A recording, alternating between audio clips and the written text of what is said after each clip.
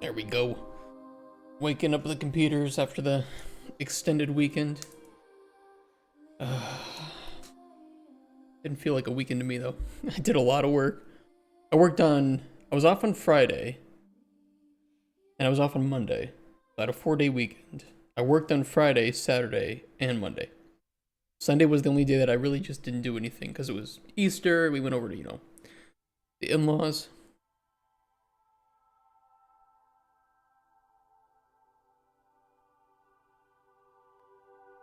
All right. We're redoing our pitch deck today. I think that there's, well, honestly, pretty much every slide needs touching up. And the screenshots too could use updating, because why not? I mean, some of them they're going to be indistinguishable from the updated versions, or nearly indistinguishable, but I'm still going to update them. Better safe than sorry, right? There's also, we can get rid of all this bullshit AI. Placeholder art. Okay, one thing at a time. I'm not too upset. I mean, I think this... Oh, shit, I didn't bring my... I think this is still fine. This should be... What's the button to present? What is it? Oh, it's on my other screen. Yeah, this should be the right size for a piece of paper. I made that mistake my first year pitching. I made it 16:9 aspect ratio, which is not the aspect ratio of a piece of paper. So I had to fix that. But this should be the right aspect ratio now. Yeah, we'll get all this replaced.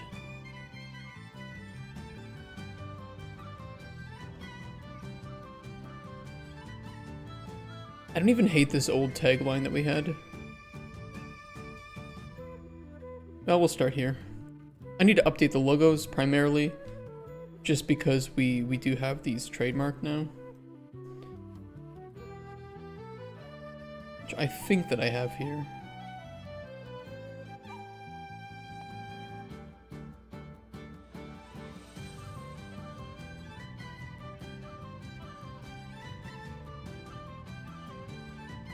Hey, Blusterdy.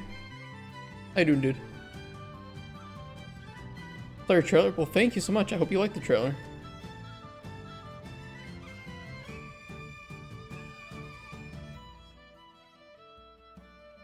Oh, here we go. That's it. That's all it changes. That's all it changes, but that's all we need. I can modify this down here to trademark our symbol.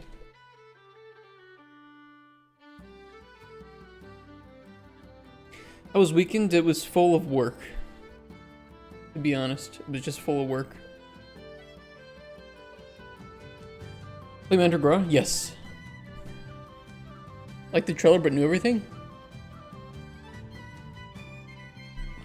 Yeah, Mandragora is good. It's a little bit of a shame right now. It's getting some bad reviews because of their EULA, which they did change just recently.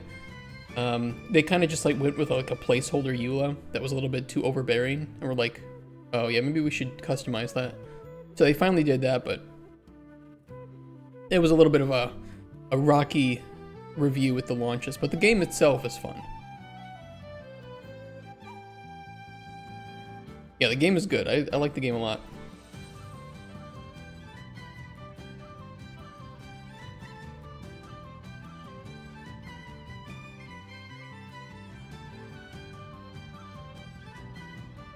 How far am I? Oh god, that's a...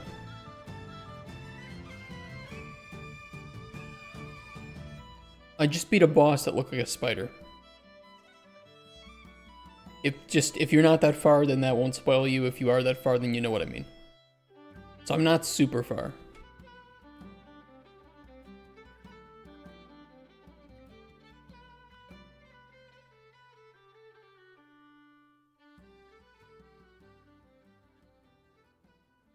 I'm just gonna put that as a separate...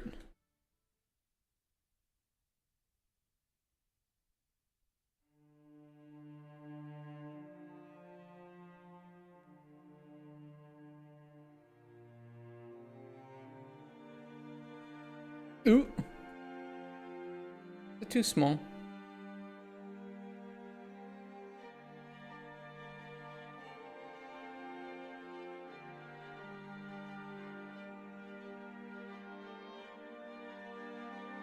Pretty small. I'm gonna increase that. Hey, fair question. Did you see in the trailer I put the Keck rocks? I don't know if anybody saw that.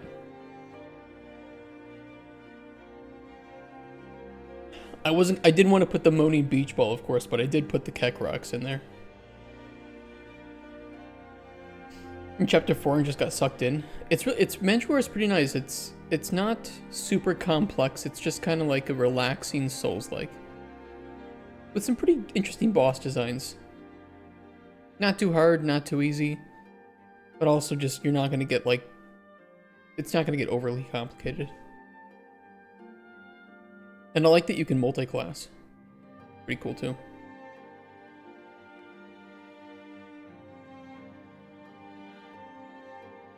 Okay, I want to replace this image. For sure.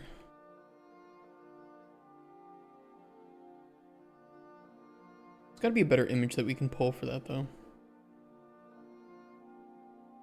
Once CC is updating, Stalker is done updating. Fucking games tell a story and aren't all about fighting. Yeah, and so far, the voice acting is good, things like that. Hey, Famala. Is it for mobile? What, our game? No, it's very much for PC. PC only. At least for now. Although some of this is old information. Ain't no way our game's gonna run on mobile.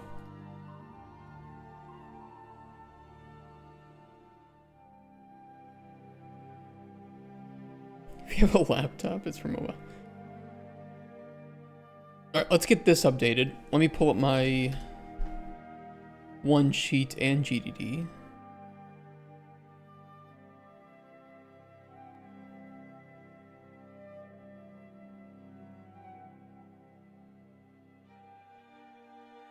We're going to want info from both. We'll assume that all of the pictures are going to get replaced at some point, so let's see here. You know, I don't hate this. A fantasy open world alchemy game where the potions you make can lead to the success or demise of your customers.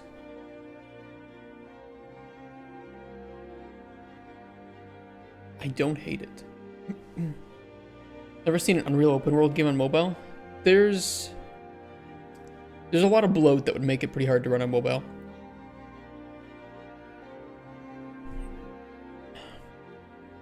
Jump in a meeting? Yeah, take care, man. Have a, I hope you have a not boring day with all the meetings.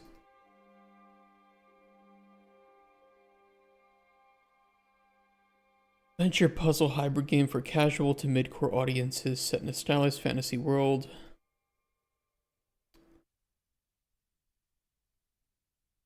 Yeah, and this isn't correct anymore.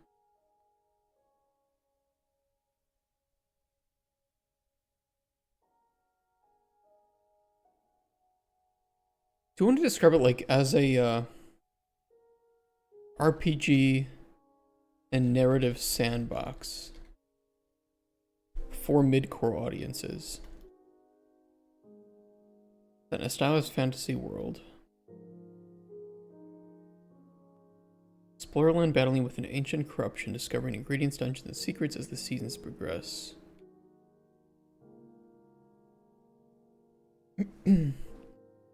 Yeah, the fishing thing is still broken. Probably will remain so too.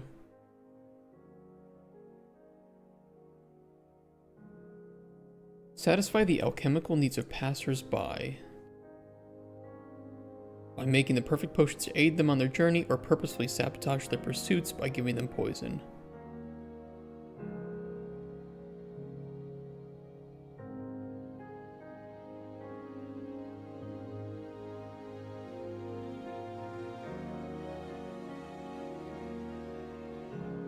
I know that this was a pretty big hook last year. Hey, Lepus. Out of the GDD? Yeah, thankfully. I have a little bit of lore to write in there, but that's just kind of, you know, it's fluff work, right? I don't remember where it was. Here, just some like overview of different aspects of the lore. Not super important at this stage. This was a really big hook last year where we could, you know, describing how you could, the narrative sandbox element of this game, I think, was the most compelling to most of the publishers that I spoke to, which did set it apart from other games, you know, and I think really made this into an RPG game. We should try to do that again.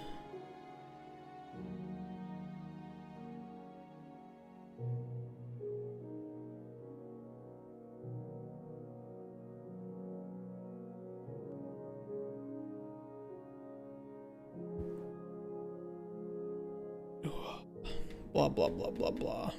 Spoiling battling with ancient corruption, discovering ingredients. I don't hate this.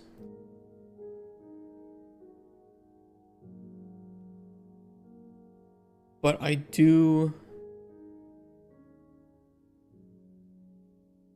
wish we could talk about combat.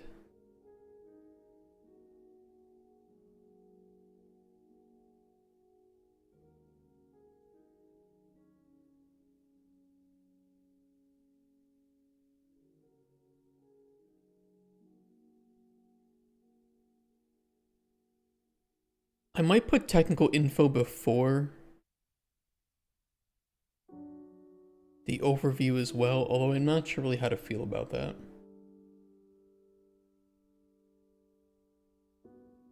Then again, what I could do is a very rough overview of the game itself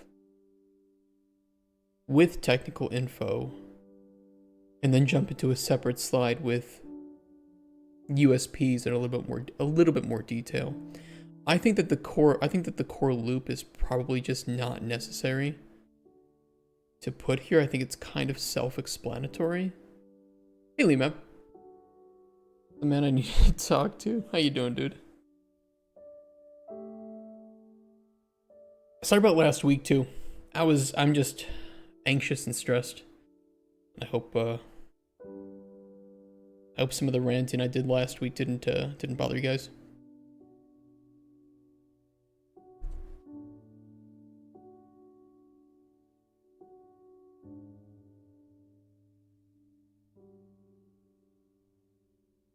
Let me copy some of this. Delete this. Been ice skating up a hill. Oh shit. Here for me, I'm here for you. That's what love's about, right?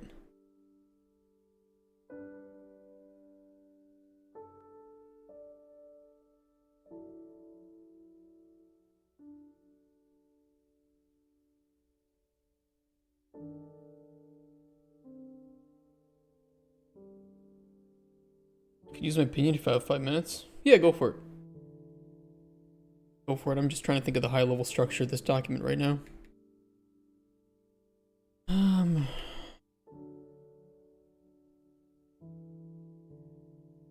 I might just have a normal slide. I'm gonna be real. At least for the first one, because I think that doing this style of slide is cool and all, but it's a little bit distracting when trying to obtain kind of some of that default information.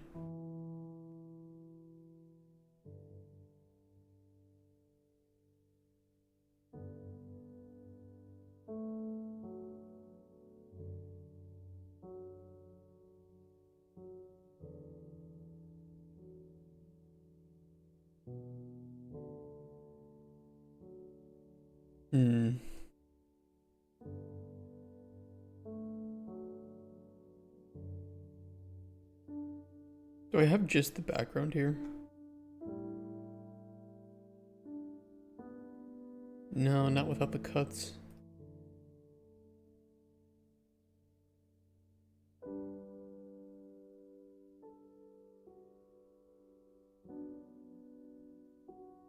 It's kind of annoying.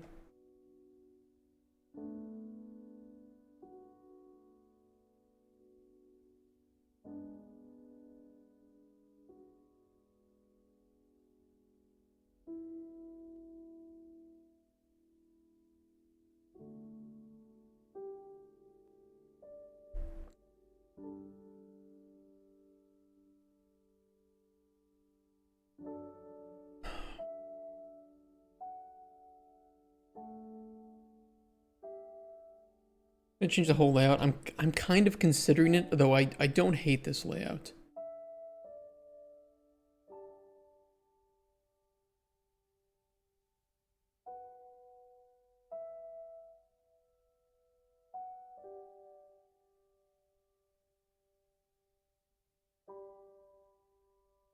I don't know. Let me think back, because last year when I did pitching,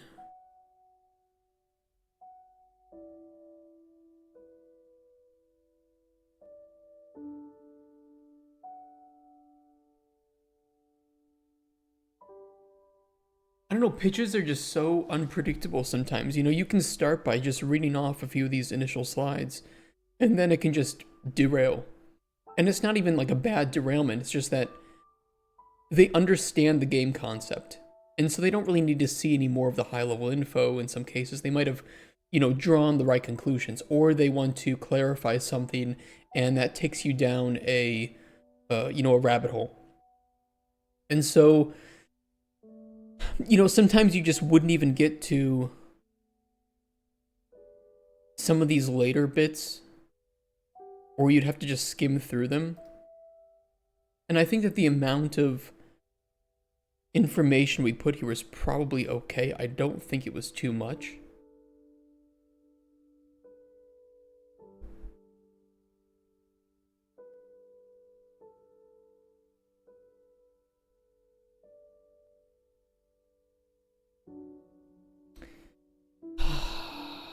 I don't know. I'm gonna try to redo the overview page though. You guys can tell me if it looks shit or not. Working with a data table, yeah. Working at it and using LibreOffice, okay. ChatGPT help me with edit the table. That's crazy. Why? That's crazy. That's way too much. You have 293 columns and 366 rows. 293 columns? Is this for a game?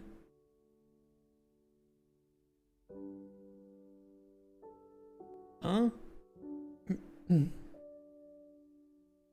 What do you have in 293 columns for a game?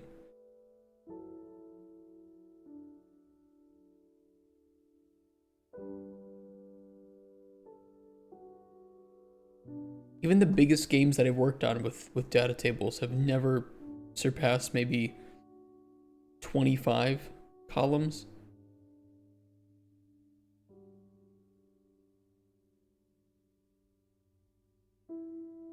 ESV, oh, tab separated values, so I get new line from AI.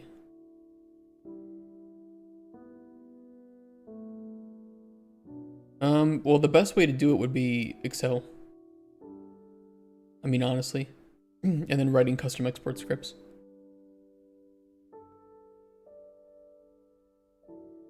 You're modding Diablo 2.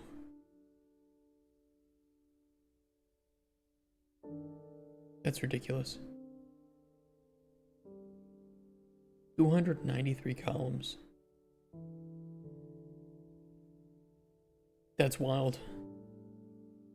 That's wild. But yeah, I would just do it in Excel and write custom export scripts. I don't like what we do with our data.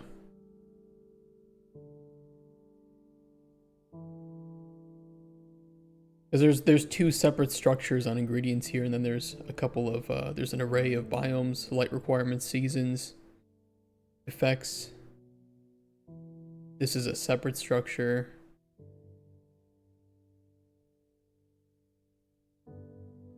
So I just wrote custom script to export it into the right format for importing.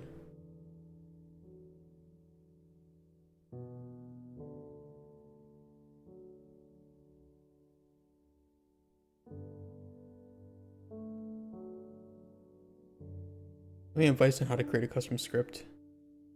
Guides, videos, info. There should be some guides in Excel to create custom export scripts. You know, you just need to know like what row and column to start with, and then you just kind of iterate through each row and then each column in that row, and you build the line, add it to a file. And it'll be a lot faster than, yeah, I wouldn't use AI for any of that. Especially with 293 columns, Jesus Christ. I don't want to know what that would look like in Excel, to be honest. Fucking wild. You know, the good thing with Excel is that what you could do is, you could break it up into sections, right? So if you wanted to have, you know, 2 separate sections for, this is 1 section of data, and then 2 sections, you could separate it by a space, and then just have the export script check for like the exact style being used, and say, oh, if it's a blank style, skip that, and then grab the next one.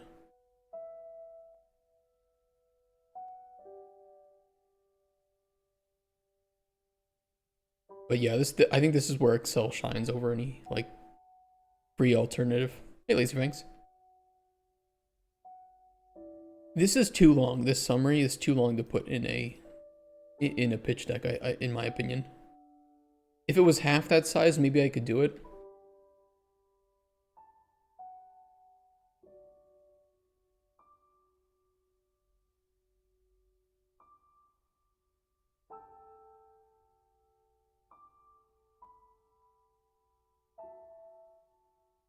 But I already know that this is just going to look way too long.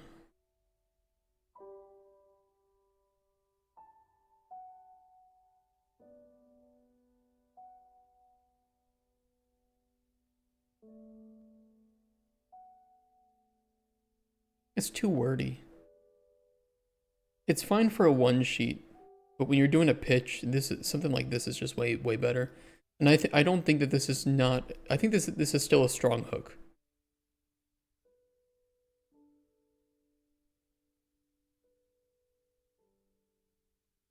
Although I'll change it to RPG. So just it changes the tone.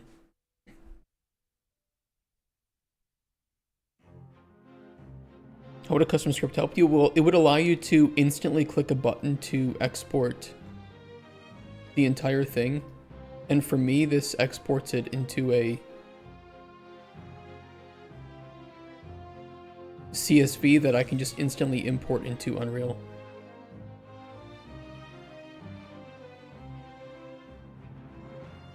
And because I have it checking this row here for a valid string, if it doesn't find it, it skips that row. So I can do, you know, I can do breakups between my data. And you can also set it up to have breakups between data horizontally as well. So it's really good for organization. And then if it either finds this end export or it finds 5 blank rows in a row, it ends the loop.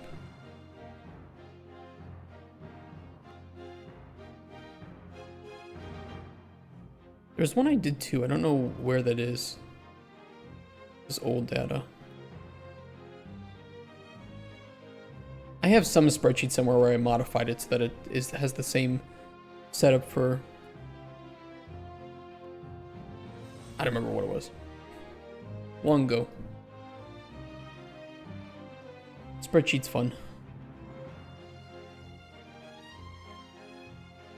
Yeah, we'll delete that. Oh. Can we not?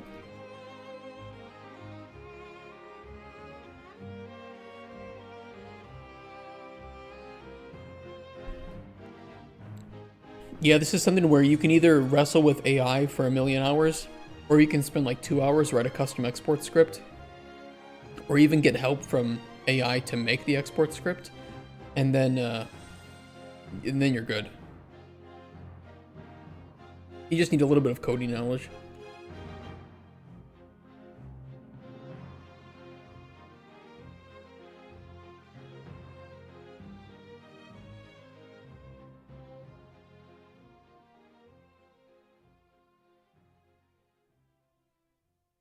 I'll make this smaller, I think.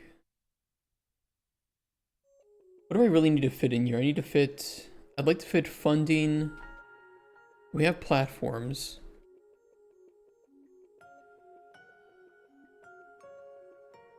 Let me think here.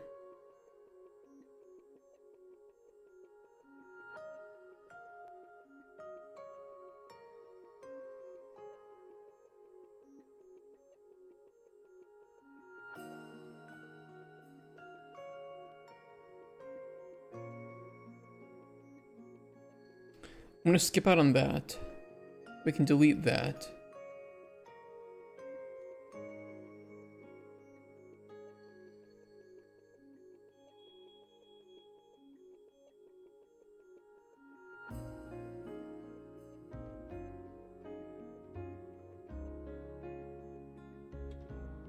These can be updated to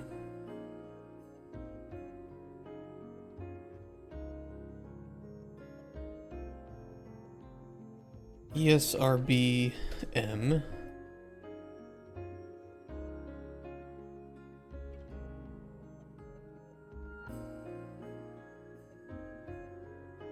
Peggy 18. Actually, what do you think that Cauldron Chronicles would be Peggy 18 or Peggy 16?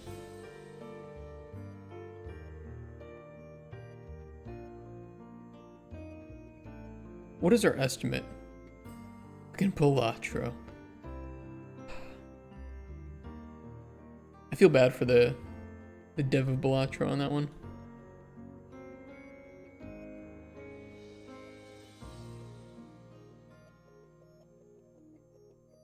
No, thank you for putting it in fucking Polish. I appreciate that.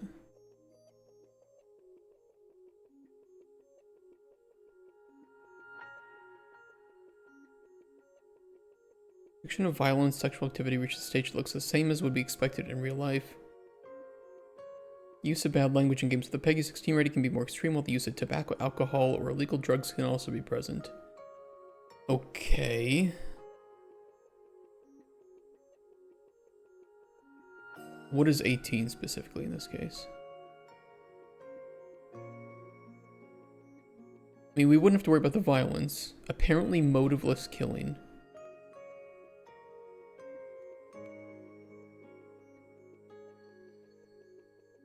Can that be in the narrative? Like, does it have to be depictions of that, or can it be written text of that happening?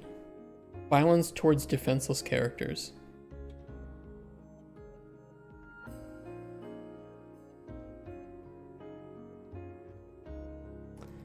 You know what? Yeah, but it's probably Peggy 18.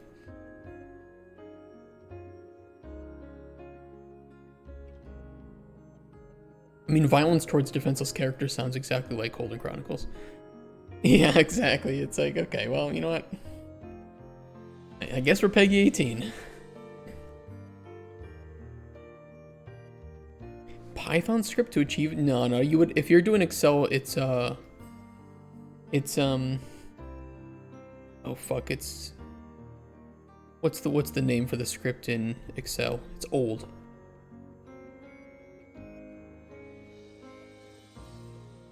I mean, you might be able to do, it's TypeScript, which is a superset of JavaScript.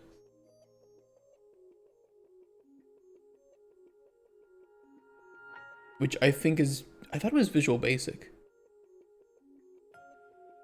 But maybe it's now TypeScript.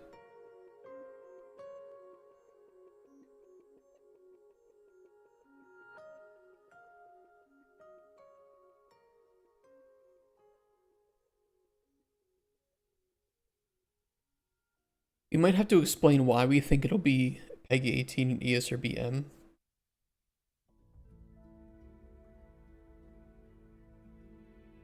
I need Cauldron Chronicles updated because I need the newest screenshots. Speaking of Cauldron Chronicles, did you guys see our new trailer that we dropped yesterday?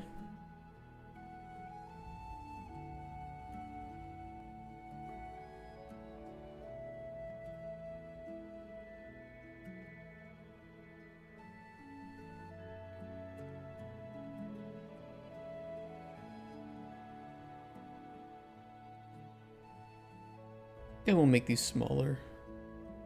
Get some more information per line.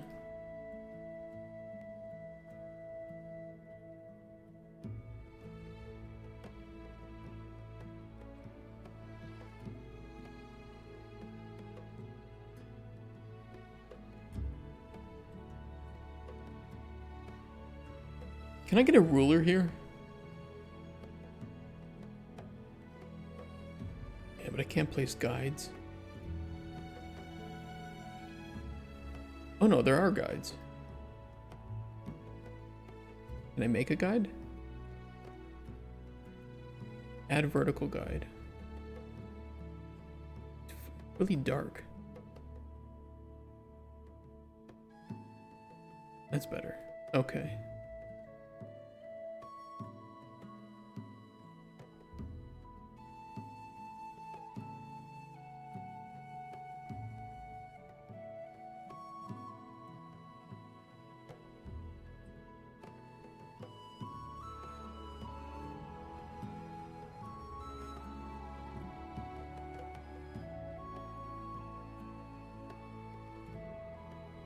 Okay, Unreal Engine 5, single player. We need PPU, model, genre, funding. Funding, PPU, and model, I'll put it near the bottom. Genre should go right up here at the top.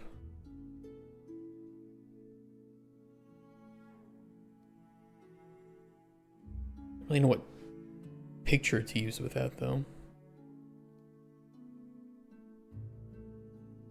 Is there like a genre icon?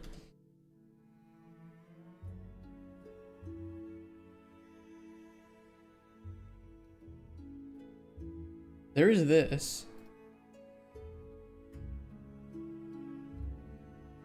Okay, I hate it, so therefore I have to use it.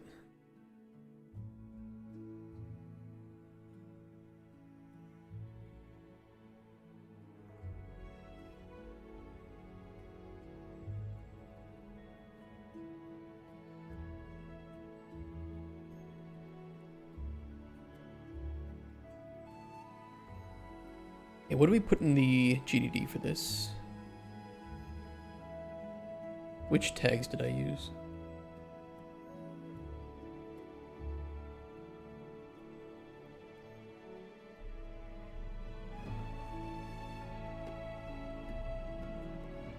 These aren't really genres.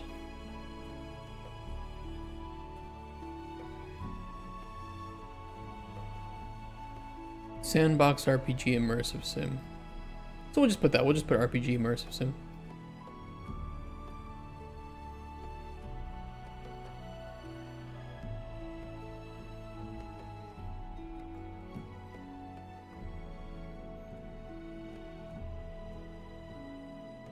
We could also put mid-core RPG.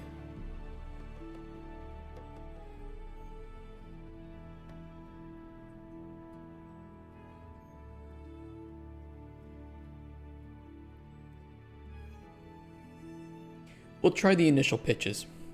You know, we can't do this perfectly. Inevitably, we'll have to just pitch the game, see what people are confused about, fix those things, and continue pitching. It's really what it's going to come down to.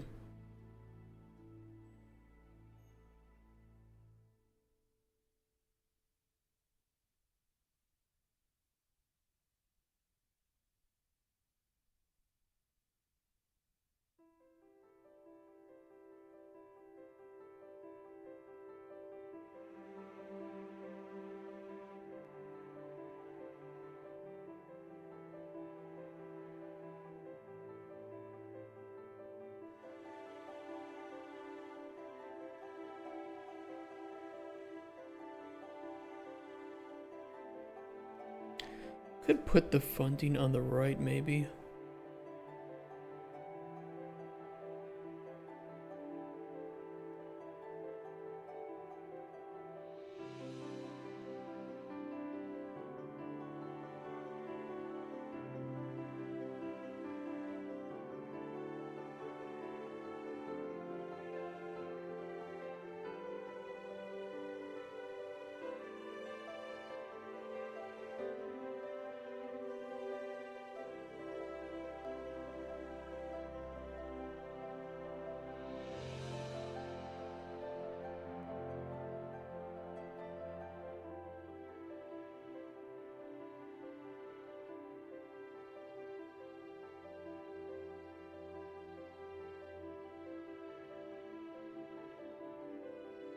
What's the button to hide guides? Is there a... I don't know. Looking for a hotkey.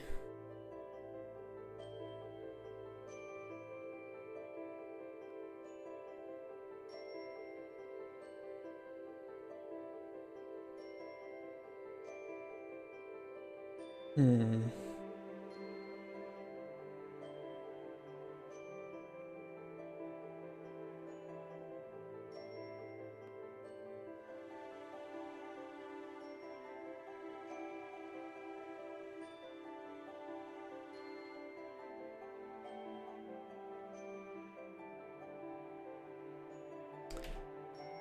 Let's do this.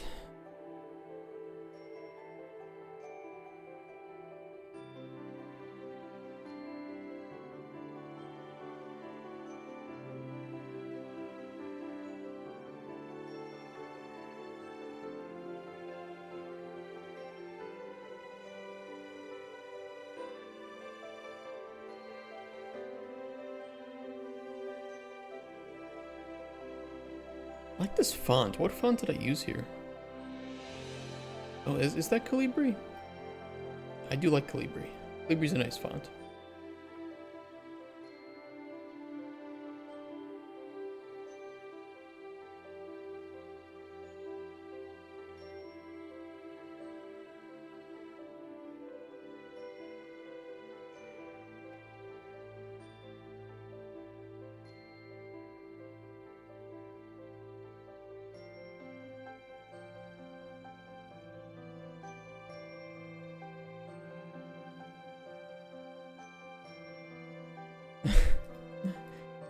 Oh, show me the... There we go. Wanted me to change it into sus.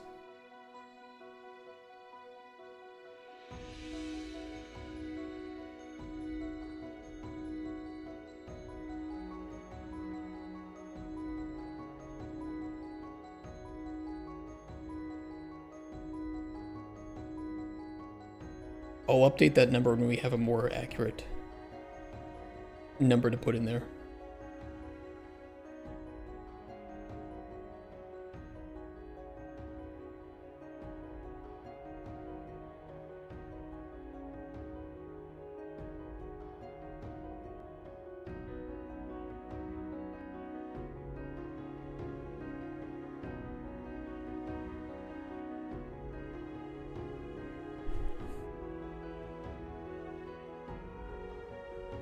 Make it a little bit more line spacing here.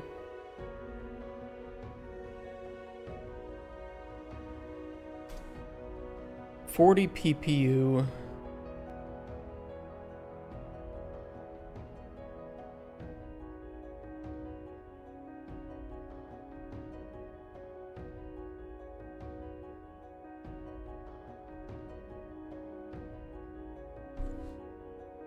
Premium model.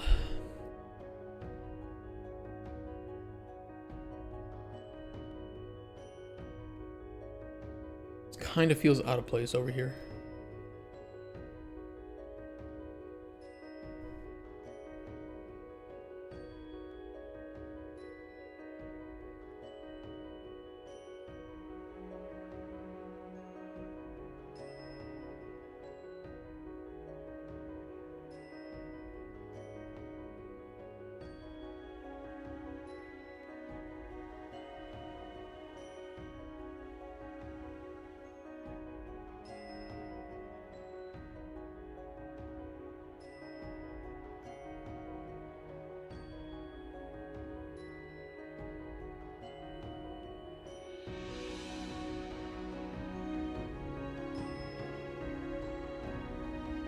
Kind of looks ugly.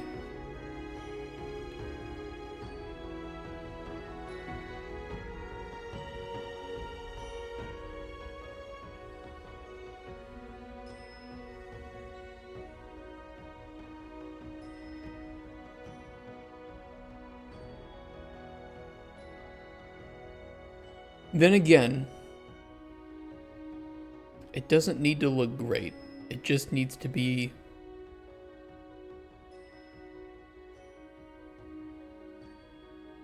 I kind of like that it's separate. Let's put it that way.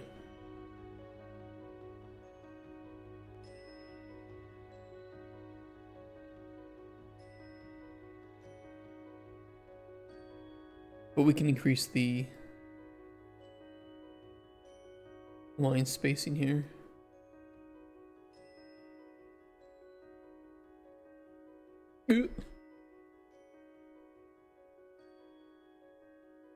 Alright.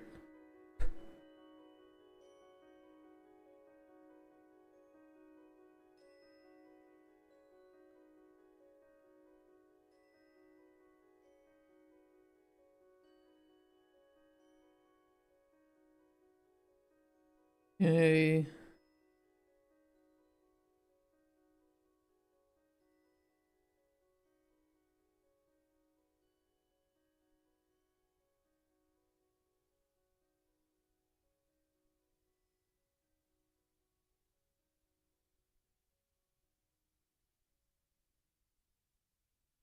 It doesn't look correct. There we go. I mean, that leaves enough room on the edges for bleed.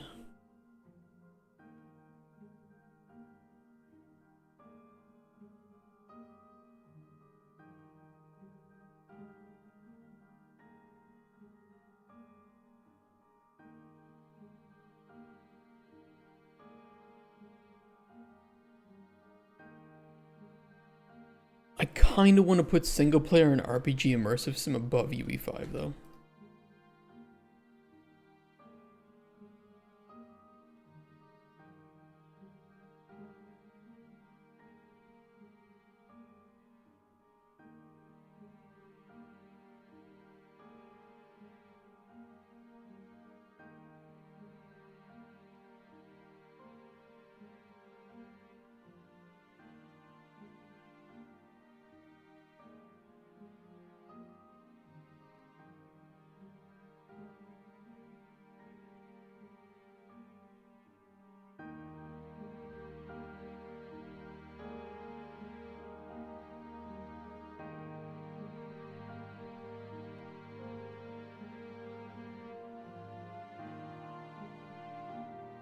Yeah, I think it's pretty trim.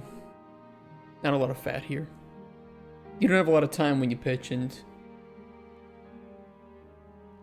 I think one of my mistakes earlier on was that I overthought my pitch deck and put too much information. And it's really just about what information you want to show.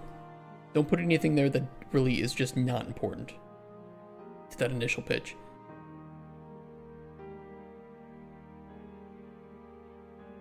Let's change the background, or we can do the background images after we have the data set up.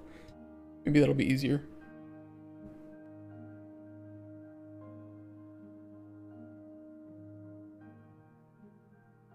Okay, I'd love to include a slide of target visuals, even if it was concept art or mock-up. The problem is I don't have those. You know, that's one of the reasons why we made these screenshots, is to be our target visuals. So I hope that that will just suffice like it did last year. I guess we'll see.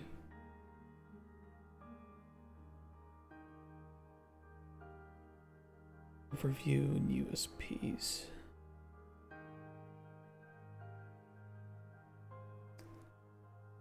Yeah, a deeper gameplay overview would be nice.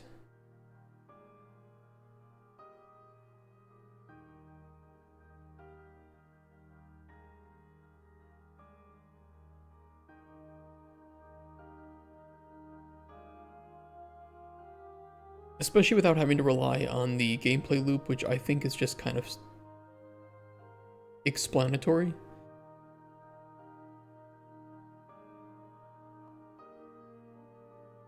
Yeah, this is a chaff slide. Fuck that shit. By the way, the Oblivion remaster remake reveal is at 5 p.m. my time today, so we could watch it. I wouldn't mind staying a little bit longer today to watch it. So it'll be a long stream today, but we'll end hopefully with a good note. It'll be the Oblivion remaster reveal.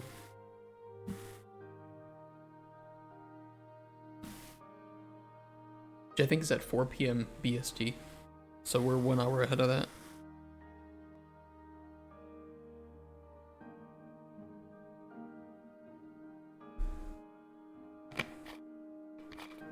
Very late April's Fool. I'm kind of scared. I'm kind of scared of the reveal. I think that what the game is going to look good, okay? It's going to look really good. However, if I had to guess, it is Unreal 5, meaning that it's not going to use Creation Kit modding, which is going to really suck. And on top of that, it's probably not going to have the same level of jank that original Oblivion did, which I think made it just really funny to play. There's no confirmation that it's Unreal, but I do have a feeling that it might be. And on top of that, it's going to be very jankless. Whereas Sky Oblivion is also going to look pretty damn decent for what it is, and will probably still have a lot of that jank.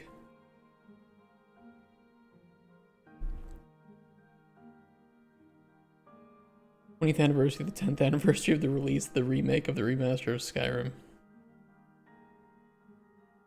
This is what the Pope died for. Okay. Core gameplay.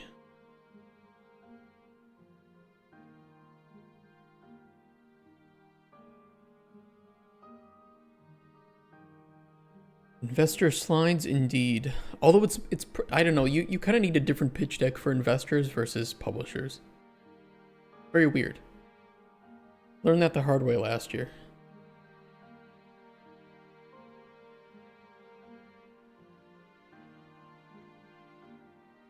I think what we could do here is actually just use the gameplay outline from the one-pager and split it into sections. And maybe take like the 3 best USPs, because we have 7 USPs.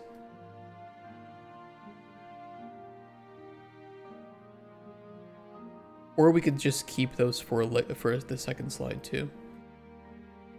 I'm okay with either.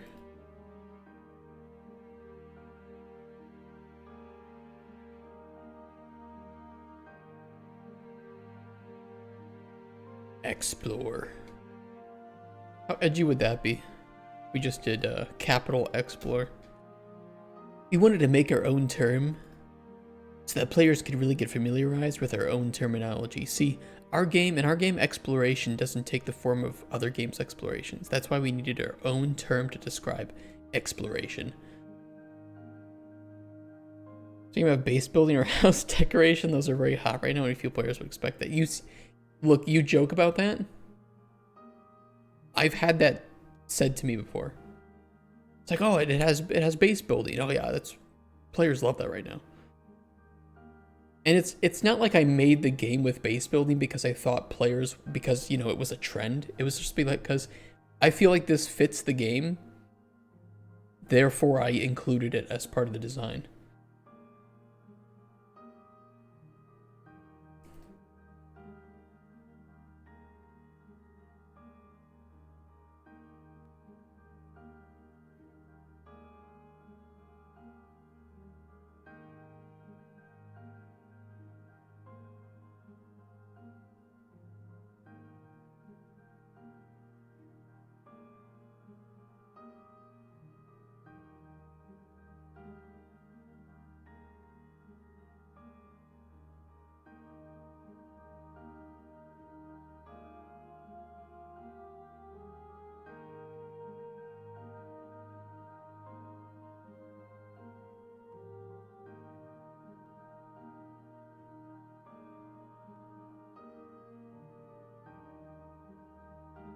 I don't know how I feel about that.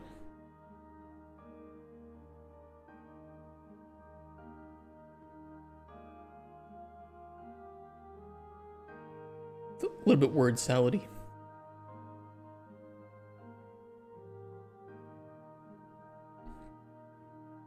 It also doesn't really include the lore hook either.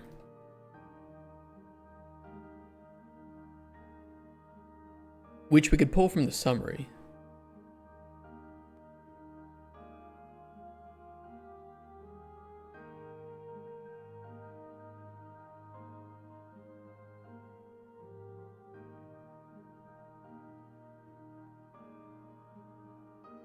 And we also have this. Opportunity set for mid-core audiences, set of styles to explore land battling with an ancient corruption, discovering ingredients, dungeons, and secrets as the seasons progress. Satisfy the alchemical needs.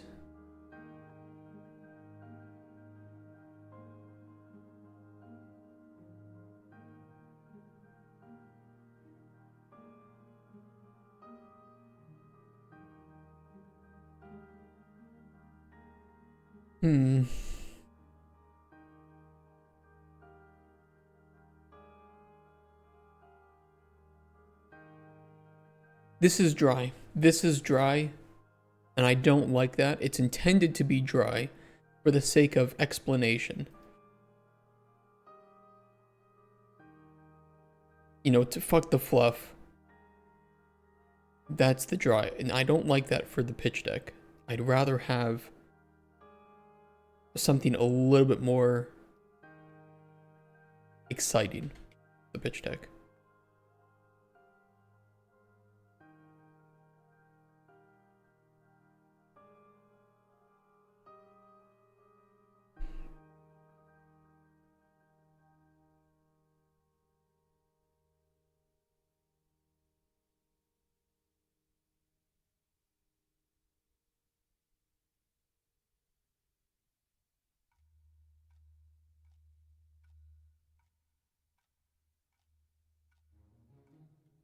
I just wonder if this is just better to break up.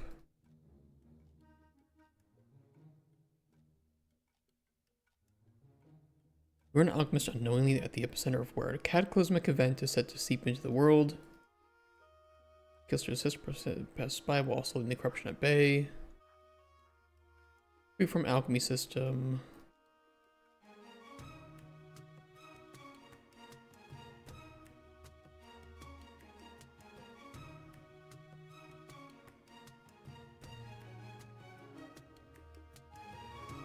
Definitely more exciting.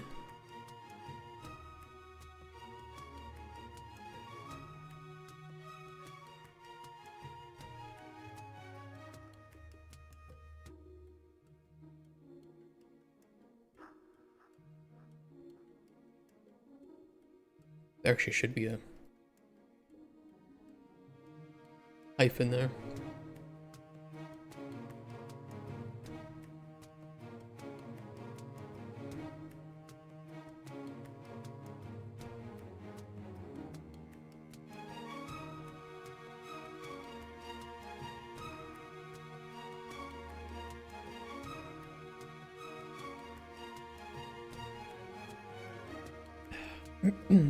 There are very few sentences per slides. Yes. Though I can't think of any shorter way to describe the gameplay of Cauldron Chronicles. I mean, I'm sure that there is a shorter way to describe it. But this kind of includes all of the systems that are present. And not even all of them, but the major ones. And then ends with a reaffirmation of our, you know, of the idea that we are a role-playing game.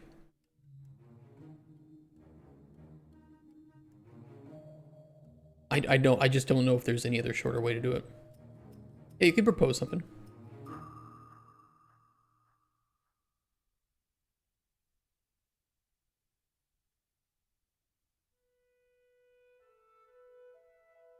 This is not totally unseen, though.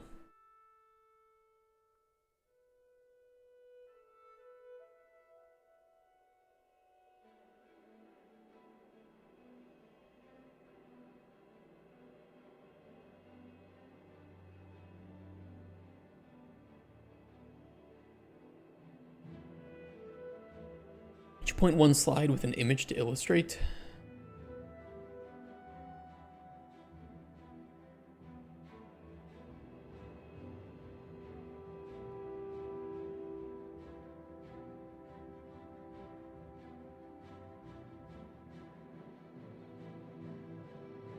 If the game were smaller, I think I could agree. Ultimately, I'd rather keep the number of slides shorter and just let the gameplay speak for itself.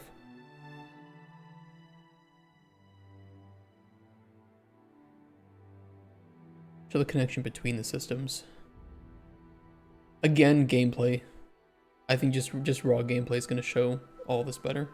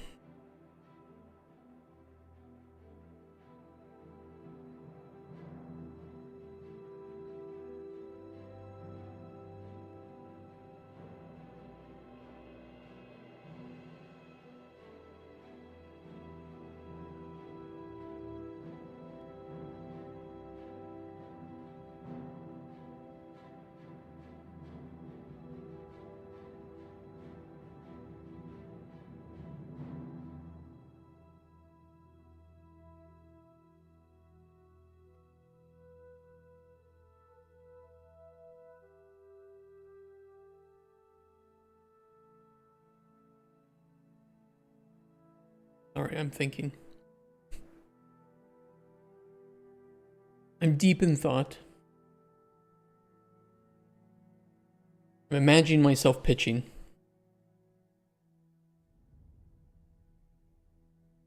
And I still prefer some of the old information better.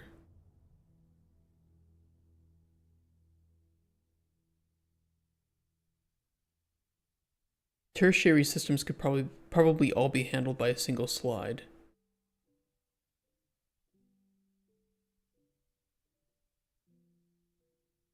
Kinda like what we did here, just without the shit images.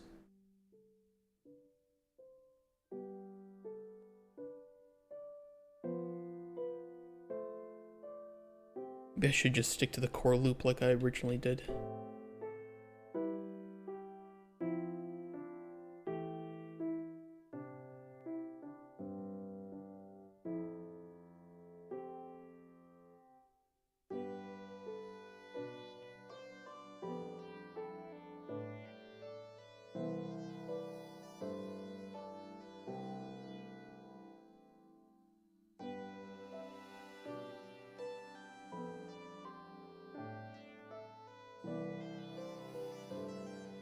If I don't explain the overarching story, they will ask me about it. And that will be confusing. So I do need to explain that. They might like the gameplay, they're going to ask, okay, so what's the point? What's the story behind this? That's fine, we have an answer to that.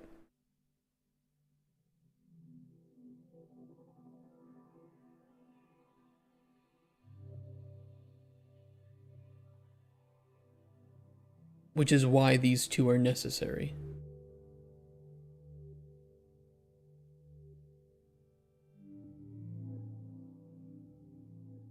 It's a shame we don't have that prototype better, though.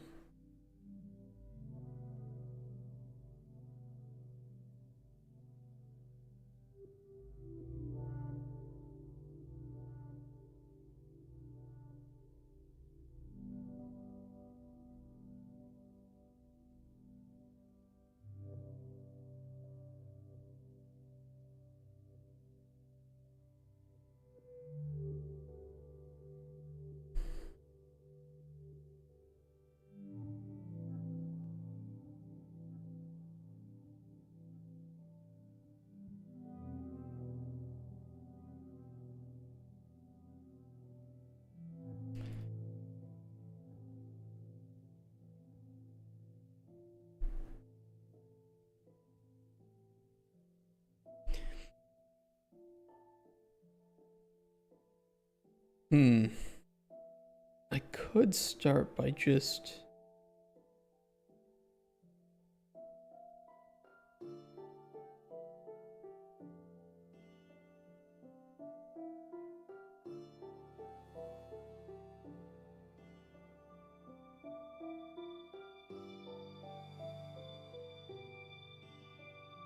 dealing with the core loop.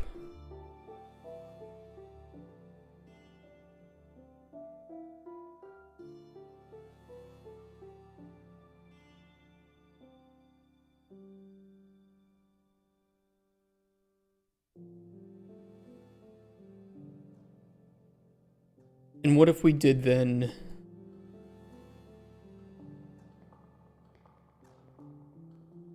image, image, image. 3 images. Brief explanation. So like collect ingredients, number 1.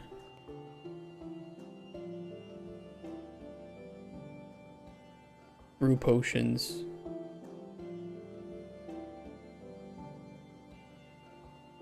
Aid or sabotage NPCs.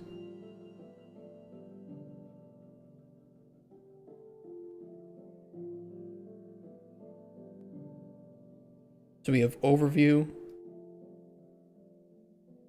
narrative hook, gameplay hook.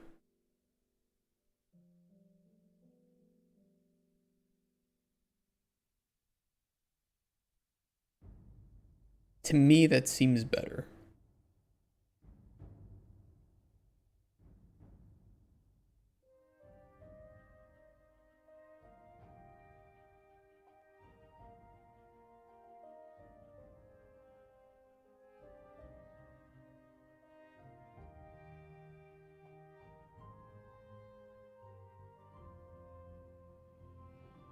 And I won't do any mock-ups, I'll just go and get actual screenshots of the game, because again, one of our biggest selling points last year, at least, you know, in terms of selling ourselves and our capabilities, was that our whole trailer was gameplay.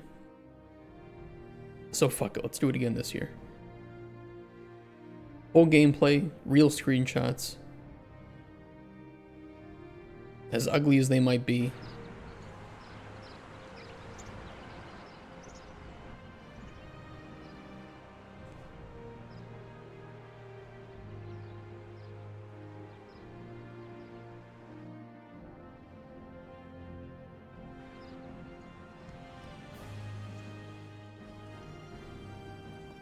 Let's see, finish tutorial. Grab me the waypoint, crosshair.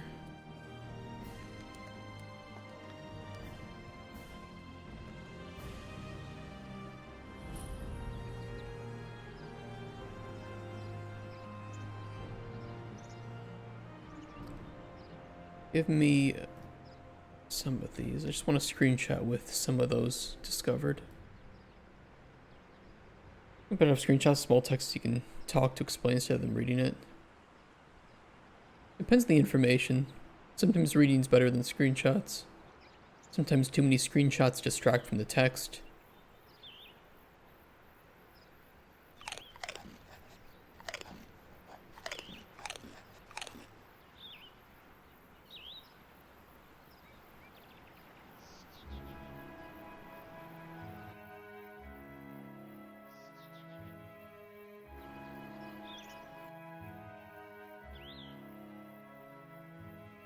there's no one size fits all. There's no formula for a pitch deck. And like I said before, the publisher is gonna want totally different. Like if I pitch this to an investor, they'll literally just want this, and they'll be like, oh, skip, skip, skip, skip. Nope, don't care, don't give a shit. Okay, I want this. Well, I want this. Just blank white pages, everyone has to use their imagination. That'd be pretty funny.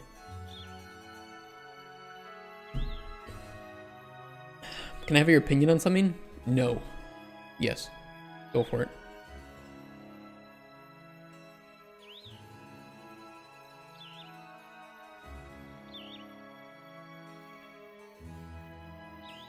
Co to kurwa jest?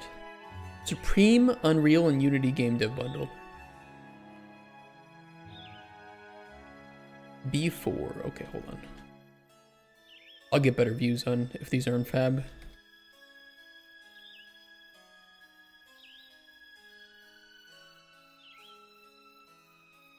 Medieval Nordic.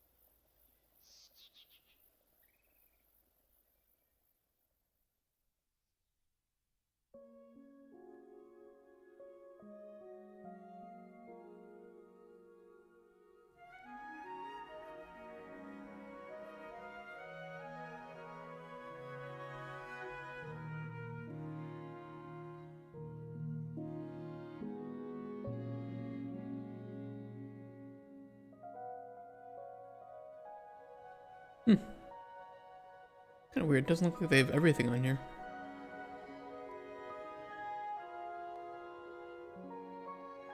Mostly UE. I mean, they're just mesh. They're just probably FBX files, so they should be fully workable with Unity. Some of these might not, but like you can just load up Unreal and just export the FBX files and the textures. You'd probably have to remake the materials, but oh no, they have the Unity version here. Hey Bartos, thank you for the resub, man. 15 months? What the fuck? Bartek no just subscribed. MICROR3hi. How you doing, dude? No, I think it looks fine. Keep the streak? Well, let's get some funding, then I can keep the streak. I don't know about the VFX and whether or not those could be pulled into Unity in any way. Kickstarter win. Well, let's just say I've got a, I've already starting to put up some meetings for Digital Dragons, and I'm looking forward to it. We got some big players this year, so I can say that there's definitely going to be at least a few publishers at Digital Dragons that I will talk to.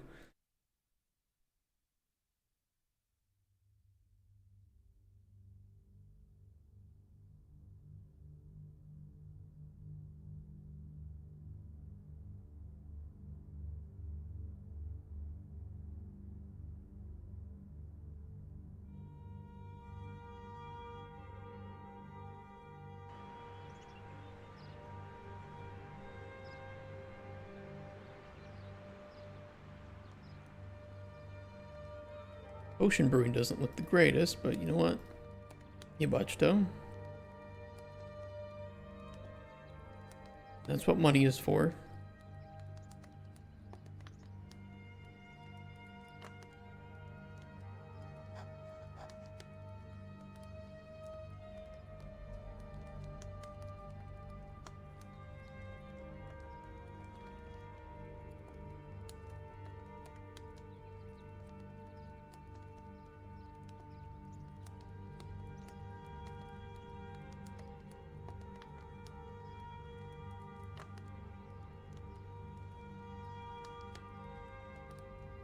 Hold on a sec. Maximize processing stations. Thank you for that.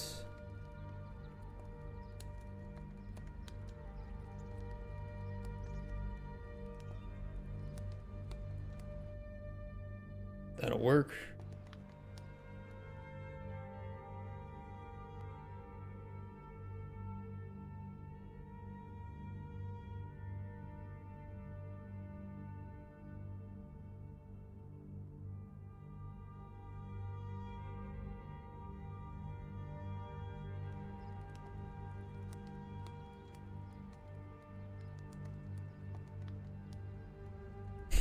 Okay. I forgot that I kept that stupid elf image. Whatever.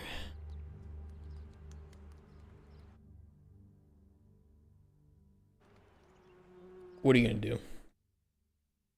Can't see it good. This one.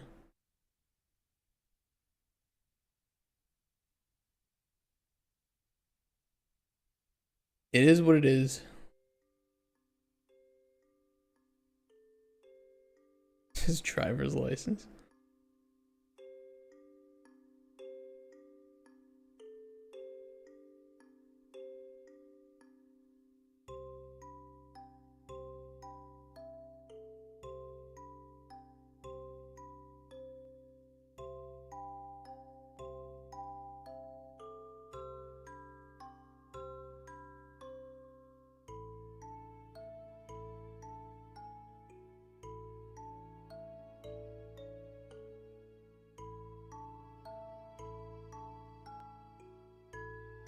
Eyeballing the best method? I mean, it really is.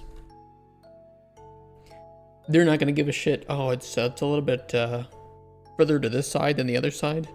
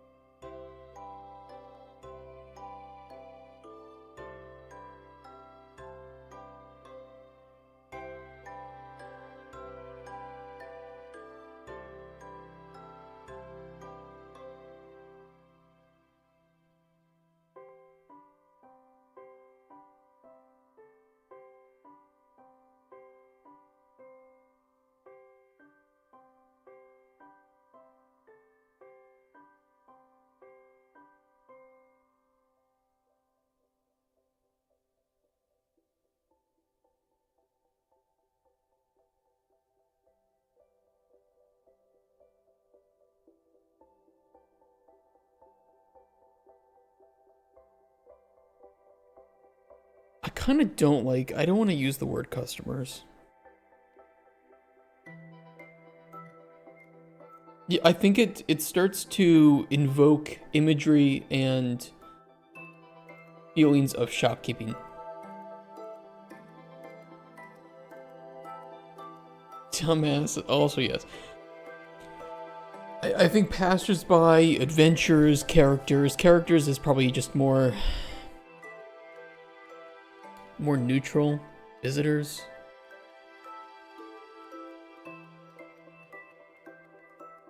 Or do we just go full-blown NPCs? Characters or visitors is better. Characters is more like a developer term. Visitors is definitely seen more as a gamified term.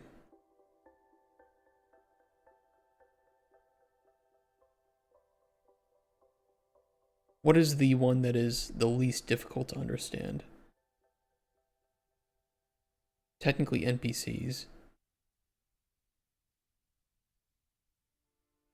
Or characters. Characters might be the best middle ground between the two.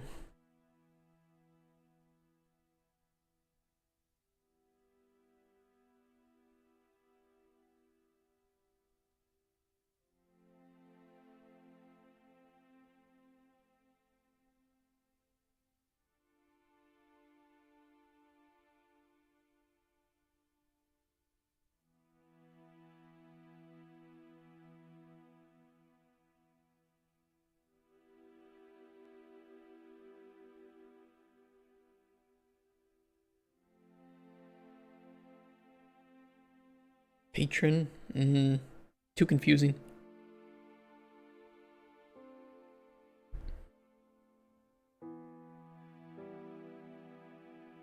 We have to quickly convey information, so anything that is not super obvious can just raise questions.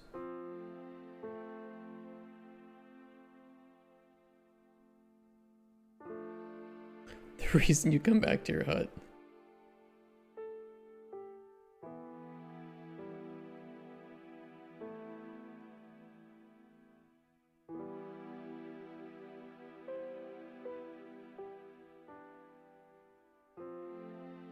We used this line for continued gameplay last year. You can see some of the problems that I have with it. The good news is that those problems now no longer exist.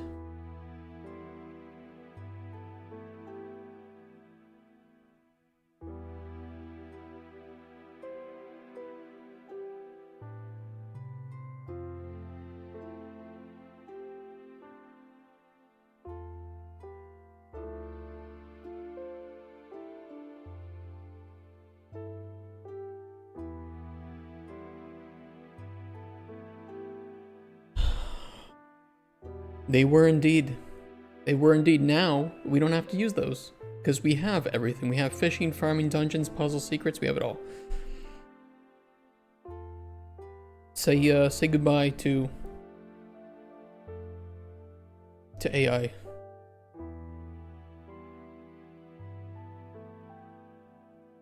Tool's a tool, fulfill the purpose. Well, it didn't fulfill its purpose very well because we didn't receive funding, so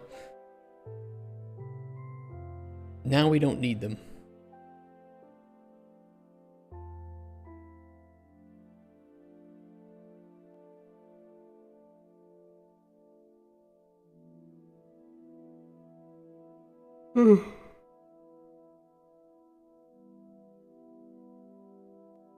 What do we want to include here? You know, because I can include all this tertiary stuff. It's more like just activities.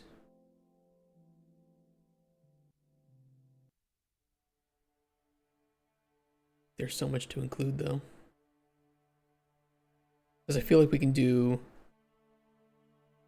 farming, dungeons, puzzles, hut upgrades, combat.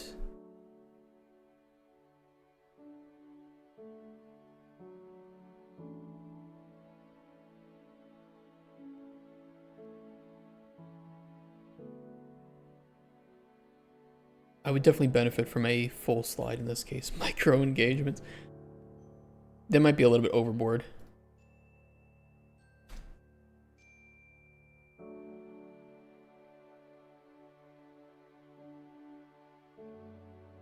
How you doing? I'm doing well. How you doing, man?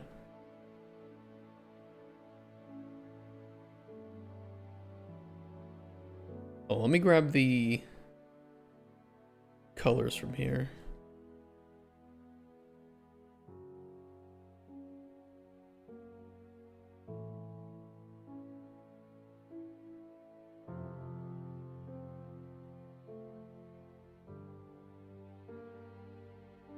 Where your kids at?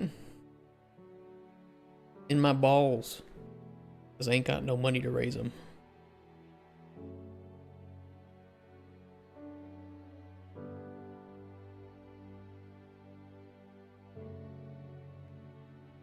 It's a little bit more like this, isn't it?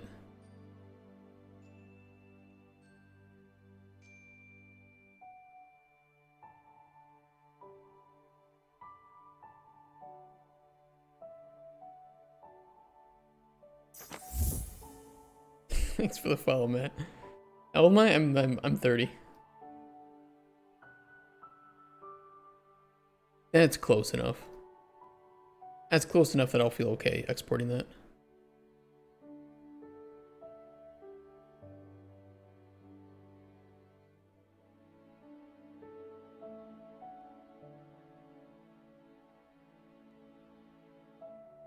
Alright, let's see here. Format background. Picture. There we go. Like a teenager? That's how I get the old dudes to spend money on me. Tee hee hee. Sure, I'll fly to Connecticut to hang out with you, mister. You have ice cream? Tripping. I actually recently got married. I feel old though. I feel like 30 is pretty old to get married. To be fair, we were kind of living together for many years previously. It's just we're like, you know what? Yeah, let's do it. Let's just finally do it because might as well.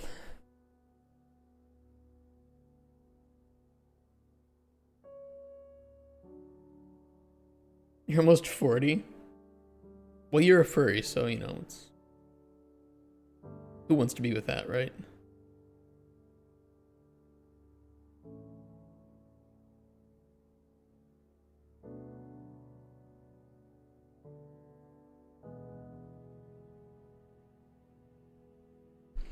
I still kind of feel like combat should have its own slide, but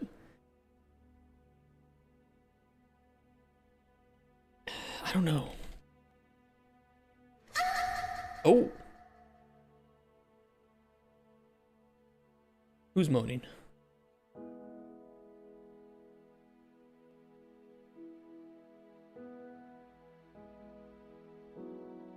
Core game.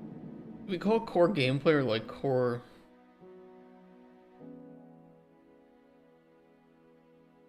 I think it's fine.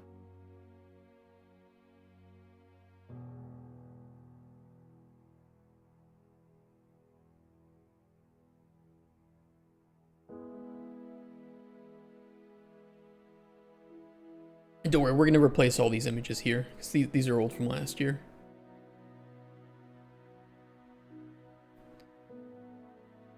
From dungeon. I mean, 6 is fine. I can fit 6 in here pretty easily. That's doable. Kind of like chat's mom.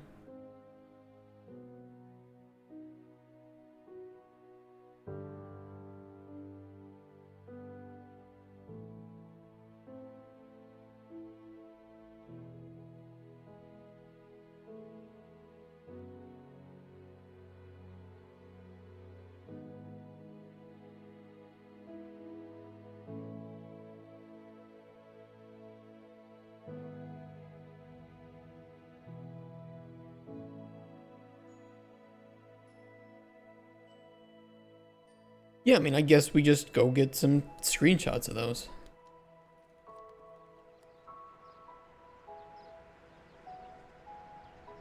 Let's get one of fishing.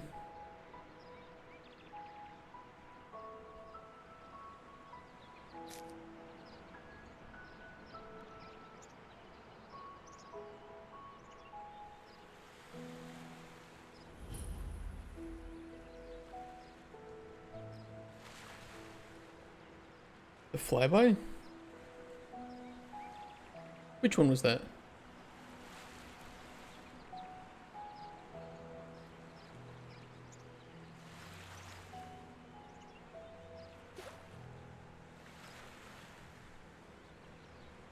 Okay, this is bad bait. I need to actually catch them. So let me use a toe biter. I think they like toe biters.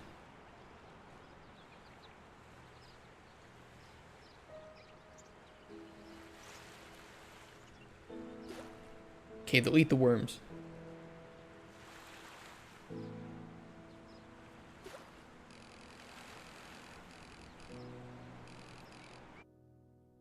Okay, that'll work.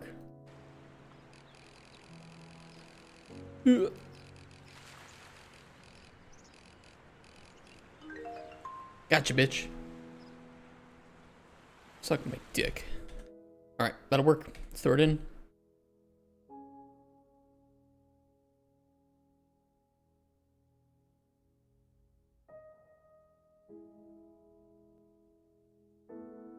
I will get it all organized once we have all 6 images. Get some farming. Need some seeds.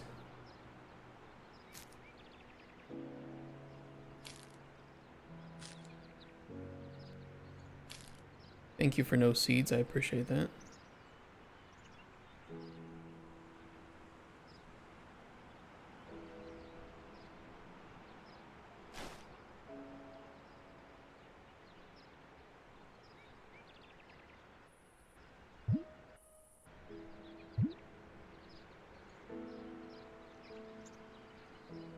Good enough. Copy that. You like my FPS number up in the top? I think publishers will like that too.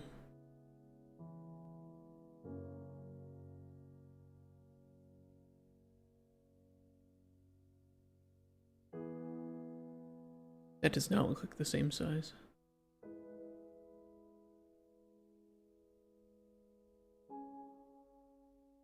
Who cares?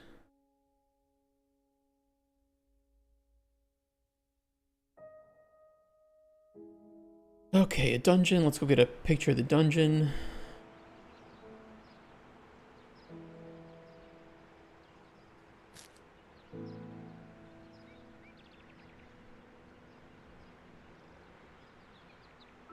I wanted to do a picture of inside the dungeon or outside the dungeon.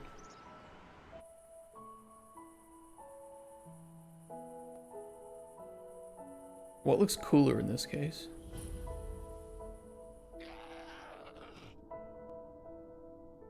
Could do the second room.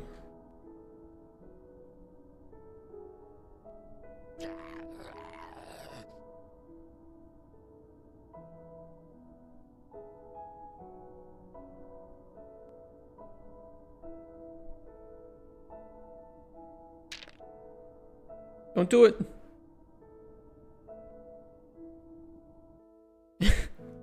Action shot. Oh, little bitch is hiding. Wait, did you just shoot through the pillar? What a stupid bitch.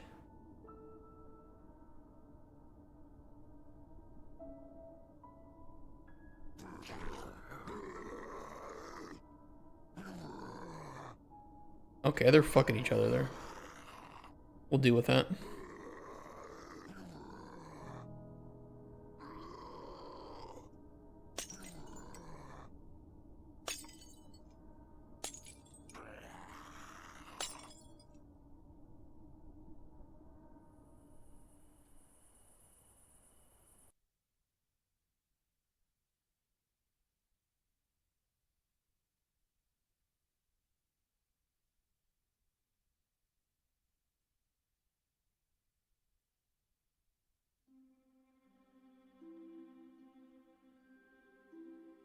Okay. Puzzles, puzzles, puzzles. You know, I kind of wish we had the... like that Aetherlight bridge puzzle. That one is really, really easy to capture, and I think kind of is very self-explanatory without having to look at anything else.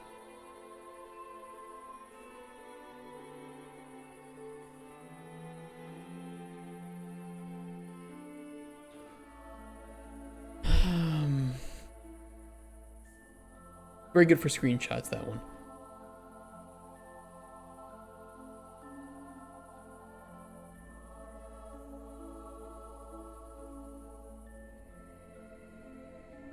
You know, let me deal with these assholes first.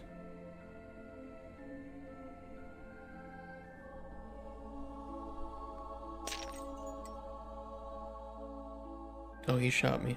Okay. Okay. Heading back.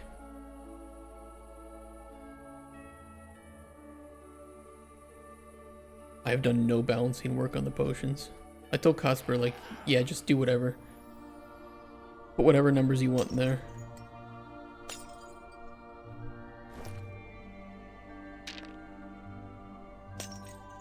Ow, I hit myself.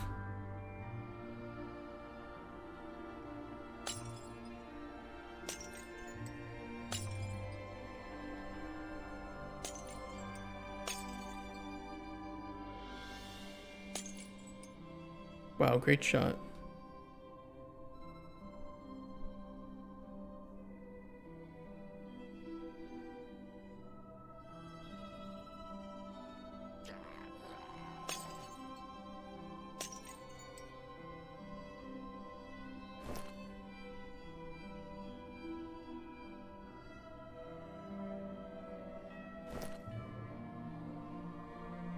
Okay, now I can get some... maybe some screenshot of that or something.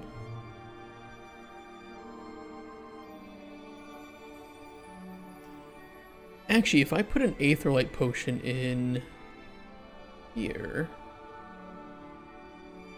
I should remember. That'll light up that.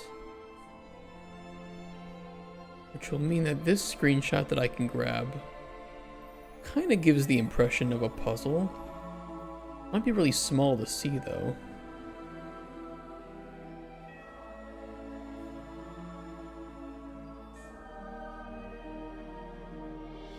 I don't know, puzzles are kind of one of those things where... yeah, how do you get a good screenshot of a fucking puzzle? Like taking a screenshot of a room in Portal. You kind of just have to see it being played, you know? I don't know if there's much you can do with that. I did see the Oblivion remastered news. We'll watch that today. I'll stay a bit longer on stream and we can watch the reveal.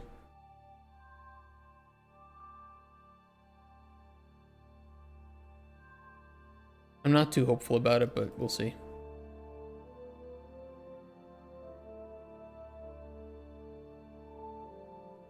What upgrades? This one we can get with the greenhouse. Look, if it's in Creation Engine, I will be very happy. If it's in Unreal, I will not be happy. Then again, I have a strong feeling that they will remove all of the jank from the game, which honestly will not make the game better.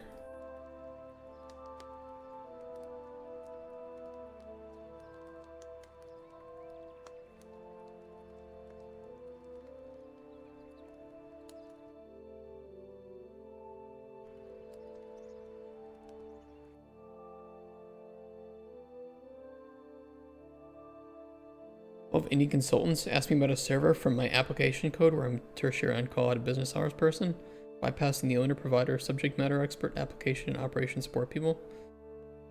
Classic. Think modders will come to Sky Oblivion? I think modders will go to Sky Oblivion way more than they'll go to the remaster, which is more of a remake at this point. I don't know why they're calling it remaster.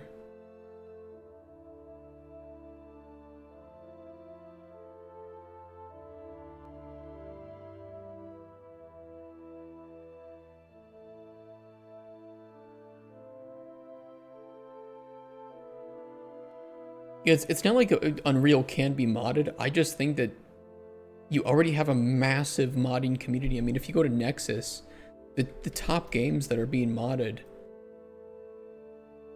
are Creation Engine games. And the Creation Kit has had so much support. I just don't see people jumping over to Unreal to mod. Not unless they've made their own, you know, custom modding tools, which I really don't think that they would have done so.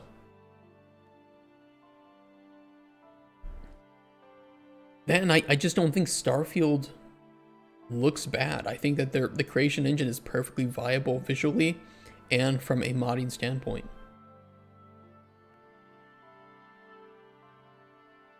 The game might not have been great, but visually the engine is just fine.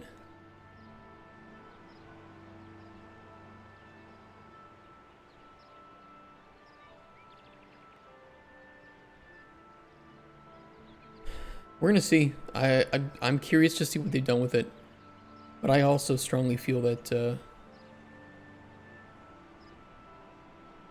it's not going to impress in anything other than some of the visuals, and maybe some of the combat improvements. But that is, you know, to be seen. I need immolation. Give me an immolation potion. At 100 chests.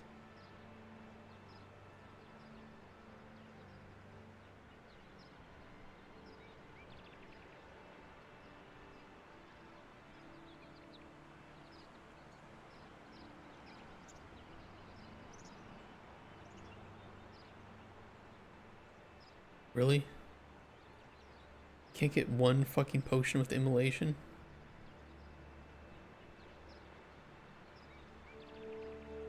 Alright, I'll go make a fucking immolation potion. I did Morrowind with the mechanics untouched to be interested, but Oblivion was that unloved middle child for me. We'll see.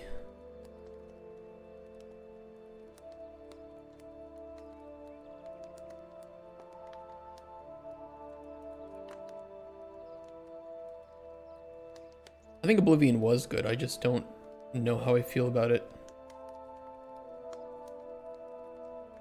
Getting a remake. And especially outside of the creation engine. If I have to read one more tweet, somebody saying, "Oh, see, the visuals are being handled by Unreal Engine, but the mechanics are being handled by the creation." If I have to read one more stupid fucking tweet like that of people who don't know what they're talking about, I'm going to lose my mind.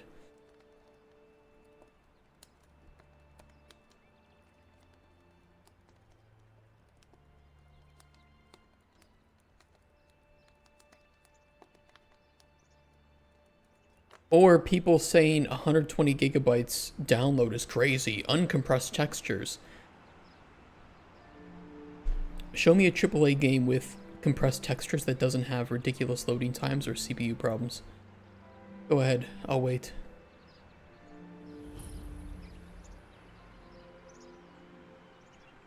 Show me good compression methods for textures.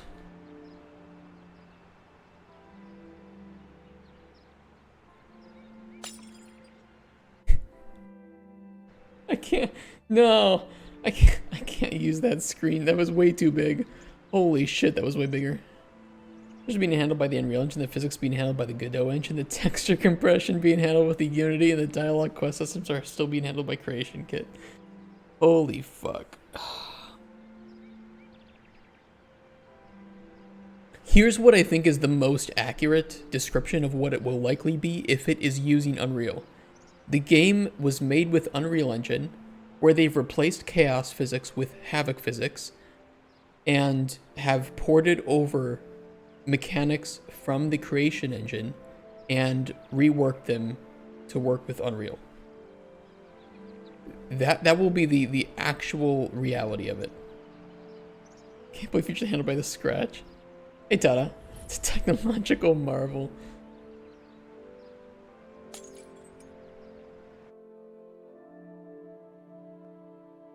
Oh, it's such a horrible fucking screenshot. I can't do that. I gotta make another one. I'm gonna reload. Hold on. No, I know what to do. I know what to do. But I gotta make another immolation potion. And I'm only gonna make immolation one this time. Just want to see you eat your socks.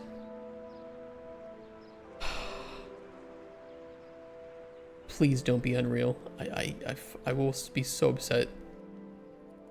The sad thing is that I'll probably play it too. I just know that I'm going to. I don't know.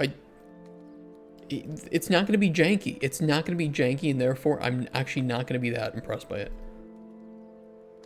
I don't hate Unreal. My game is made on Unreal. I just think that the creation engine is what they should have made a remake or a remaster of Oblivion in, and it already has such a existing fan base and modding base that the game would actually be better in the creation engine. That's my only point behind it. I just don't see anything wrong with the creation engine at this point.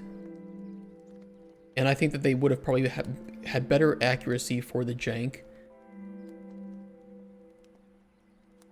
I don't know how to put it.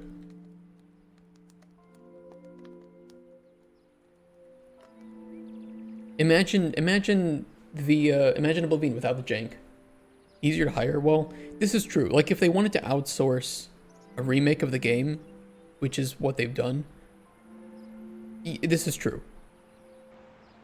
Make it an Unreal. You'll get better programmers for it. But I have a feeling that it's going to look kind of like Oblivion with worse art direction, and I don't think it's going to be uncanny. Here's my expectation. It's going to feel uncanny. It's gonna be like, this kind of feels like Unreal, or it feels like Oblivion, but it doesn't feel like Oblivion. I'm going the wrong way. Hire modders? I wouldn't hire modders. Hiring modders is a massive, massive red flag. Some modders are great, other modders are horrible. Working in like teams. A lot of modders really like working on their own, and they don't want to work in a team, or they aren't good with deadlines. Come here, sir.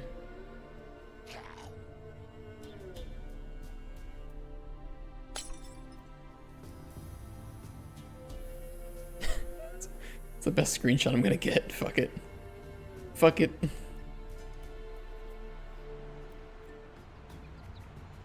Why is your mom in the game? Because she wanted to be. Bitch.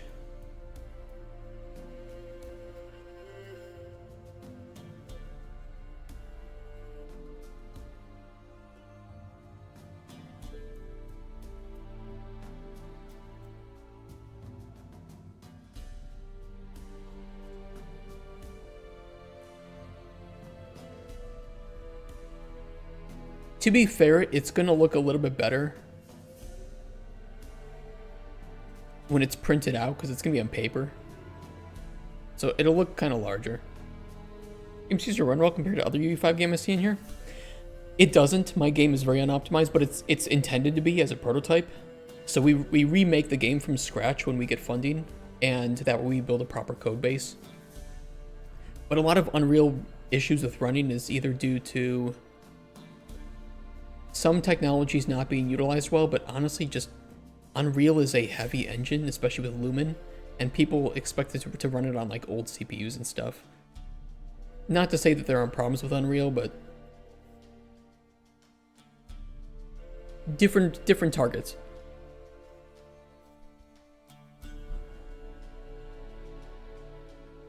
But yeah, our game doesn't run very well, to be honest. Our level was made poorly, unoptimized textures. I think from a CPU and a RAM standpoint, the game is pretty decent, but definitely from a VRAM and GPU problem is really what it comes down to.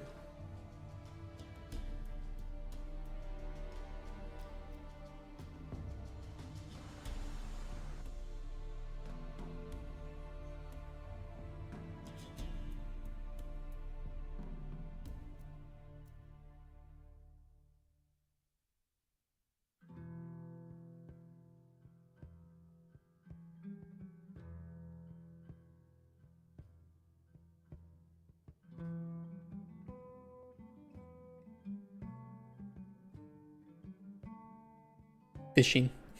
I was like, should there be something else that I write there? I'm like, well, I don't know what else to write.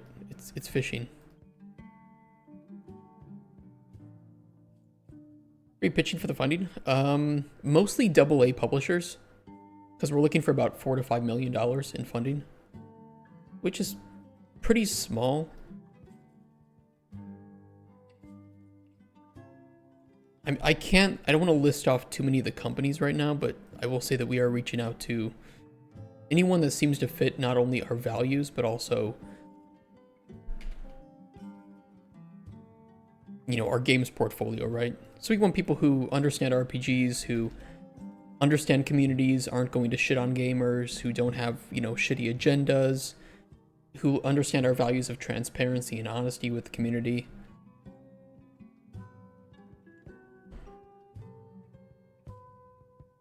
Sweet baby ink. Not in a million years. Not gonna happen. I don't really care too much if this is aligned or not. It is what it is.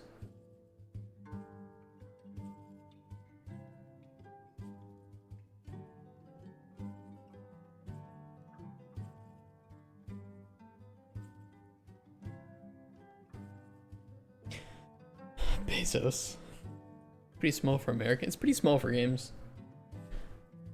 I know people were, you know, criticizing like South of Midnight and whatnot. Which I think that the story of this is actually pretty decent, but the gameplay is kind of uninspired in some cases. And the art looks great. But this game, $40 million. Easily $40 million to make this game. At least.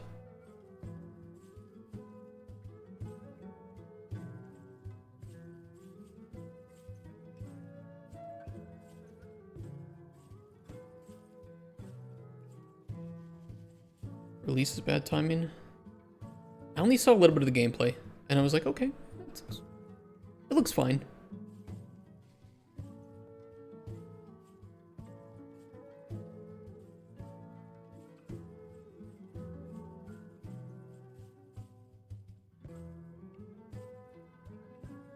I like the whole Louisiana bayou kind of culture and aesthetic. It is a Sweet Baby game, yeah.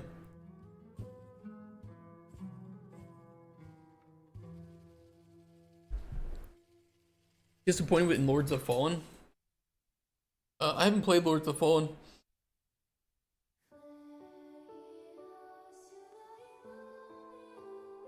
Play what threw people off. Yeah, I mean, I think there's a very extreme part of those people who are, you know, anti-DEI.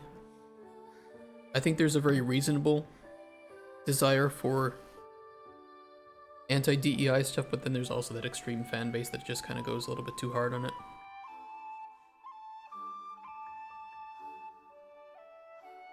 But that exists everywhere, right?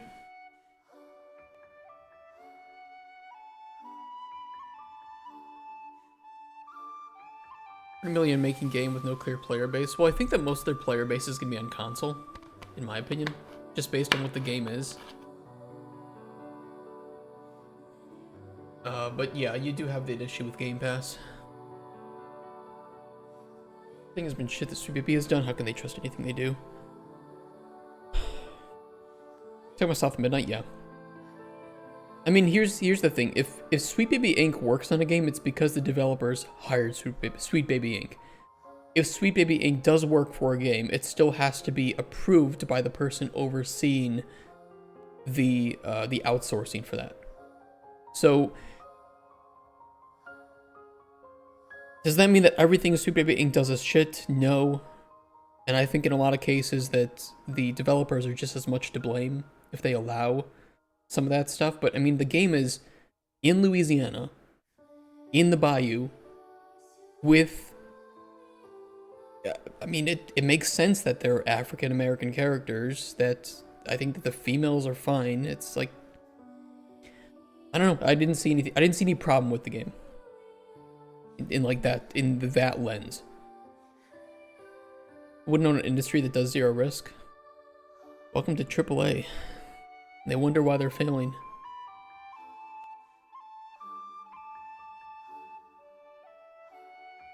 I think the slide is very easy to point to and be like, we have the core gameplay here. And you might be wondering, you know, what else is there to do? We have fishing, puzzles, farming, hut upgrades, dungeons, potion combat. And that only scratches the surface, you know?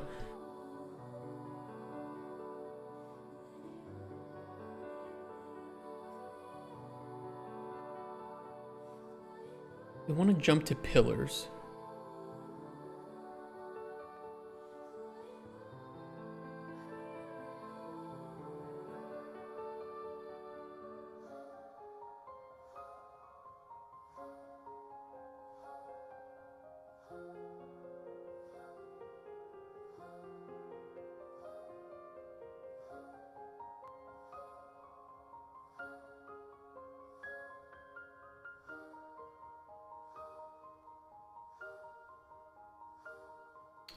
Let's do it. Let's rewrite our pillars.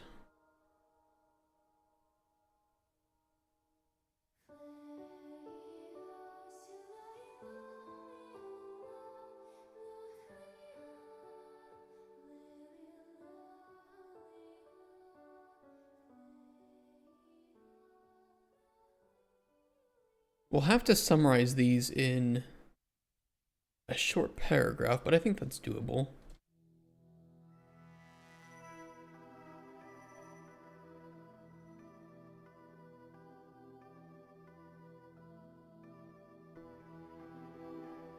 Alright, give me 1 second though, I'm gonna go to the bathroom. I'll be right back. Also, I made a new trailer. Thank you for that. I made a new trailer last night. If you guys haven't seen that, that's on our YouTube.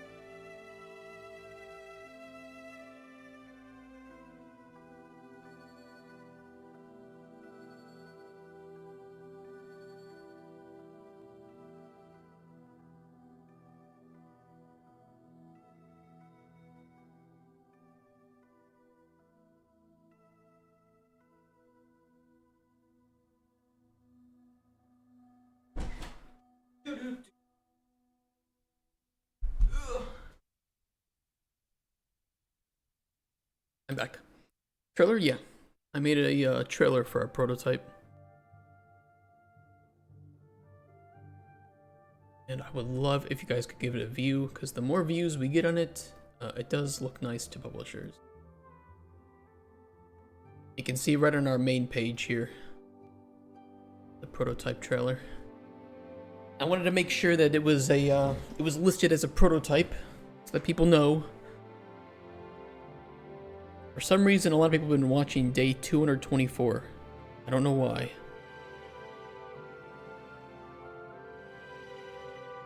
Okay, depth through simplicity. What does that mean to us? How can we boil that down very, very short way?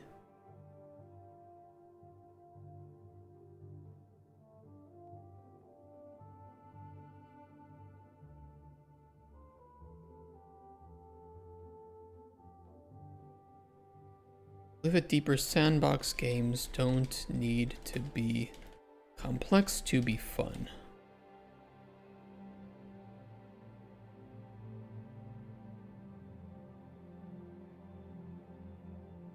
Simplify the learning curve. But offer many ways to engage in the world.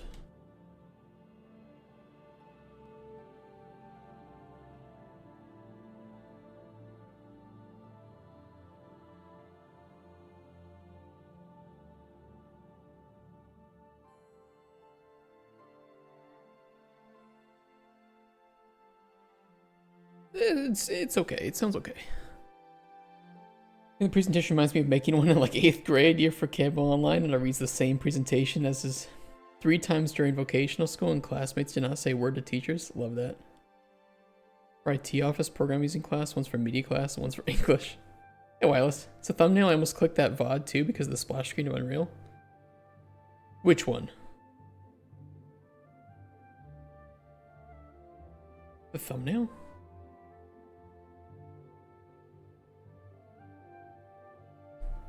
Oh, of 224? What was the thumbnail for that?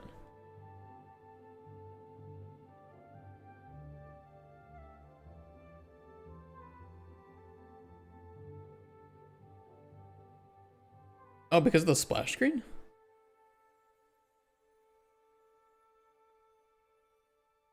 I'm very curious about that. So, you saw that Unreal was being loaded up and you clicked it because you thought I was working an engine on that day?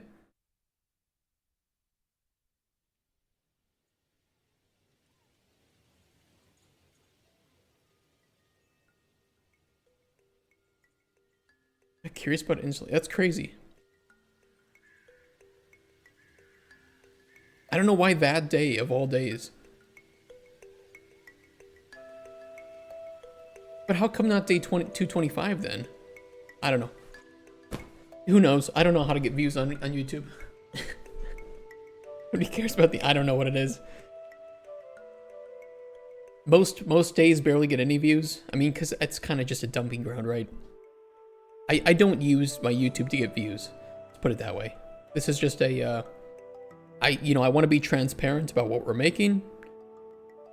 Therefore, I upload all the days of development for posterity, for my use. For people to see, what we've made and how we made it. Our Tim Kaine reactions get more videos.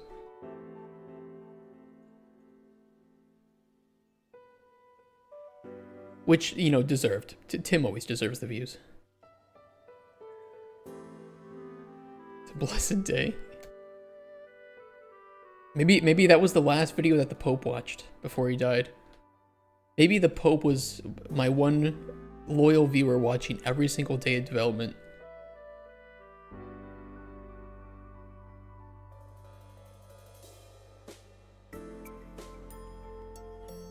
It was you? It was me. Organic progression. How do I want to simplify this? Don't believe in checklists and meaningless numbers.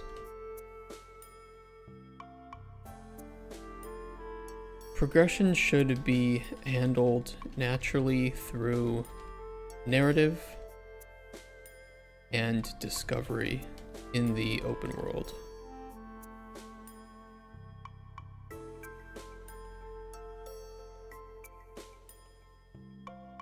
Watched the modding Antichrist trailer and died. $1 billion in funding. Holy shit, I don't know what I'd do with $1 billion. I think I would take... Okay, let's say if I had $1 billion, I think I would take 100 million of it. We could make whatever games we wanted for the rest of my life for Microraptor. And then the rest of it, I would just set up like an indie publishing branch. And my only goal with that would be to topple AAA by publishing so many good indie and AA games that it just sends like a big fuck you to AAA. You done messed up, AA run. See fetch quests in your trailer? You mean you don't believe in checklist? Those are not quests. Those are tasks. But those also increase reputation with factions, and faction reputation plays a part in dialogue options that are available. And also encounters that show up. Which is organic progression. So as you explore the world, you are progressing factions in the background. But you can ignore those too. You can get reputation in other ways. You don't have to do those. Those are just an alternative activity.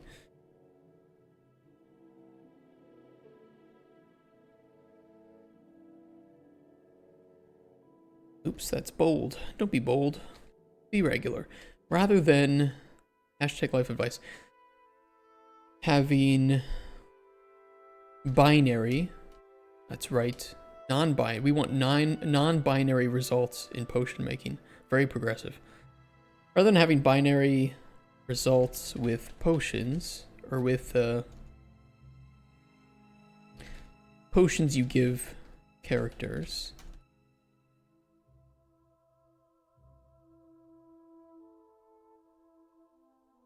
like a level of reactivity that... I don't like the way this is worded.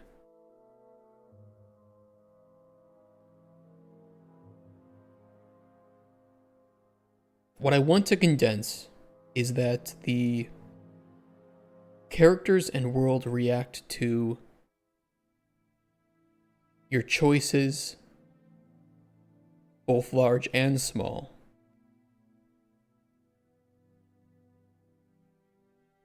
Characters and world react to your choices, both large and small. Characters will remember any of these smaller things you say or do for them.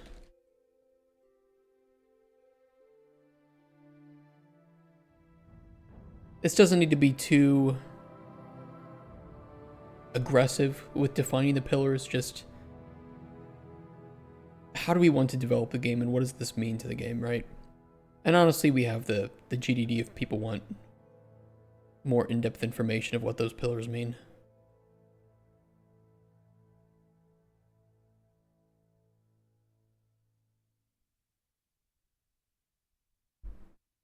You could feed Spoon farting gas potion and make him get stabbed by every adventure in a 5-block mile. That is a wild idea. Imagine if you suddenly get funding from the Vatican. That'd be pretty cool. I don't know if they like my game though.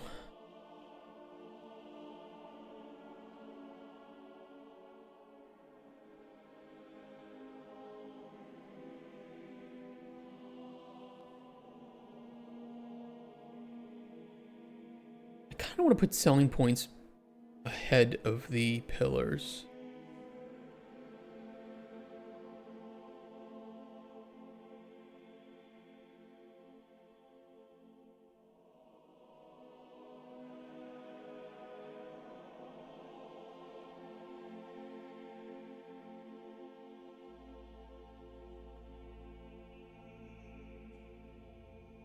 I don't hate these, but I'm gonna redo them.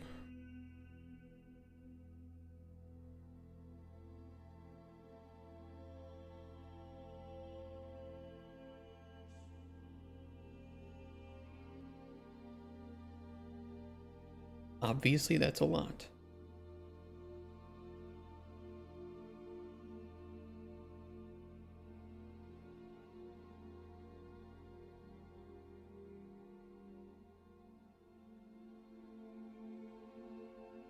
It's not a bad thing if we have a lot of selling points.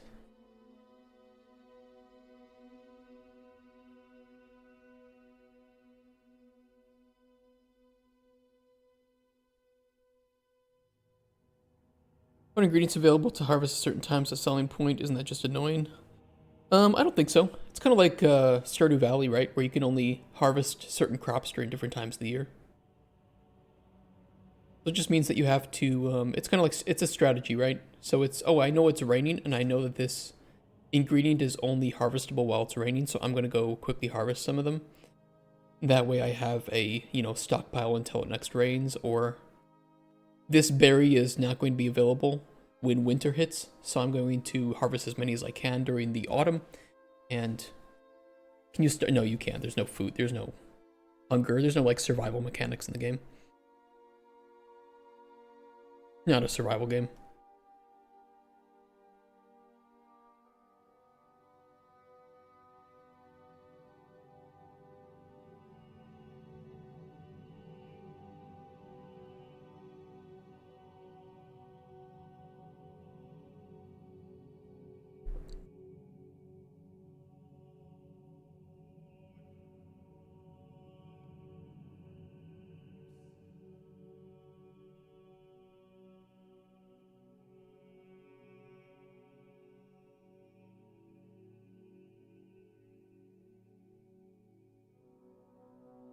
I mean, I could split this into 2 columns.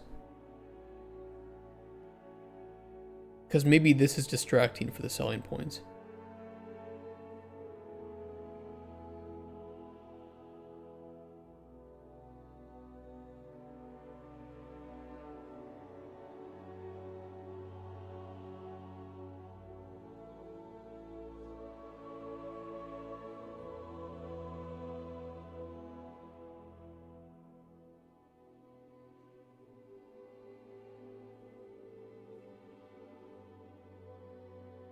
Can I split this into 2 columns? I think I can.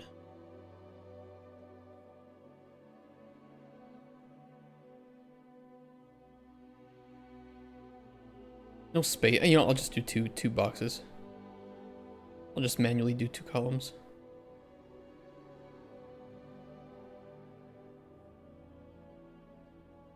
Quest where half the NPCs starve to death because you did not help some NPC with food foraging.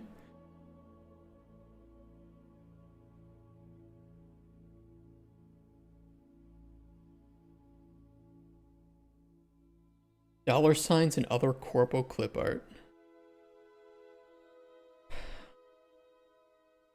Well, I mean, it is an idea. Of all the ideas to exist, that is one of them.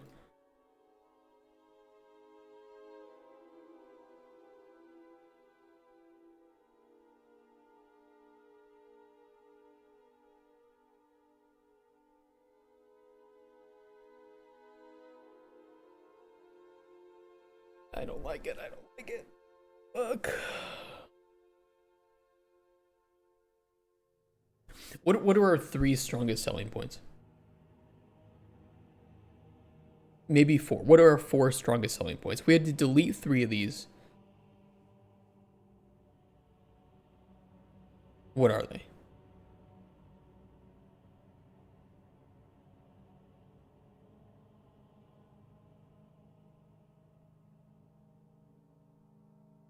Crypto. Fuck crypto.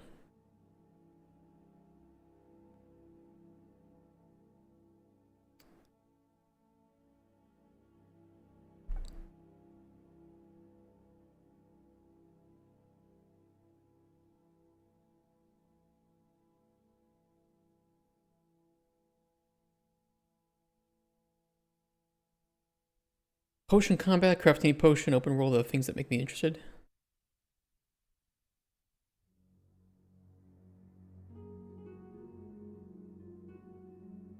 All the rest are annoying. Well, it might not be a game for you, to be honest.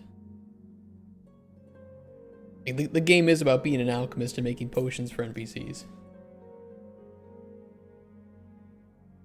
You can get all the NPCs killed if you want, although you'll probably be losing out on a lot of the gameplay from that.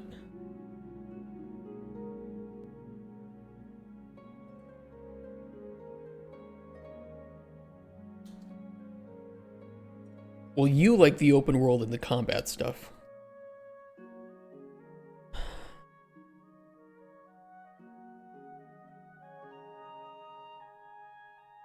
Some people, other people are not so interested in the combat, and they like the narrative side.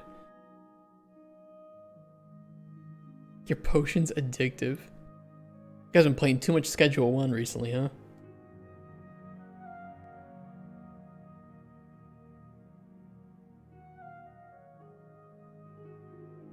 No checklist quest markers, yellow paint, or minimap. Right now, this is a very strong selling point for players. I agree that it is the weakest selling point to publishers, but probably a big selling point to players. Yeah, I was thinking the exact same thing.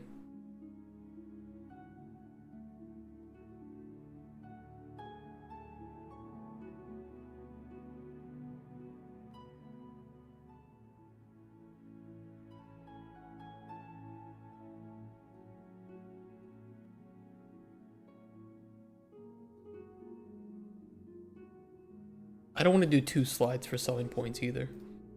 I mean, I could, but I think that...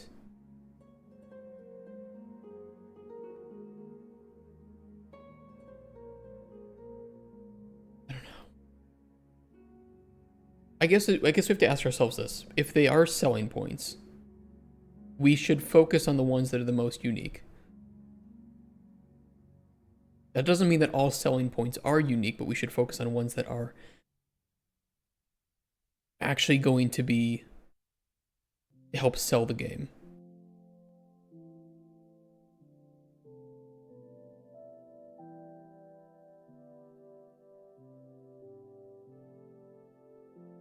In addition,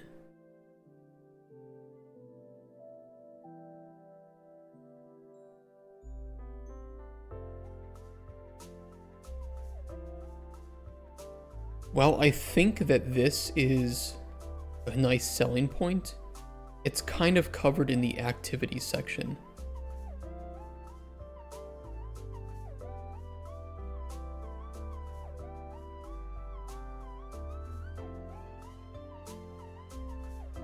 So maybe I can make a mental note that on this slide, I can talk about the selling points we show, but also point to the fact that I think that other parts of the game are also selling points. They may not be unique selling points, but they are still selling points.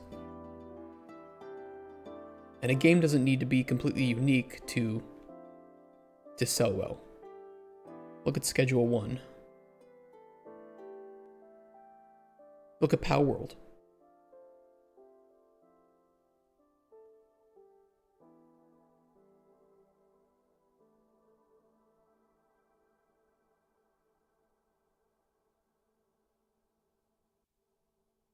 The world changing with season and weather is quite nice. Not a lot of games do that.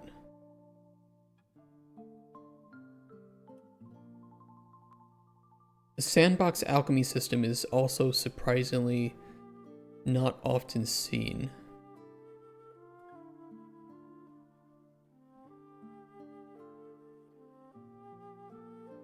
Zelda DC wanted a single game, very unique. It's a unique combination, but the game itself does not have unique selling points. The unique selling point is the fact that it is a unique combination.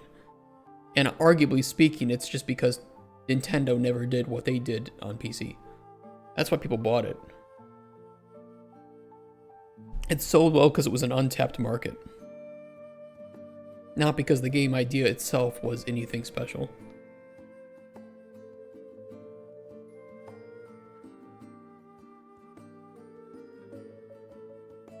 Combine guns to Pokemon.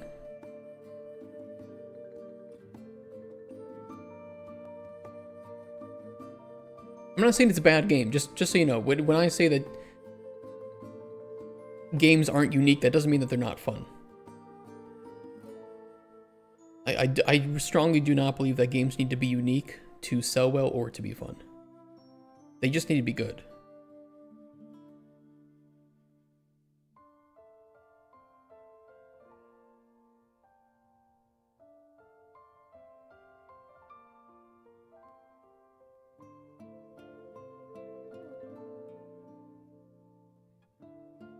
To be unique to not get sued. I don't think they're getting sued though, they're just getting investigated, which I think is just a shareholder obligation.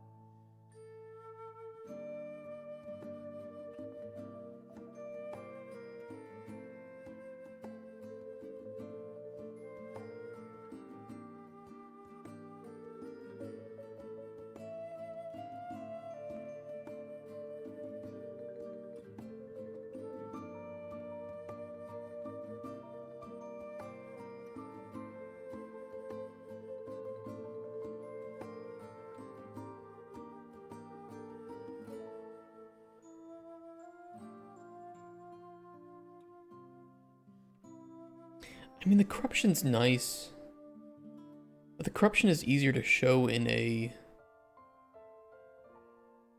I don't know how to feel about that being there.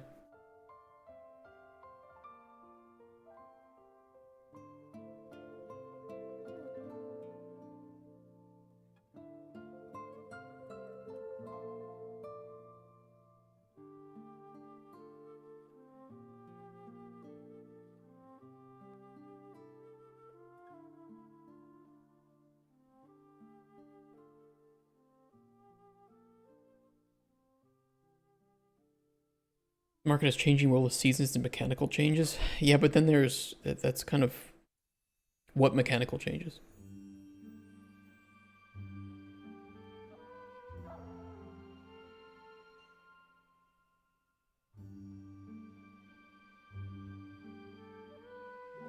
Mr. President, wake up.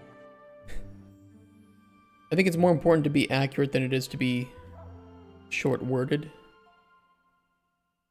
But that doesn't mean that we want it to be too long either. No idea what corruption is.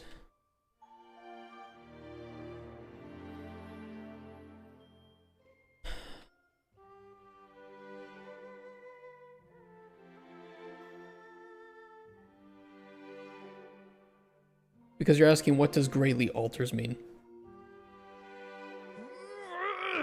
I have the same feeling. I'm gonna come. I hope so. Flora and fauna is like plants and animals.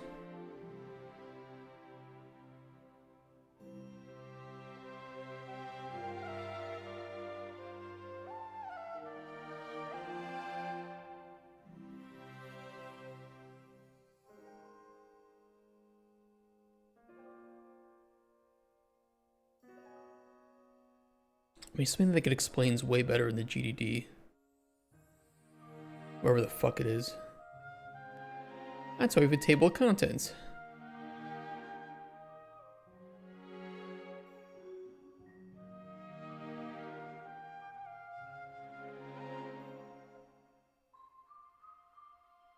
Taint. I'm gonna forego using the term taint in my pitch deck.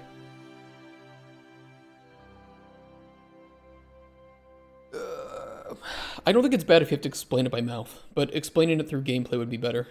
There are some things that just don't get explained well through text. That's just the reality of it.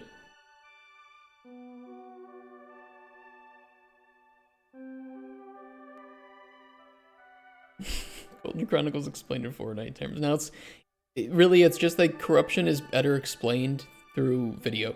Like, how do you explain the corruption in Terraria without a video and in like one short sentence?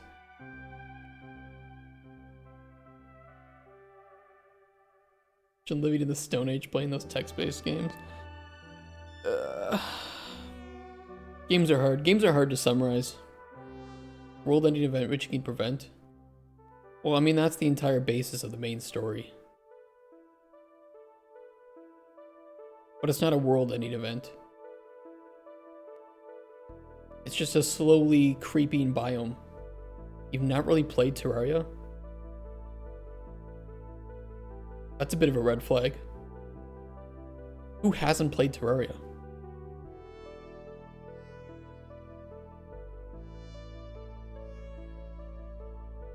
Chronicles is a very cursed word though, since it's a great game named Chronicles of Illyria. Shut up. This word mechanic where players need to make judgment during exploration. The more corrupt the area is, the higher reward and higher punishment.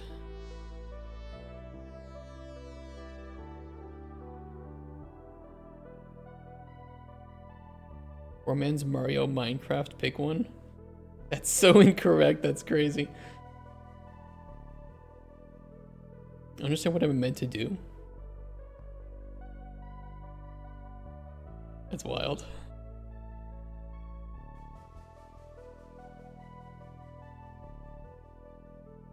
Go to hell.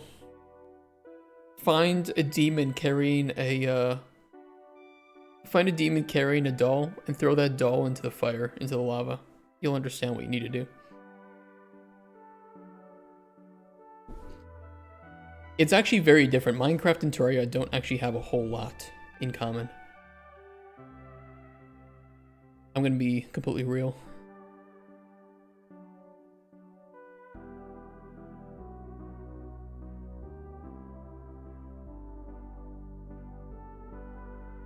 Kill the giant eye. Play on the hardest difficulty. Best way to play the game. I think master mode. Master mode is great.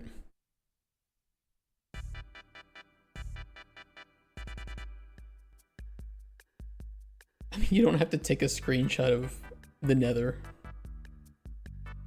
But Terraria and Minecraft don't have a whole lot in common. They're in the same genre and they have some similar mechanics with interacting with the world. But they're pretty different. Oh, sarcasm. I can't tell sarcasm through fucking text.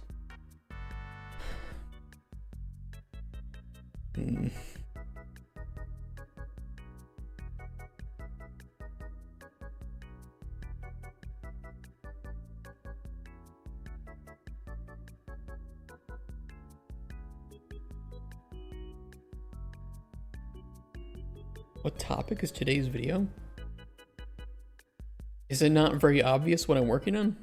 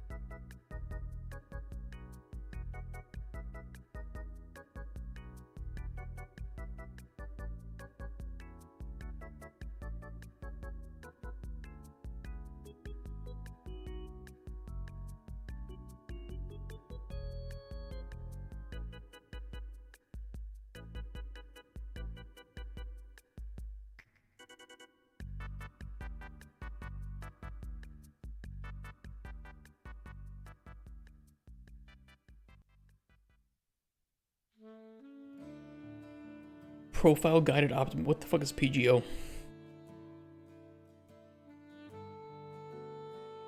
Programmer Punday? Oh. Who programs? What is code?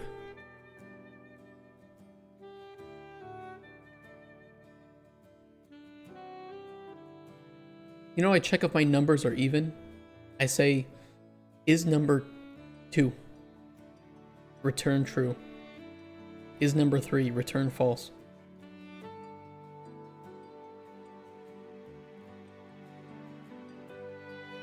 A real man switch statement.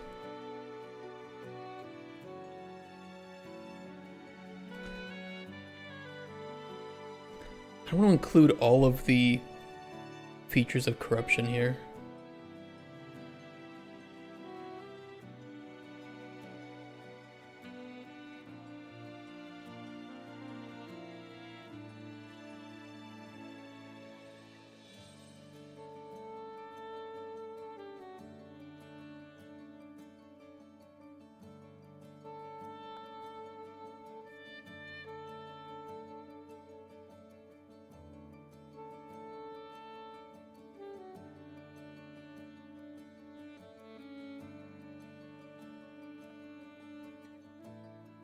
You could convert the number to a string and then just check the last character. If it's a 0, 2, 4, 6, or 8. Arguably speaking, for larger numbers, it's probably a faster operation than some other methods. It's a stupid method.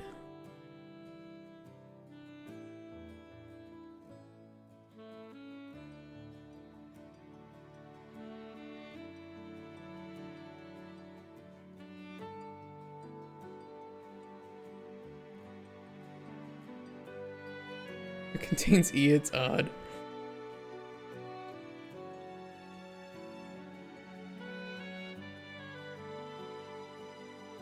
Turn ChatGPT ask.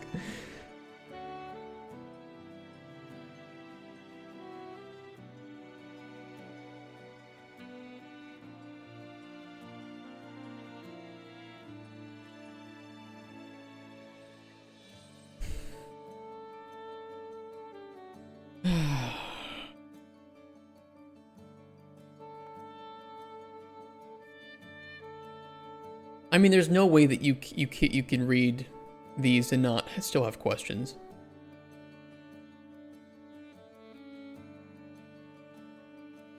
Which is fine. Not the point. The point of a selling point is to entice.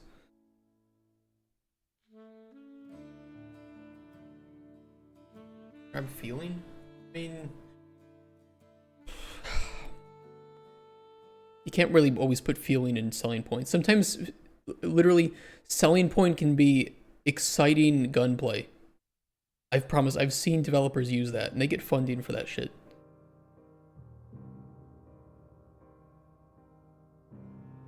It shouldn't be we shouldn't overthink it.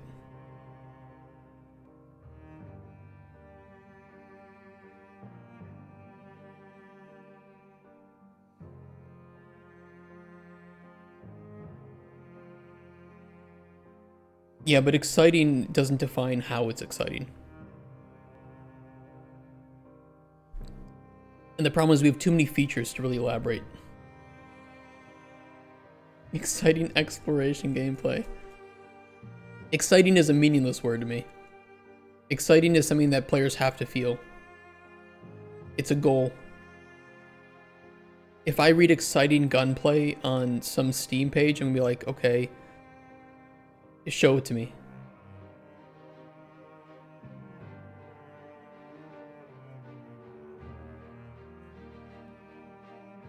It needs to be explained further. This is the tagline, the enticing point, the bait. Bring him in. I don't think we should show it in slides. Fuck the slides. I have gameplay. Who needs slides?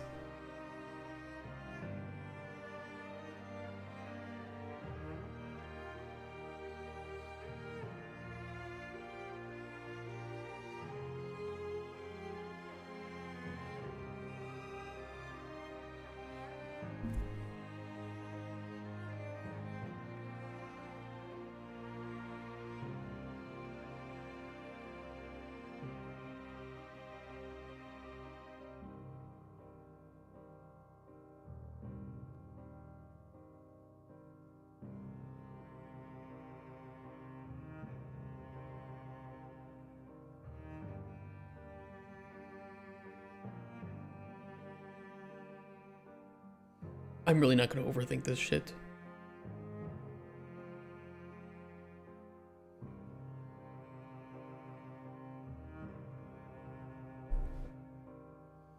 I'll tell you what, your pitch deck is a lot less important than people sometimes think it is.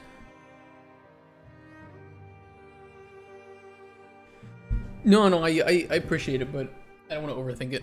I can sit here and I can try to refine the pitch deck a million different ways, or I can just show gameplay, and it will solve that.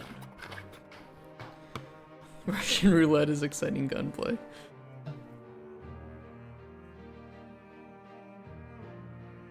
Put an MP4 in the trailer.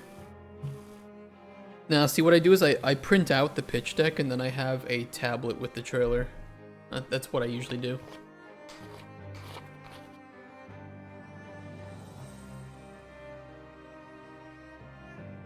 And also, your pitch deck doesn't need to explain everything. It's not like you're like, here's my pitch deck, read it, and they will just look at it and be like, yes or no. You know, they want to ask questions. They want to understand. They understand that you can't fit everything into a slide. It is what it is.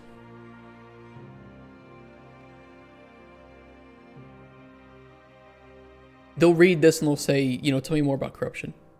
And then I can, you know, explain it in a million different ways that is faster than anything I could put in a pitch deck.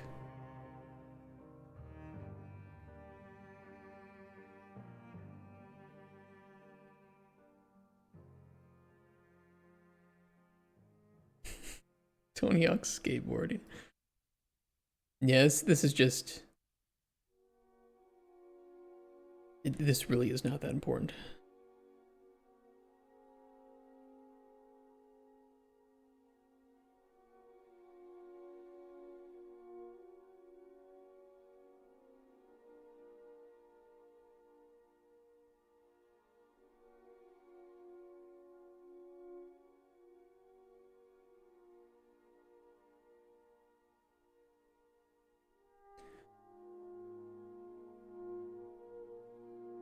Hate office games?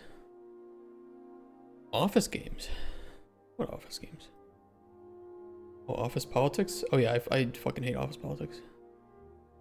Fuck that shit. Make a good game. Shut the fuck up, get back to work, make a good game.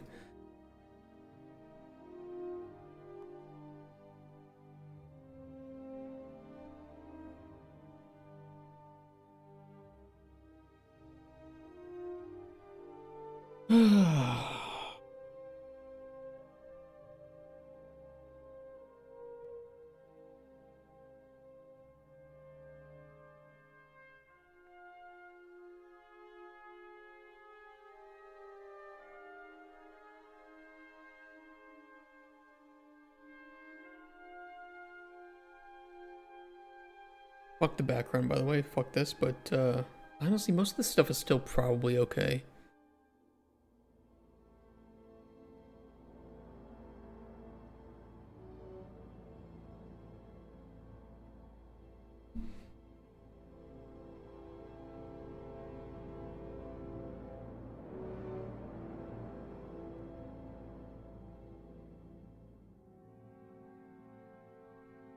I actually purposefully didn't play Potion Craft.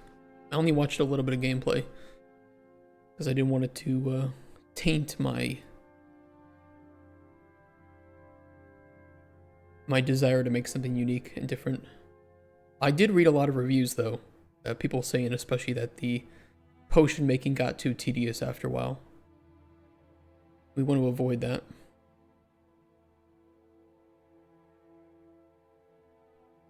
I think I could go back to what we had previously with this slide.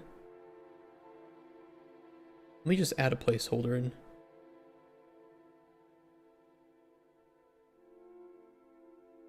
No, I don't like that.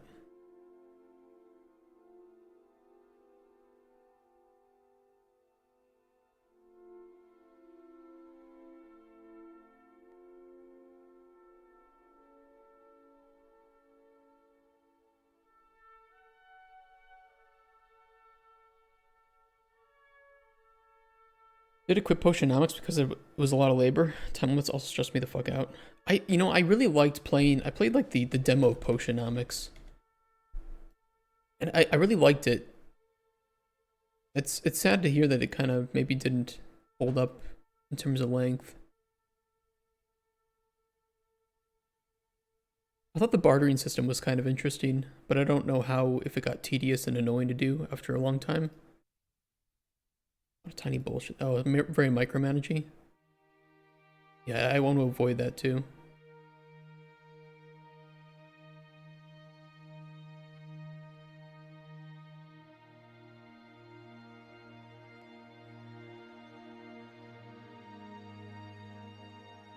We wanted to avoid the UI-based alchemy games as well.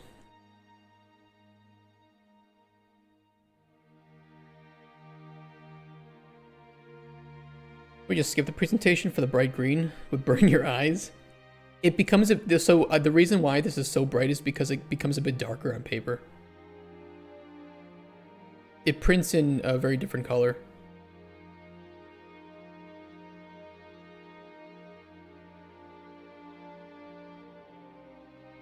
Well, magic heal and properties got annoying when you couldn't procure things easily. Everything was limited by time chunks. If you mismanage yourself, you're fucked. Yeah, it's annoying. All stories super easy to make overpowered potions. Well, I guess the focus is, you know, kind of the shopkeeping and characters in this case.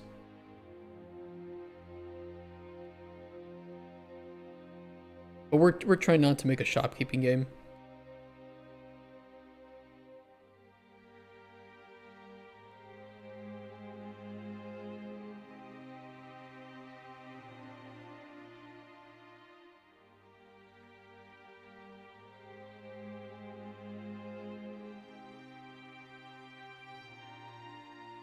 I mean, it really does look very micromanagey.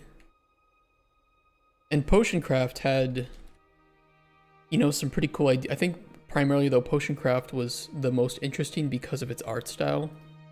And from its gameplay, I think that it gets very old and tedious very quickly from what I saw. And there weren't really any choices to make with characters.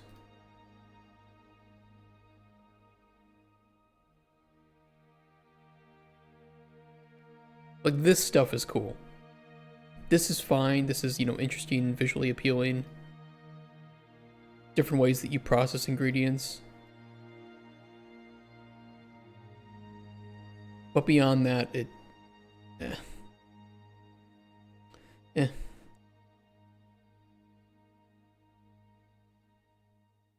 Wish everything was more complex.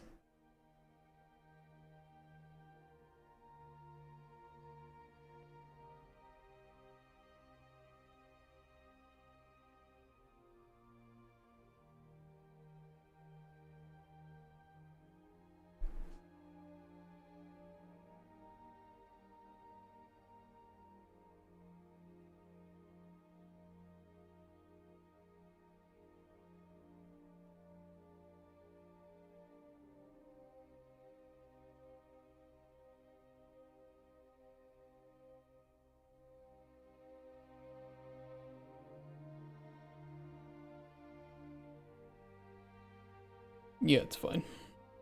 Fine. Once they understand the idea, a lot of this can just be like skipped or is understood.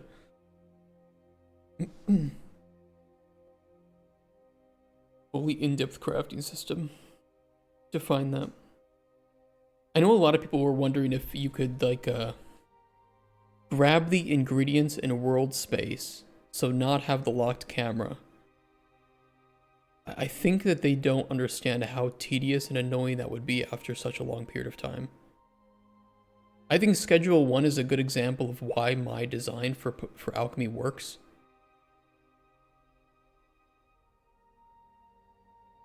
It needs to be immersive and quick.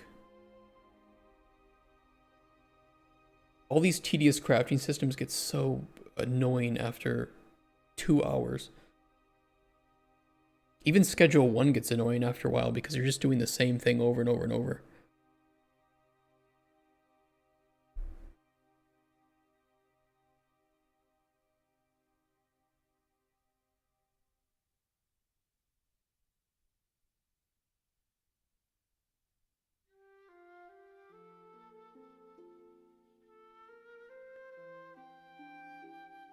Do we still think that this is our competition? And do we want to replace anything on the inspiration? I'm gonna get rid of the Studio Ghibli, and I'm gonna throw like Dragon Age Origins. I know it's crazy. It's coming out of left field. But fuck it.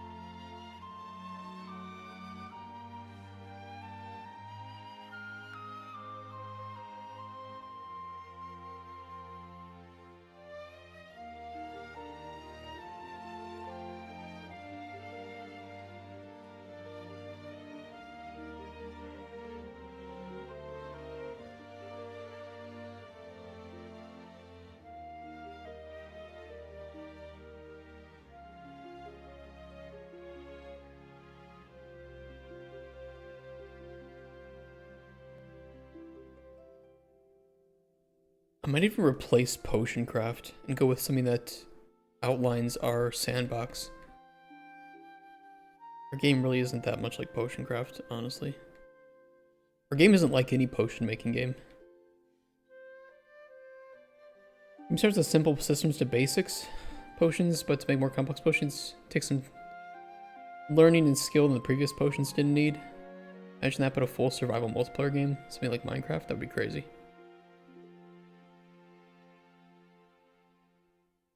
That would be crazy.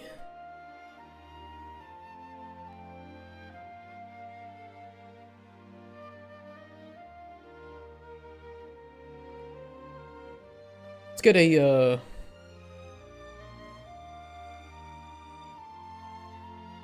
screenshot for Origins.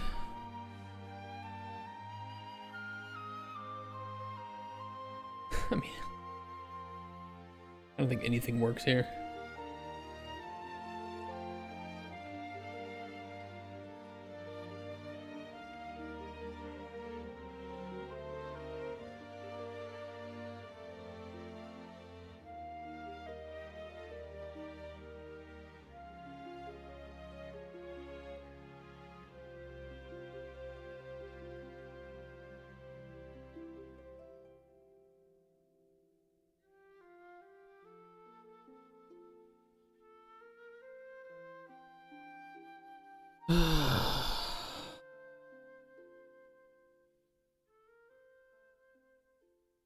What's a better game to help illustrate the sandbox nature?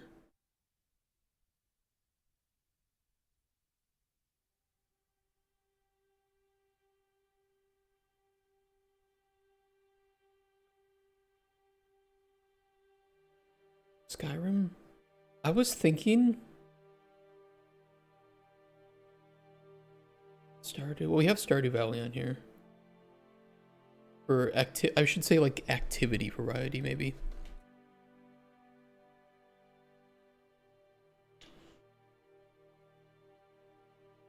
I was thinking, what's the Might and Magic game? You guys would know it. Dark Messiah.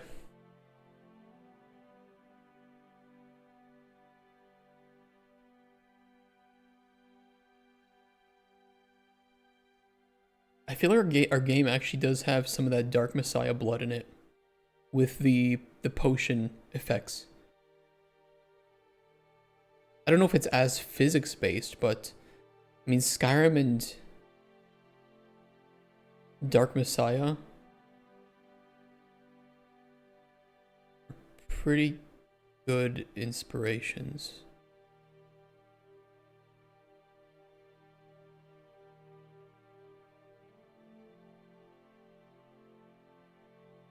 That's the problem with Cauldron Chronicles, is we have like 10 different inspirations for different little things. There's no, our game is this with this.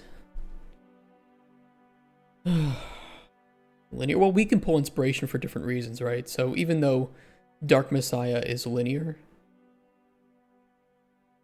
we're not inspired from it from its linearity. Can't freeze a service and then have an enemy slip up. Angel Peacer, thank you for the follow. Hope you're having a nice Tuesday. It is Tuesday. Waiting for you to start the stream. I'm tired of you not streaming. How you doing, Tonic? Yeah, I was supposed to take like a bit of an extended break, but I ended up working 3 out of the 4 days that I was off. So it is what it is.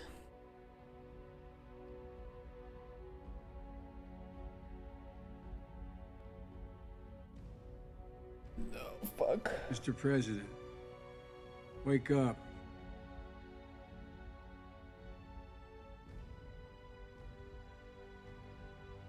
Oh, the drawing board you put together? Oh, like all these little, these inspiration little pictures. I do know that this was very much liked by publishers last time we pitched. They like the competition. They like seeing the number of units sold. But honestly, I just don't feel like these games are our competition. Not anymore. I don't know what our competition is.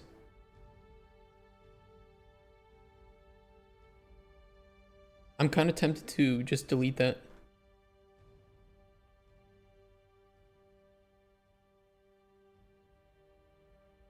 I shouldn't delete it. Totally untapped market of 1 billion players. Hey, Casper. No, I think that we do have a market. I just think that our market or our competition are RPG players. But there's no RPG game that has alchemy to this extent. The closest competition is fucking Skyrim.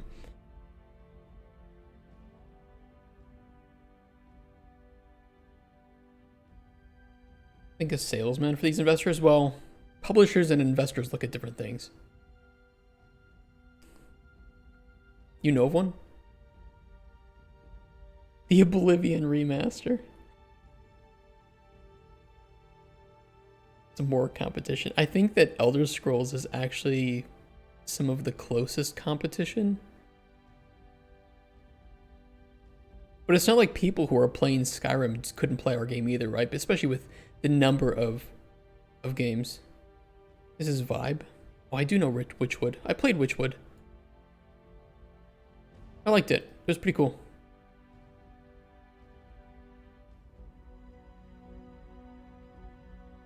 Potion crafting is a button, this is true. And you don't use your potions in combat. The closest one was this game that came out. Potions Curious Tale. But it is 2D.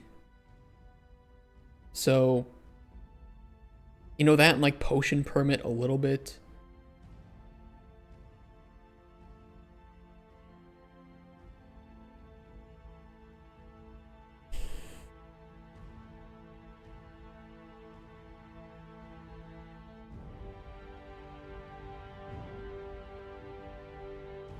I don't know, man. I don't know. How do you know sales? We can kind of estimate sales. So I estimate sales from SteamDB. Although, of course, these have probably changed since last year, right?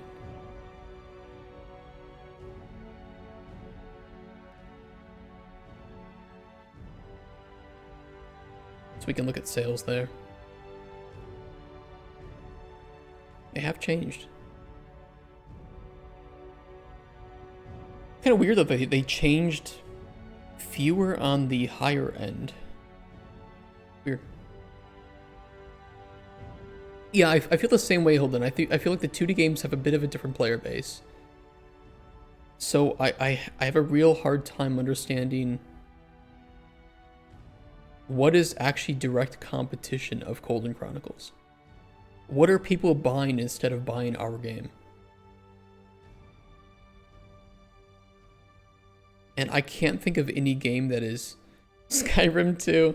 I can't think of any game that is just so directly competitive.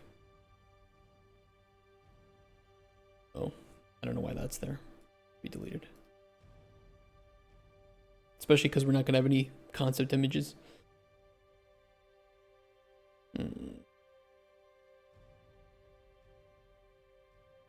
Your new game, which is unannounced.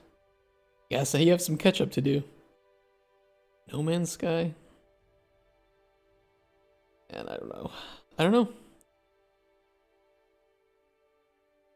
You could say that it's a good thing that there's no direct competition, but I just actually just don't know.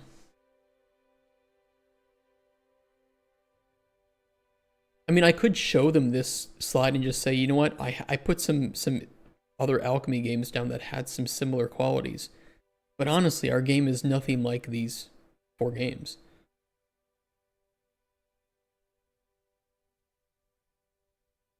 Well, I wouldn't say that there's no flaws, just that I don't think there's any game that is directly competitive, and all these games are only similar. Like, this game is only similar because it's alchemy. But it's more of a shopkeeping game. This game is similar because you have an open world. And you have potions, but it's a shopkeeping game. This game is clearly a shopkeeping game, but you have deeper relations with your customers. You know, they're more of a central focus. Potions A Curious Tale is pretty similar, that you use your potions in combat, but it's a 2D game and doesn't have as much of a narrative focus as us. So I can include them, but I have to tell publishers, which is fine. I can tell publishers just our game is closer to RPG games than it is to any of these. What is our goal in sales? 1 million copies, lifetime. Which I think is pretty easy to do.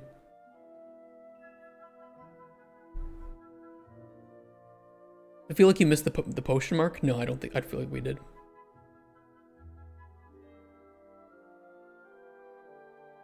A new game can come out that can revive a genre. It just has to be good. If a game is good, people will play it. The sales pitch publisher? Yeah. Yep, this is a pitch deck.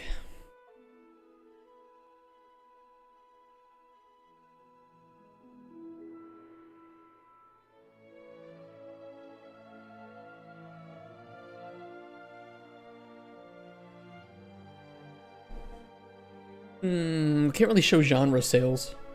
But here's the thing, like, if I'm pitching an RPG, a publisher is going to know better than even me how much RPGs sell and how much of a market they have, especially if they're publishers that already have made games that are RPGs. It doesn't need to be too descriptive. And I'll tell you this is directly words from a publisher, a AA publisher. This slide really just needs to show that I've thought about competition analysis, but it is not the developer's job to do competition analysis.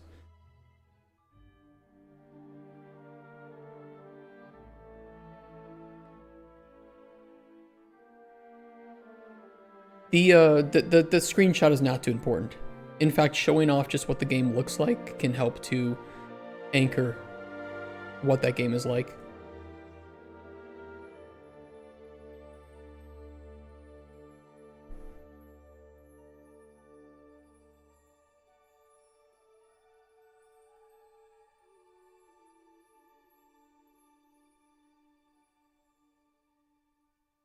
How you find the fast travel Mandragora, that you can travel from everywhere to one of those shrines? I just looked at the map. It's a weird question. I came out of nowhere. Why do you even need to think about competition if you already planned about making a lot of different mechanics? Because it just shows to publishers that I have thought about where our game sits in the market. That's kind of it. I mean, we can always do like a market position graph. Rather than competition directly, we can go, you know, like this, and we show, I don't know, RPGs that are more narrative or like more action or narrative focused.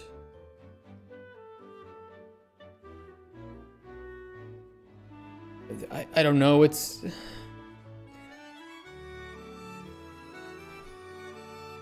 Other than funny, what do you need from a publisher? Localization, porting, some QA, marketing.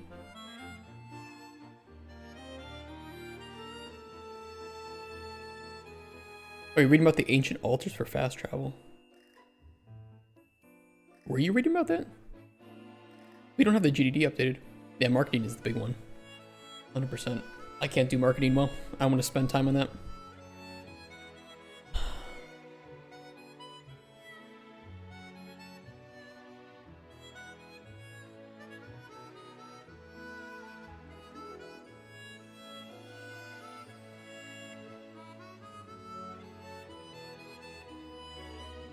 Is it a big deal? It is a big deal.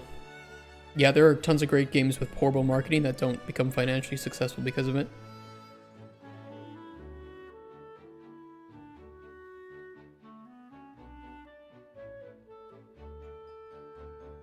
I don't know. I don't like this competition. I think that all these competitors suck ass. And they do more closely align with what our game was last year.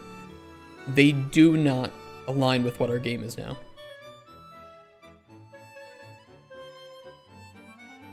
We do need to change it. I just don't know what to put here.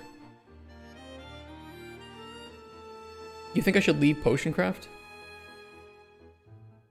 I don't necessarily disagree with you, and I think I know why you're saying that. Primarily because of sales numbers.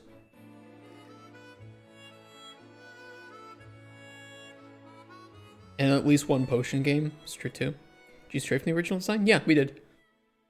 Yeah, the original game was meant to be like an adventure puzzle game. And now it's a deeper RPG and sandbox immersive sim.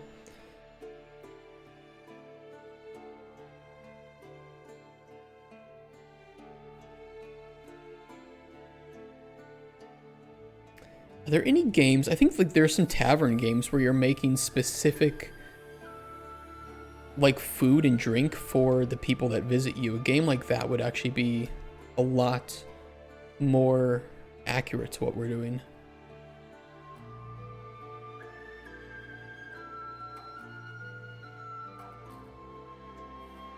I know I've seen tavern games like this.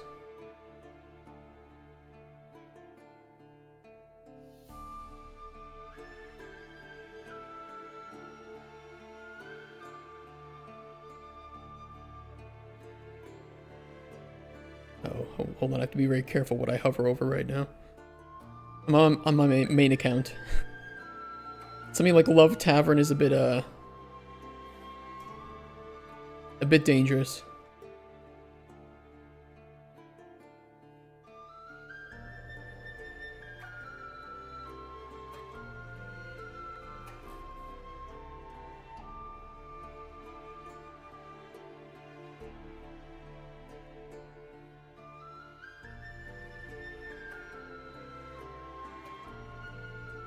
This is similar, but does that mean that it's competition? Oh, I know this one. Yeah, I know this one. I forgot about this one. But is it just because it's similar doesn't mean that it's competition? In my mind, no. It just means that it's in a similar genre or has similar themes. But it's not like we're making a, you know, a Gears of War style game, right? Where our competition is Gears of War. Competes in the NPCs or centric genre. Well, pretty vague, isn't it? Yeah, I kind of agree with Cosper. It's not. I don't know. No, I agree with you, Lazy Fangs. I'm in the same boat as you. I don't know what our competition is. Schedule 1? I don't think so. Schedule 1 is very much a management tycoon game. And our game isn't that. Dungeon crawler? I mean, kind of, but I feel like our game kind of has more similarities with Stardew Valley than it does Schedule 1, any dungeon crawler, any of these types of games.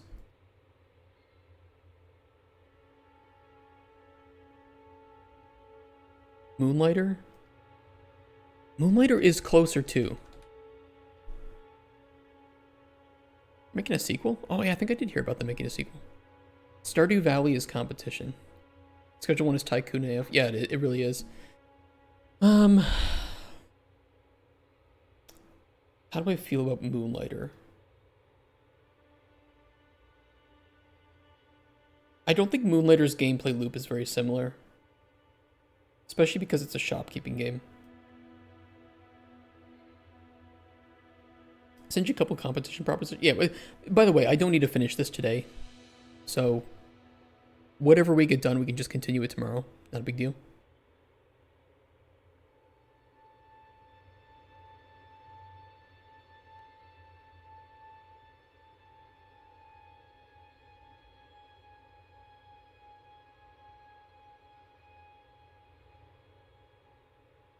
Dinkum. I don't know if open world survival crafts.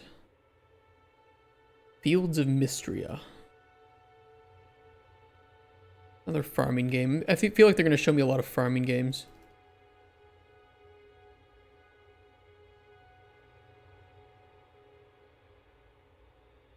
Galaxy Burger?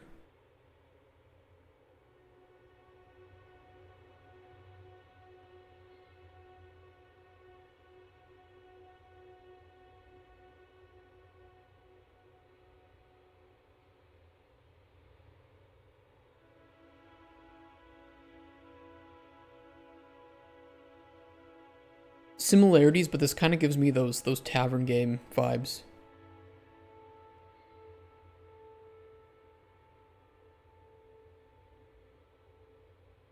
You don't have any of the open world and exploration elements or life sim elements. No umbrellas allowed.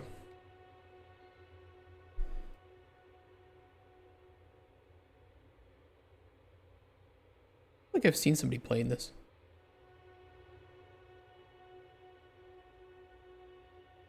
How old is this? 2021?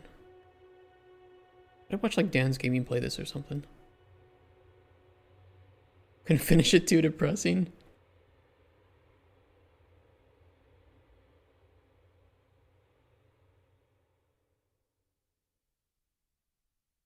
Graveyard Keeper. Overlapping.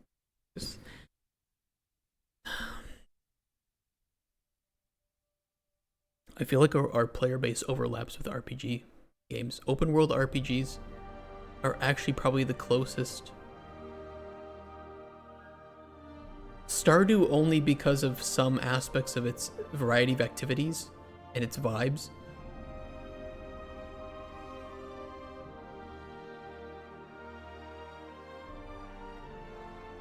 I mean, I think dungeon crawlers, I think as a whole, are like a subgenre that is pretty accurate.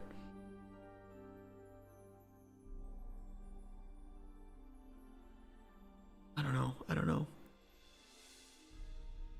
Why is this so hard? Why is this so hard? You know what I'm gonna do? I'm just curious. What are some competing titles for Cauldron Chronicles? Not necessarily alchemy games, but games that are closer to matching the mechanics and loop. Here's what it says.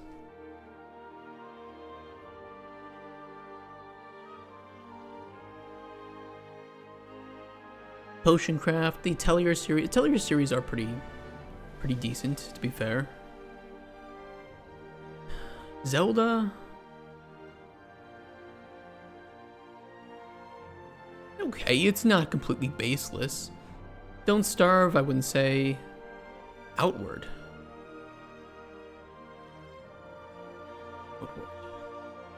Opus Magnum. We're not like Opus Magnum. Good game, though.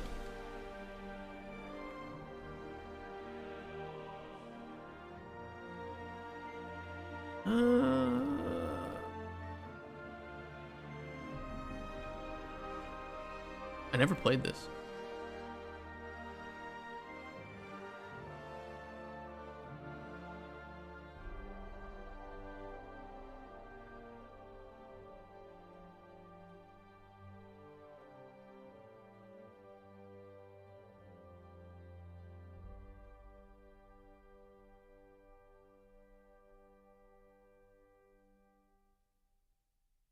To be fair, this did come out at a pretty bad time for me.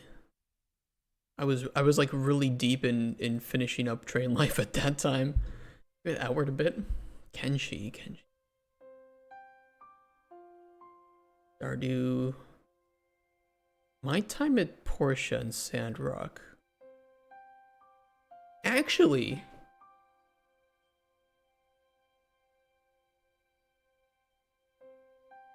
kind of.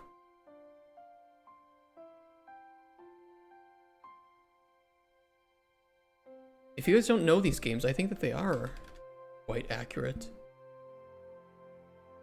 They're 3D. They are life and immersive. They're life sims. They have a variety of activities. You do have deeper interactions with characters.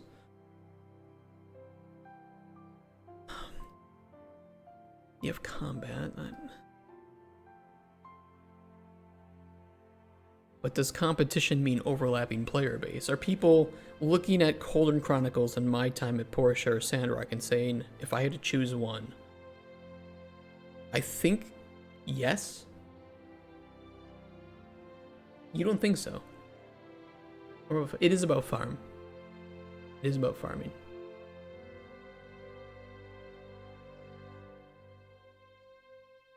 I don't think you have direct competitors, and that's a good selling point. It scares me. That is risk, though. That is risk. Publishers don't like risk. Never be concerned with life sim. I agree. It's closer to an immersive sim than a life sim. And even then, we don't showcase the immersive sim elements very well in our prototype. Lack of competition doesn't mean pull towards certain player bases.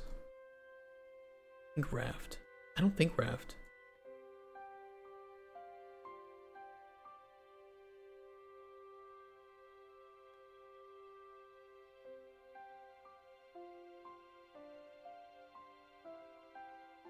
The Atelier games we probably should include.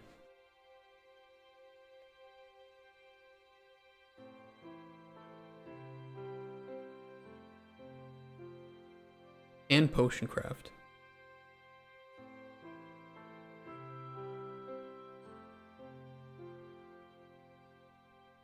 You throw potions, it's like throwing the capture things in Power World. I don't know, keep putting some ideas in chat. I know this is tough, but I appreciate the brainstorming. I'm gonna go to the bathroom.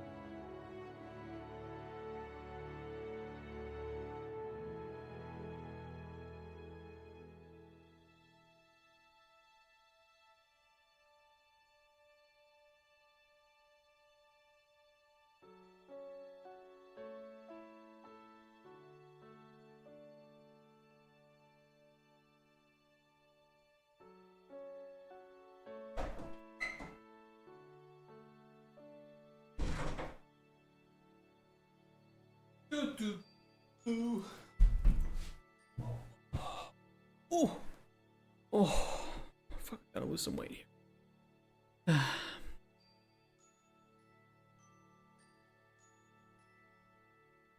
Yeah, brainstorm is good. Brainstorm is good. How was your pee? It was great. It was so good to empty my bladder.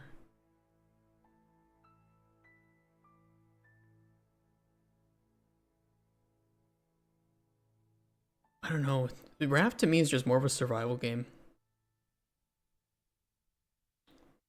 I hate to say it, and it feels, maybe it sounds, to me it feels a little bit egotistical. Skyrim is not a bad piece of competition. It's not great, but compared to some of the other things that have been listed, I think it's closer. Razors just came, nice. I will not have to buy razors now for like 3 years. Isn't that crazy? Thank you for collecting those though.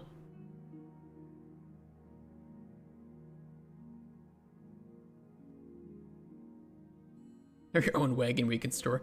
Our idea for making there were a few reasons for making Cauldron Chronicles out in the wilderness without any towns. One of them was from like a vibe standpoint, where you're out in the wilderness and you don't have access to you know those amenities, but also because it allows us to slowly do some world building for our own universe here in a way that doesn't require us to like craft out some like culture and town initially. So we can kind of like hint at places and occurrences and lore, and then like a sequel game or a game in the same universe can then start to build out one of those places we've imagined. Like Gollum Stone or something, right? I think nobody will pick between Skyrim and CC, but rather pick between chill casual game like Raft and CC. It's a fair point. Fair point.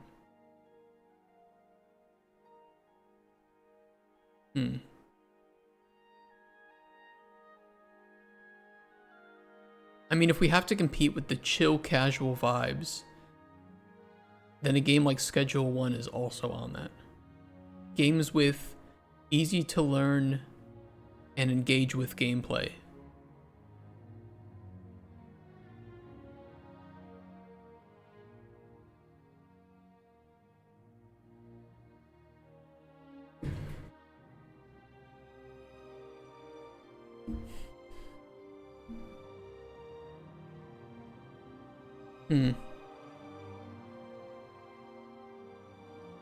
Read yours.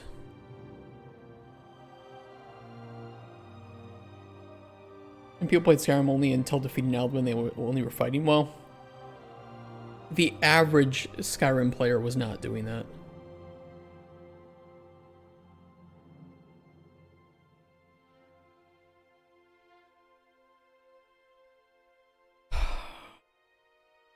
This is so hard. I think Potioncraft can stay.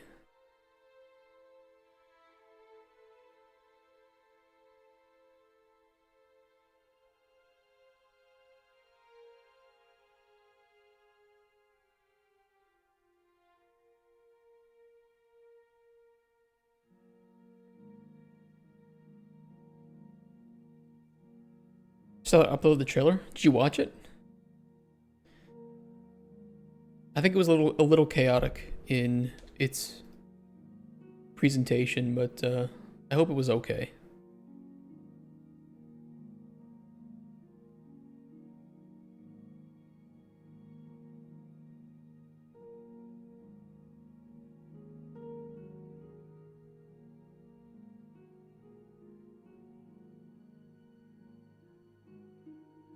What we can do as well is a comparison slide between competition. So while it doesn't need to be... We don't even need to call it market... We don't even need to call it competition. We call it like market analysis. Hey, CB Beats, you like the trailer? I appreciate that. Find some time to play it. Do you want a Steam key? Or I think you took one, right? From DMs? One of those should still be viable. You didn't grab one.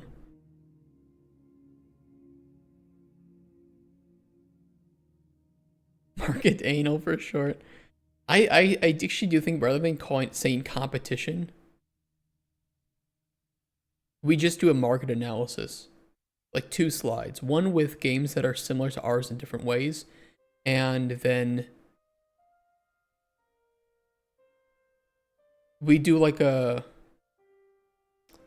nice little spreadsheet, right? So let me pull one up here. I'll show you what I mean. Just to help visualize. We have like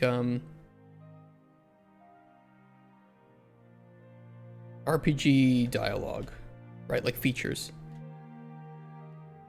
Alchemy combat. What are some other aspects? Life sim activities. Like the fishing and farming.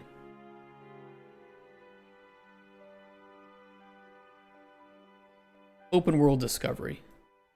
And then we list different games like this, right? So ours is Cauldron Chronicles, right? And it's got all this awesome shit. It's good, good, good, good. That's great. You have Skyrim, right?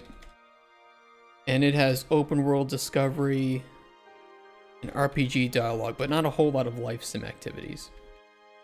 You have at the Atelier series, alchemy combat, some life sim activities, or I'm sorry, no, you know, open world discovery. Potion craft. Has actually none of this stuff, so deleted me. But you know what I mean, right? We can include a couple other games on top of that and show that our game is a mix of all of these. But ours is the one that stands out unique by doing all those things.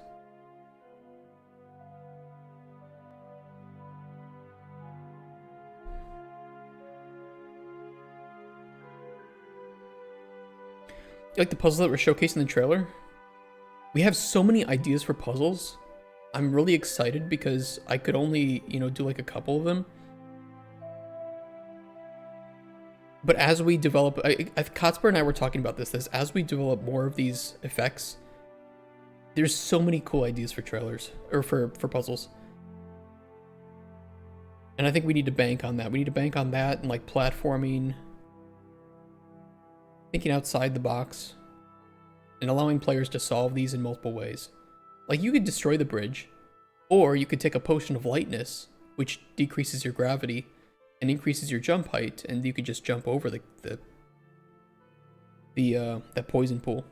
You could bring a potion of cure poison, then just walk through it.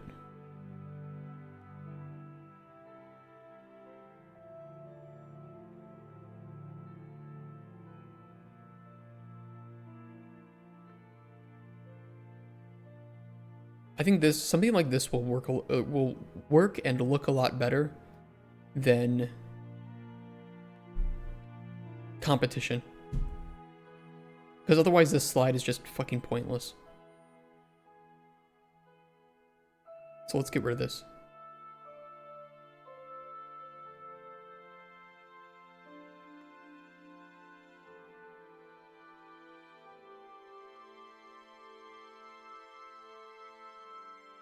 Oops. Don't do that, please.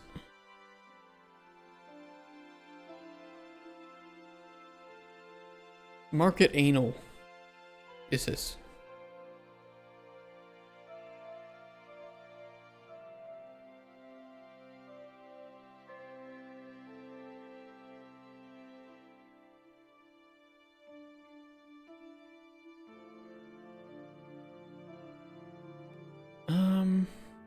I think I can make this in Photoshop. It'll look a lot better, and then just insert the image.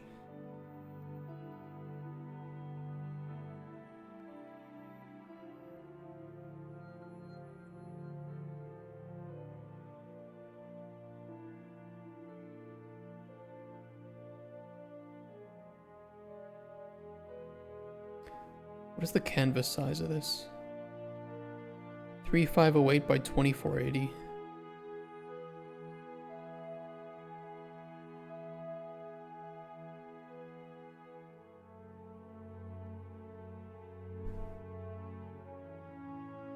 Should keep it as market anal.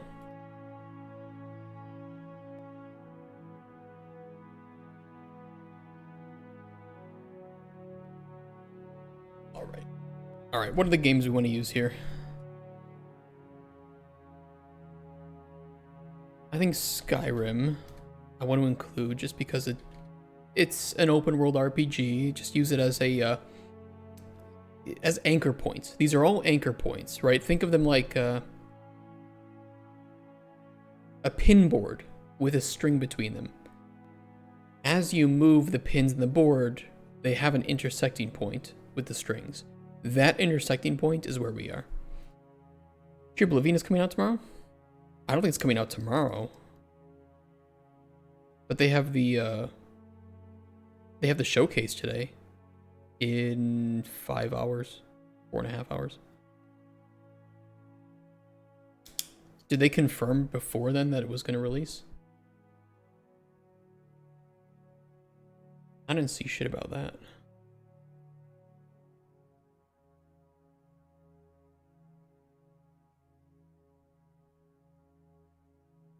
No, I don't know. Yeah, take care, Limap. Why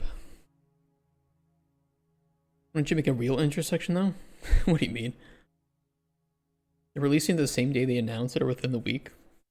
We'll see about that. Make a picture where will be a list of games and intersection. The problem is that I don't know what... If it was going to be like a graph, which we could do, by the way, I don't know what our axes would look like. I feel like our axes are mechanics and the depth of them. I like the idea. I don't know how I could frame the information. If we want to put it that way.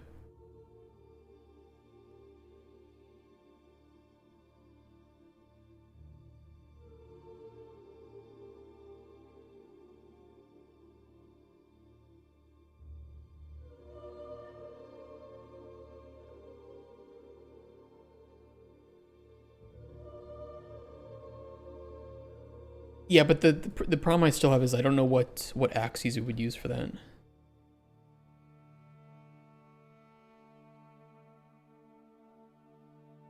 Potioncraft didn't have any of the same characteristics as our games. We need games with the same characteristics.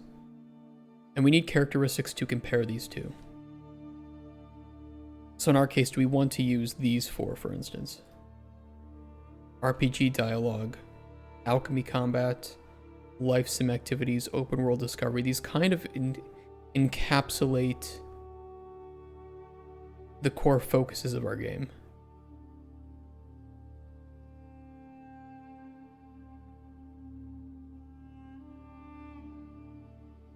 Which is like when you can explain your game as a mashup of multiple games, or do they perceive that as a lack of originality? No, they do. They do. Sorry, they do like that. They do like that. They just want to understand your game like as quickly as possible. So sometimes by saying my game is like Call of Duty mixed with My Little Pony, mixed with Nekopara, you know, you may not want to play that game. It may not be a good game, but it does give you an example. Searching if other games did them. Well, other games have used that. You know, if your game is like more arcade, if you're making like a simulator, you want to compare your game's level of simulation to other games. And so that can be one of your axes. Or even just a line, right?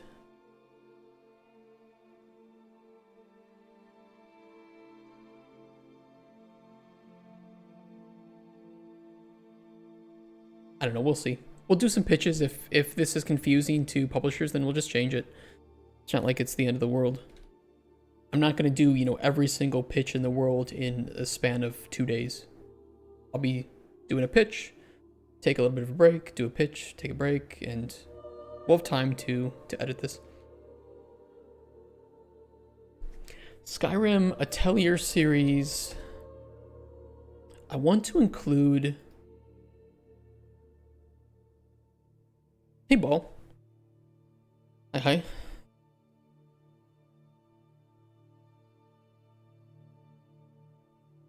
Oh, what was it called? It was, Potions, A Curious Tale or something. This game is pretty similar, except it's a 2D version of our game. What are you doing? I'm working on a pitch deck for publishers.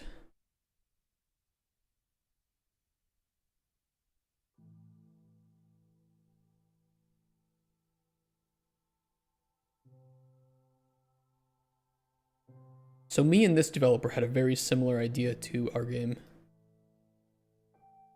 But it wasn't as much of a narrative-driven game as ours was.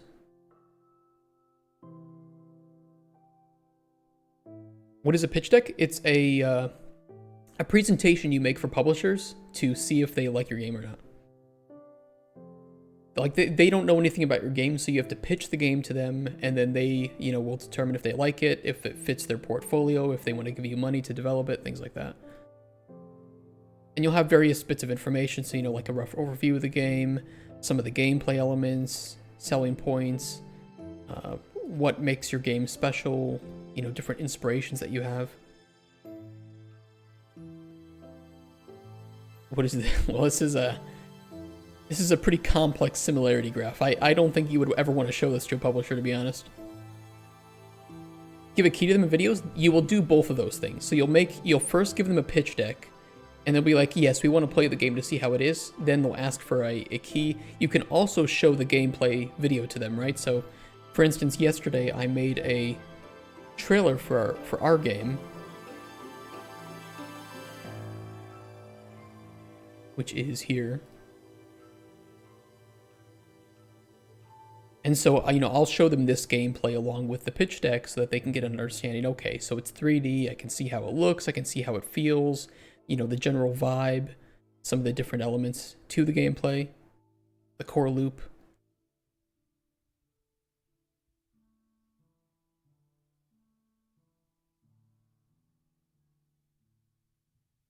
So that's what we made. That's what I made yesterday.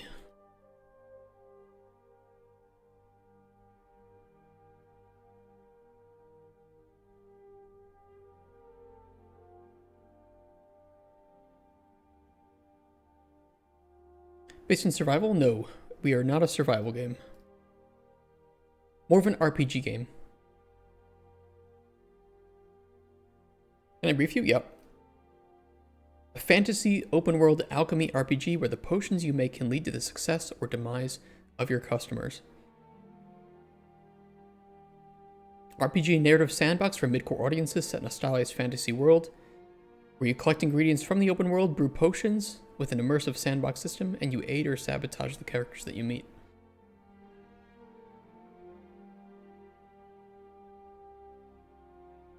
Send them a gift with the laptop of the presentation, the trailer, and CC pre-installed. They can't deny and can't do anything else with the laptop. That'd be pretty funny. And we have other open world activities like fishing, farming, dungeons, puzzles, hut upgrades, potion combat. And we're trying to think of competing products for our game, but we can't really think of anything super accurate. So instead what I'm going to do is make a graph that shows games that are similar to ours and how we are set apart from them.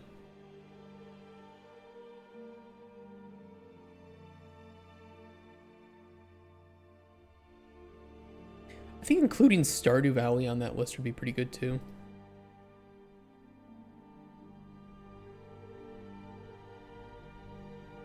And maybe even Genshin. Show them the goblin math.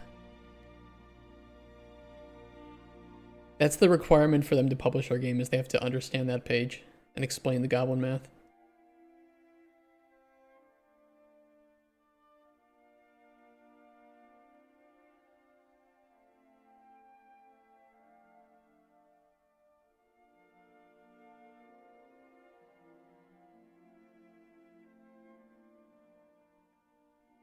Did this have life sim activities?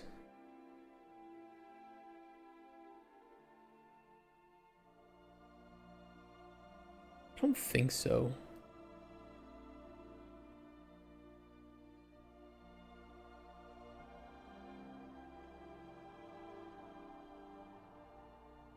I know this poor developer was very upset that she didn't get as many views on her game that she wanted.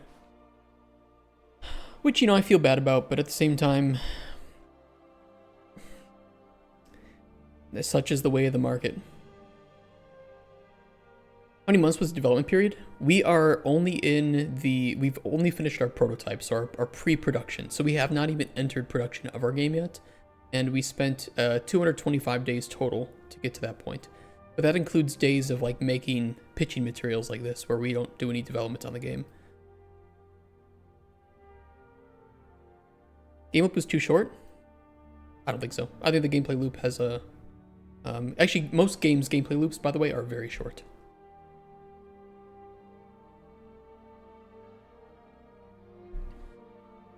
Very, very, very short.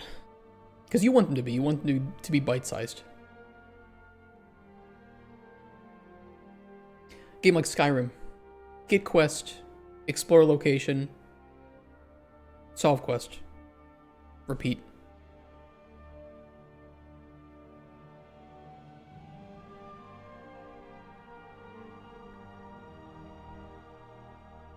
I want one more I don't want to put Genshin.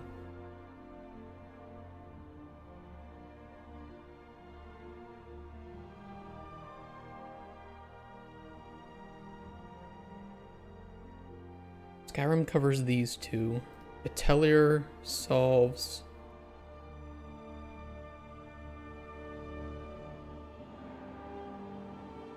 Well, I mean, depends on the Atelier game. Some of them do have life sim activities, but not very many. GTA 6.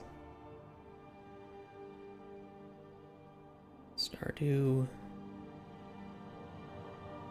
These two. And people on there, the team?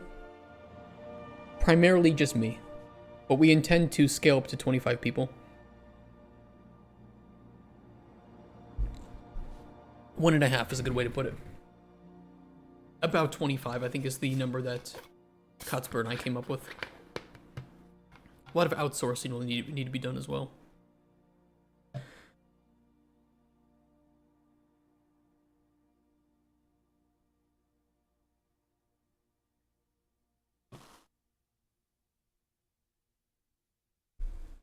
Which should hopefully save us money.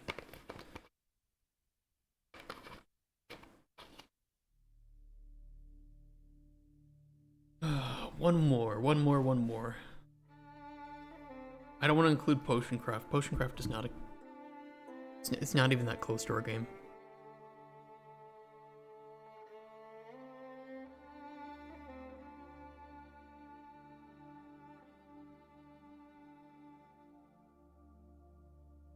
You're into product marketing? Well, you're definitely you're definitely in the field where we find the most difficulty is finding games that are similar to ours, but we only have one game with alchemy combat. That's good. It's a good thing for us.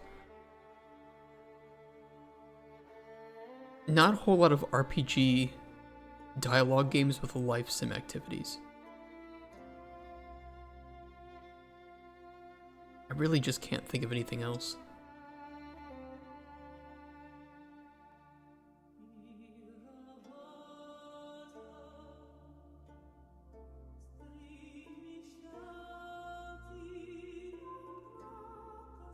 I mean, maybe that is a good thing. What can I say? Maybe we fit a niche. Now we just have to hope that there are actually people in that niche. Make a Steam page? Nope. No Steam page yet, because we are too early for that.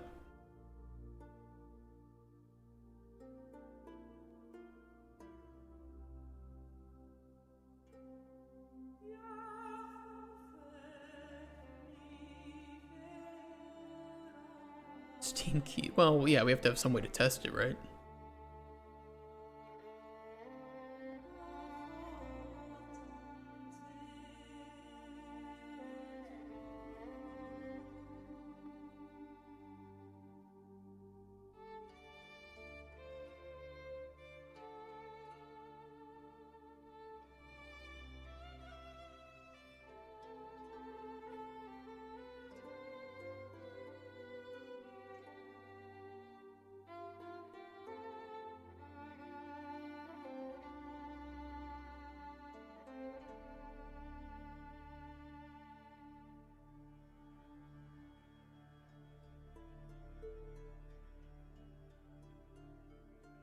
It's kind of big.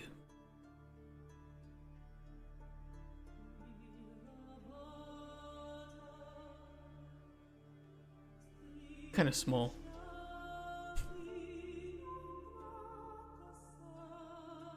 I'll make the background not such a travesty on the eyes. There we go. That's better. Dark mode.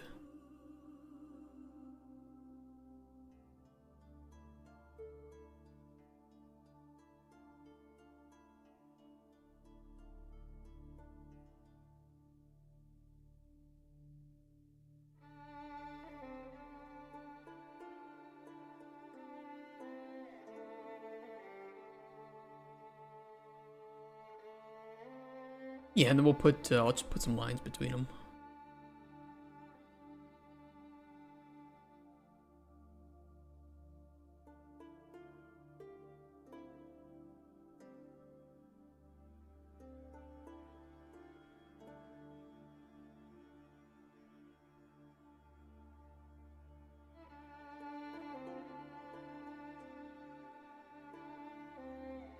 Ooh, that's pretty big. Hold on.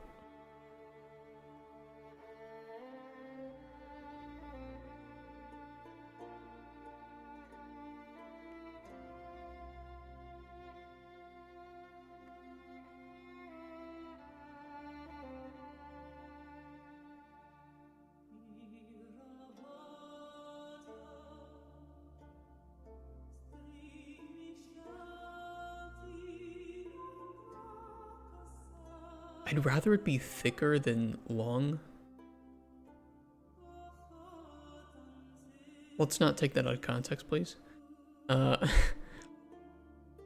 me try to save some space here. Well, fucking hate type tools in Photoshop. I'd have to make them separate. Separate but equal.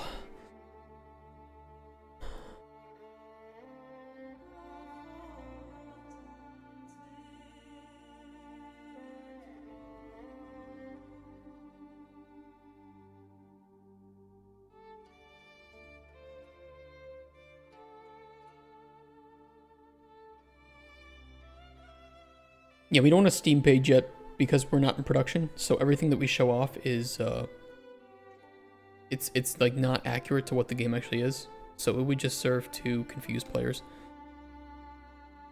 Vertical slice is where we want to go and have a Steam page.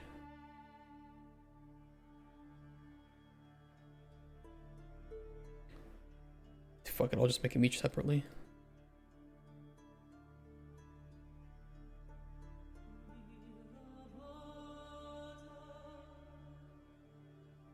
So slide gonna be? It's going to compare other games to ours in terms of the mechanics that are there, to help show why our game is actually different.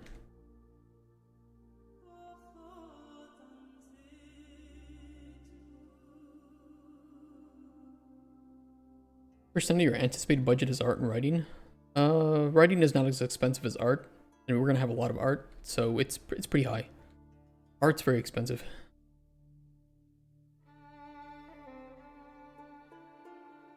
Is what it is.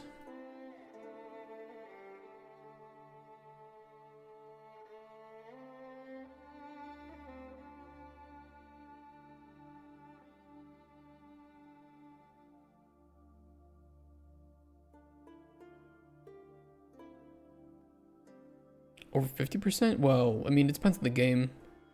Of our game, I don't think it'll be 50%, but it'll be a big chunk. But that's including everything that's part of the art team, right? So, you know, animations, tech art, 2D and 3D. Think of all the icons we have in the game, or UI elements.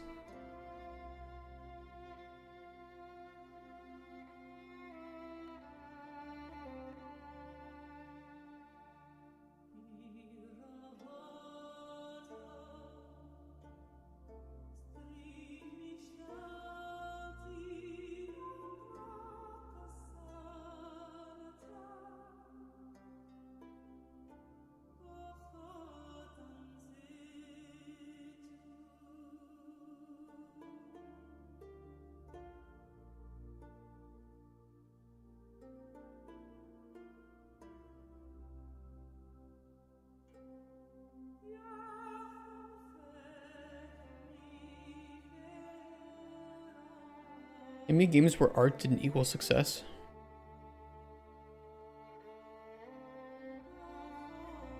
A lot of them. South of Midnight came out recently. I doubt that that has reached sales goals, sales targets. Oh, you mean like that, where... Wait, what do you mean by art didn't equal success then? I think I misunderstood.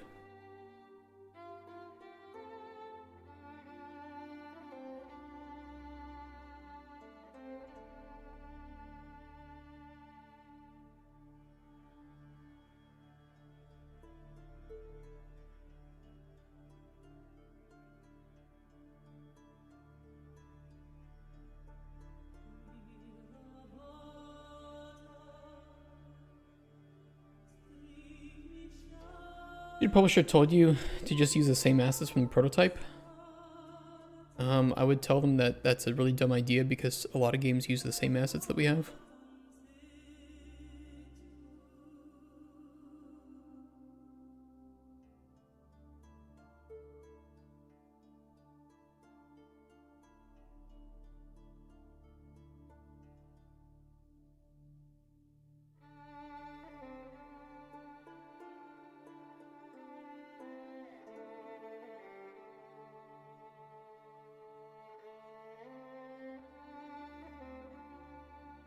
Technically, we need to fit 5 games in here, so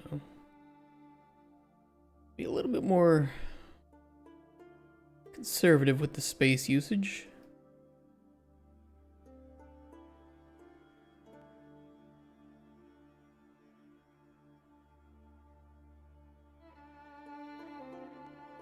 Good enough. Mega scans from Quick so they're dumb to use? No, I don't think so. Wouldn't 2D platforms be less costly and be an example of this? What is the what do you mean though by art doesn't equal success? You mean like games that don't look good but are very, very successful? Well, games where graphics of the games are fully developed from all sides because the artist tried incredibly hard and also proper use of technologies at the same time when the game was made. Okay, so games where like you have really good art but are just shit. Yeah, there's plenty of examples. AAA loves doing this. AAA will gladly shell out hundreds of millions of dollars on high quality art and then forget that they actually needed to hire people to think about the game's mechanics. Happens all the time.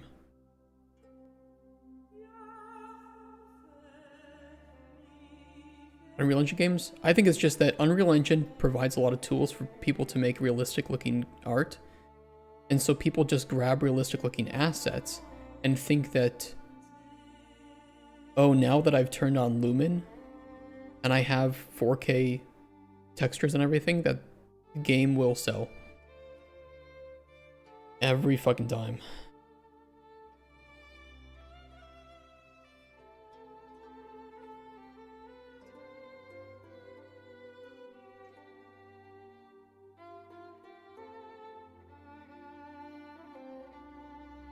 The fuck, stop highlighting everything.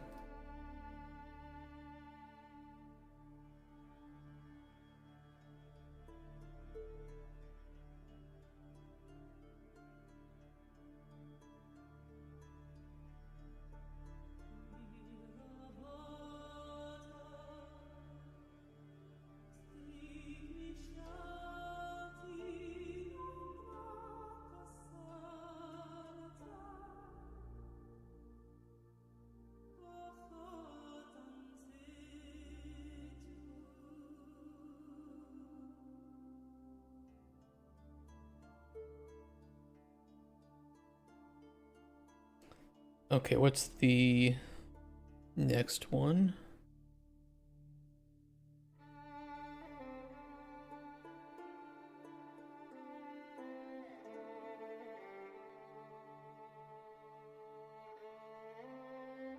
I don't even know why I'm including this.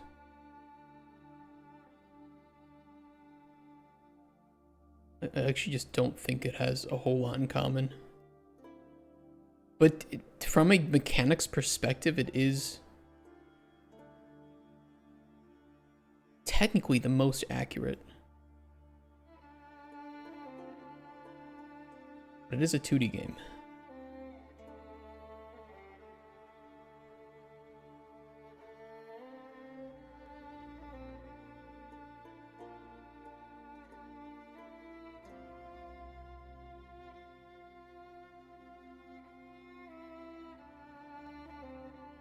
Okay, I just need like some generic,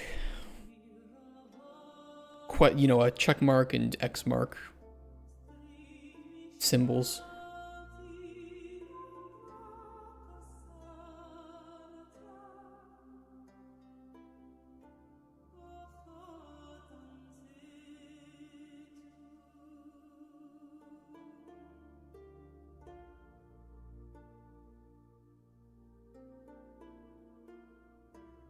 It's ChatGPT to draw them. I think we're okay. I think we're fine. I think I'll find something. I'm gonna steal it. Fuck it. Does this have the white background? No, it doesn't. That'll work.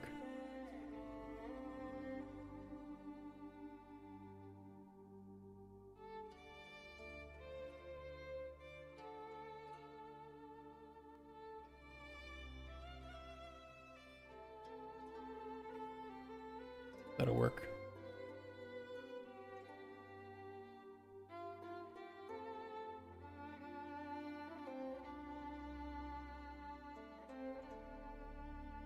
Okay, that looks pretty good size. A little pixely, but it is what it is. Okay. What do we got here? Well, for sure, magically, Cauldron Chronicles does all these things. Isn't that crazy?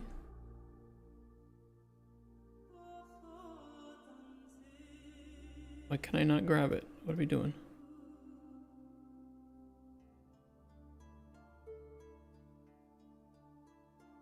Stop it.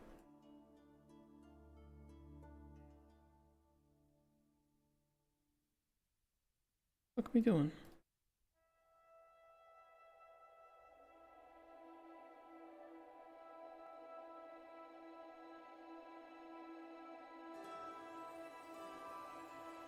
Well, I'm gonna reload that.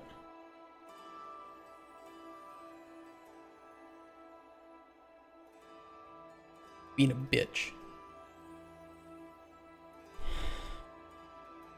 You know, like the different name sizes? There we go.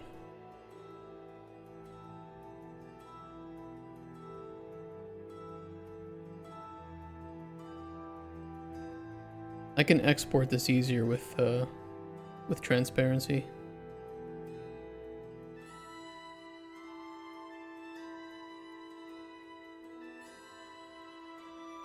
Okay, Skyrim does open world discovery. Tellier series also has this. Honestly, I just don't feel Potions of Curious Tale has that much of it, but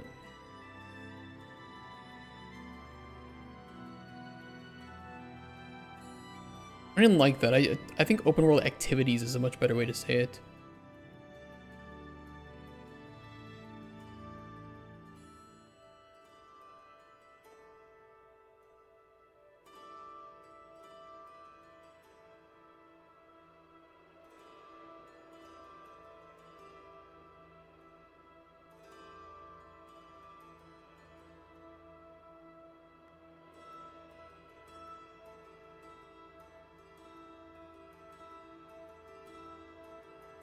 Does the Tellier series have that much RPG dialogue, though? I don't really think so.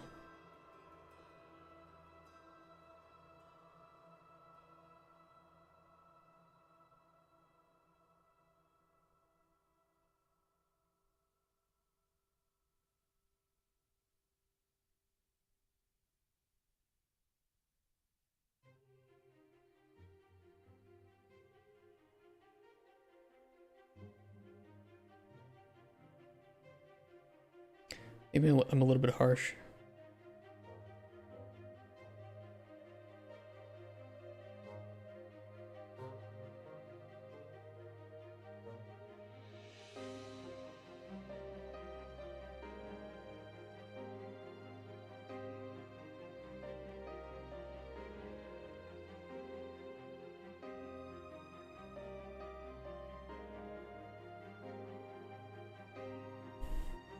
Just share what kind of assets you bought, or is it forbidden?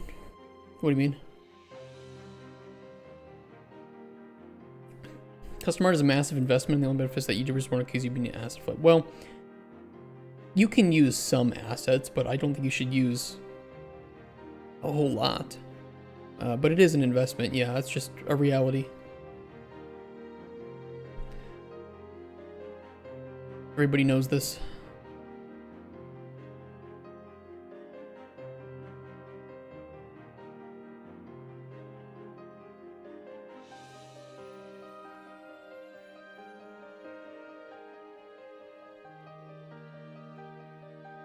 Thank you for the white background. I appreciate that.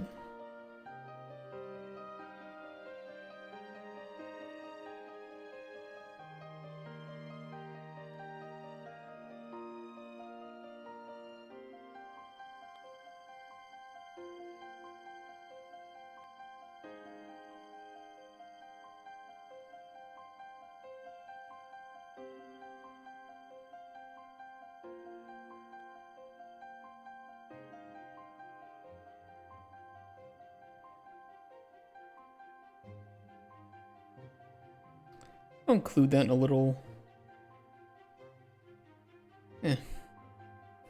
Green does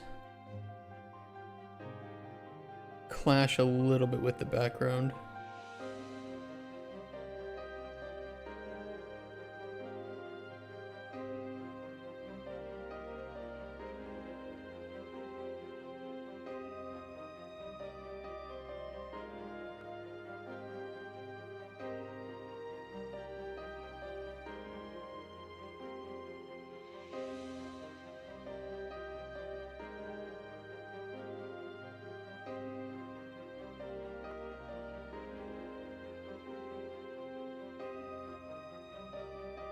I'll do an outer glow on this. Which one is this one?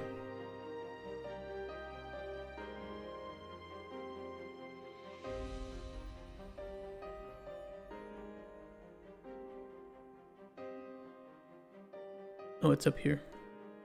It's just not very big.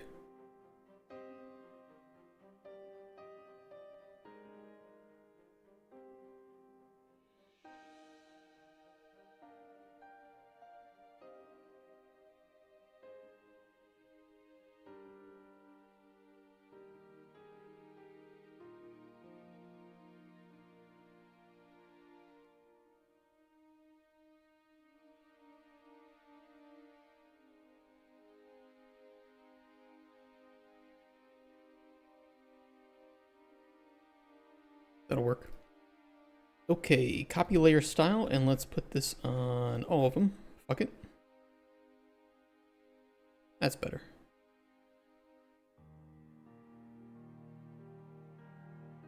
Although for some reason this one looks lighter than the others.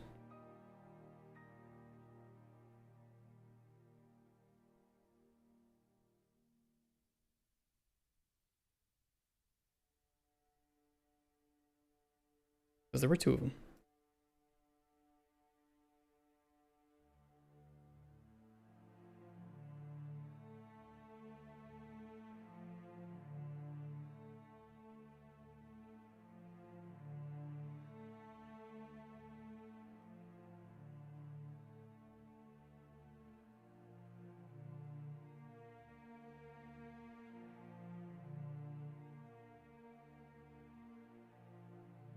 Better.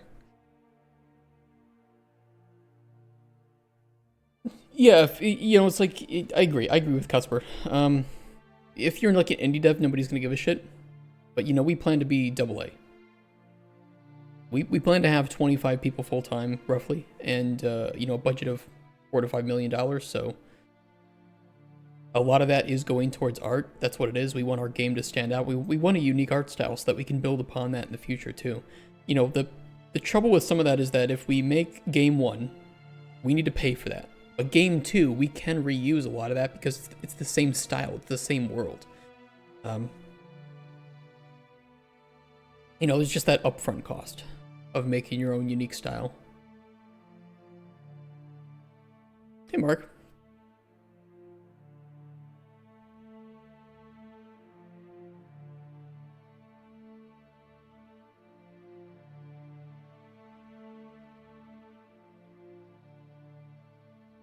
I actually don't think Skyrim has a whole lot of life sim activities. It does with some of the DLC, but maybe I'm also giving it a lot of credit for the modding. Well, with the newest editions, you do have like the fishing. They pulled that from a mod. So there's more life sim activities in Skyrim than there used to be.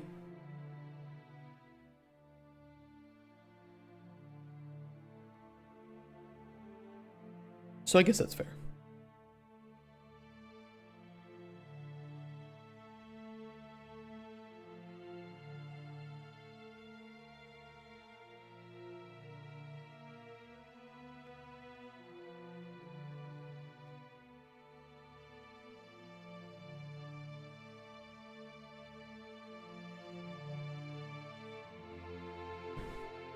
Ow. Yeah, the problem with I agree. The problem with stylized is that it's there's so many different styles, but realistic is realistic, and you can combine a lot of realistic looking assets pretty well together. But if you try to find stylization that meshes well together, you're not going to do it. You'd have to get something by the same, you know, art studio or artist. RE 8 used assets or assets for most things. Resident Evil 8 used store assets.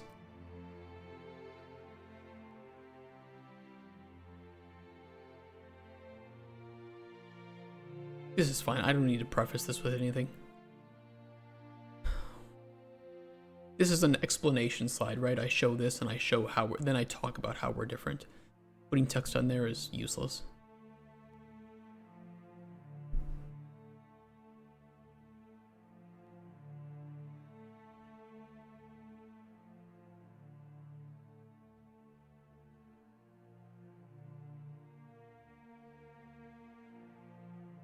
Yeah, I'm gonna include Dark Messiah.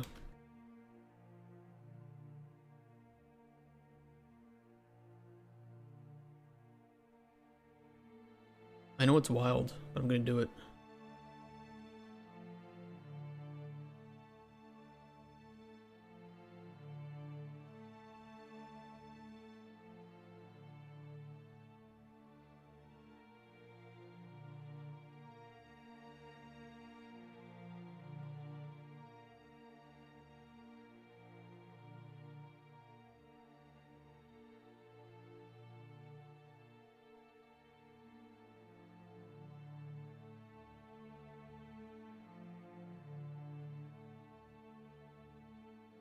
It's not the assets, but how you use them.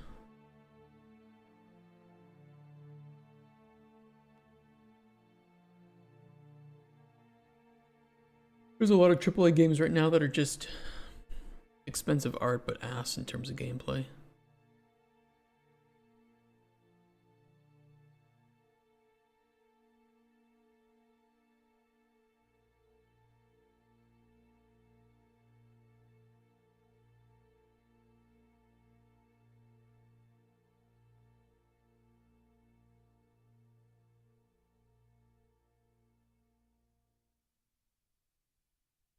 Dark Messiah was pretty linear though, wasn't it? If I remember correctly. I haven't played Dark Messiah in ages.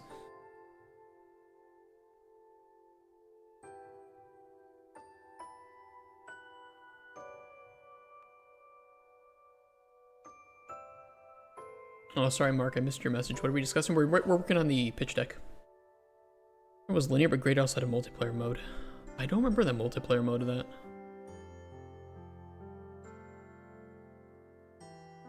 But as far as inspiration goes, I think this is pretty fair. I think Dark Messiah is definitely an inspiration for interesting ways that you can use physics and different effects.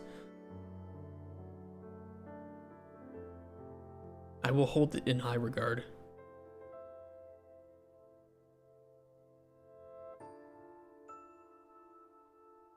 Game of spot the assets in games. Quite a few games over the years have used them. Outer Worlds made heavy use of mega scans with no customization.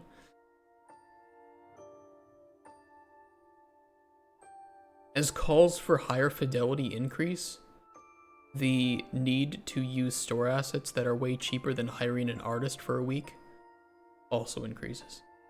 And you know what? It's way easier to pull in a Quixel Megascan that you got for free that looks pretty damn good from Fab than it is to hire an artist at like $250 to $300 per day, which is the going rate of a AAA artist, just to be fair.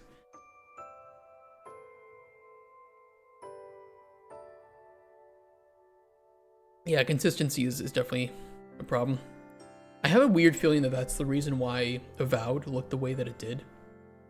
Which I really was not a fan of the way that Avowed looked. It was this weird mix between stylized realism, and I feel like it kind of came off as uncanny.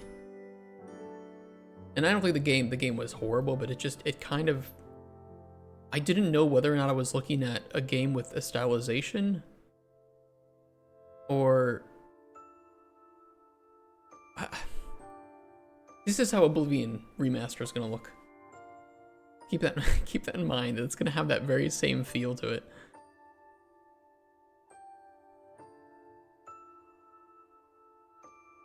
The assets were very high quality though, in Avowed. I will say that. The game ran very well and it had very high quality assets.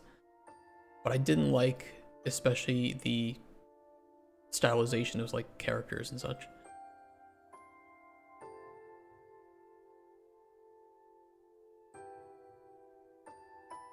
Weird game. Yeah, we're gonna watch the Oblivion thing on stream. So if you guys are sticking around until that time, I'll pull it up. We'll watch it live.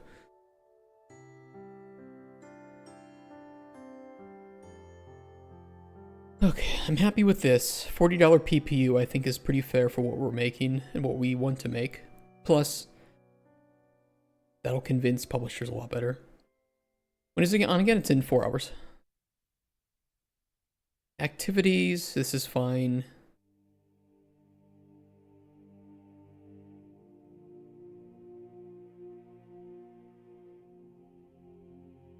This is fine. I'm not going to read this off, you know, word for word. It's more going to be like me pointing to me like, you know, we want handwritten characters. No AI. We don't want to have randomly generated characters. These are characters with their own unique stories, with their own unique lore and feelings and thoughts and goals in the world. And then I can move on to the next one, you know?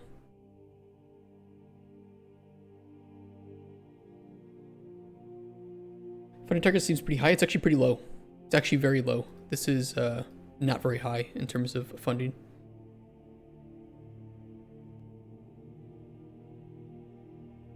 Say we love AI. If you want randomly generated quests, we do have the tasks in game, so there is that.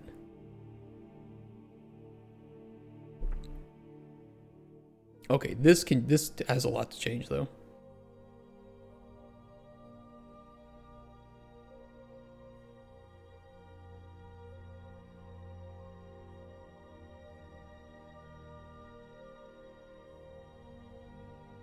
Put China DeepSeek. And people can use Fire and just use AI for everything else. I'll say that I can use AI to do your job.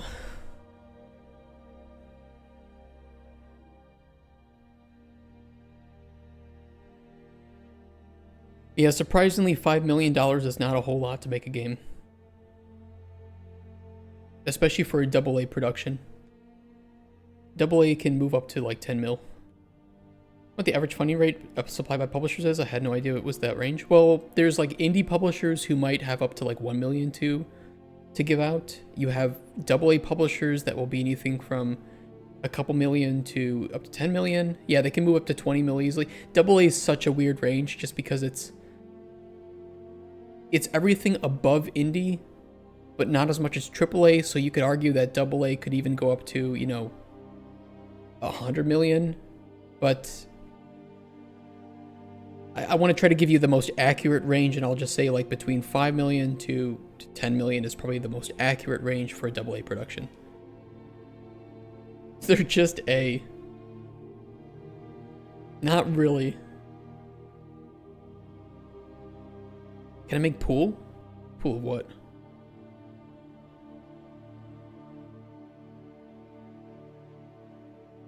Oh, a poll?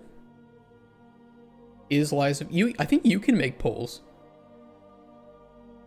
I don't know how. Yeah, mods can. You can learn how to make it.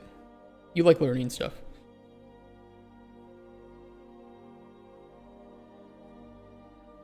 I'll show you what the budget from last year was, and this was, you know, this hasn't been updated for a year, so keep that in mind.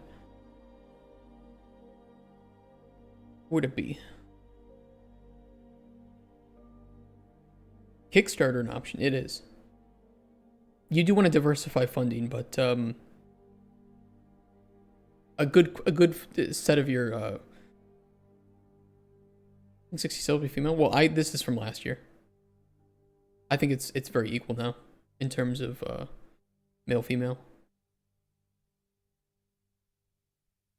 which aligns pretty accurately with RPG games in general. RPGs are one of the most equal. How the fuck is it?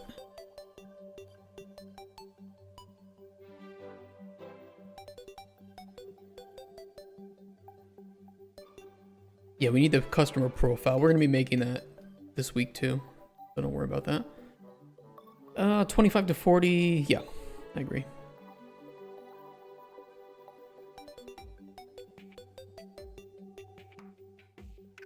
Older people.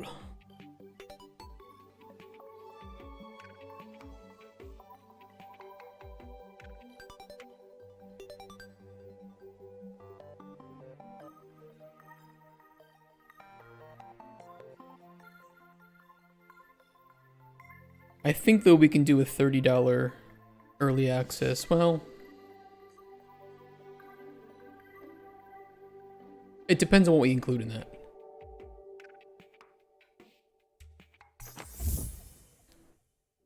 Rezo, thank you for the follow.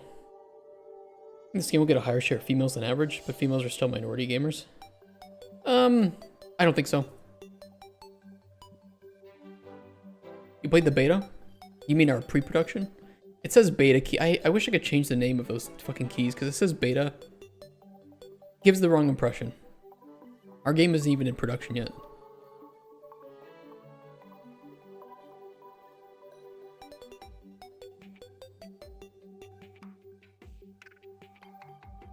What type of game is Lies of P? There's our poll.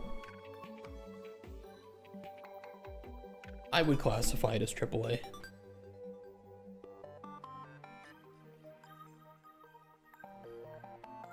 I would. What do those words even mean anymore?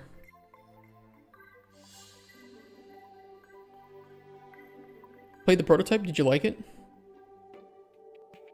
I know there's still some issues that we need to fix up. Cosper is going to work on adding some spawners for enemies and creatures.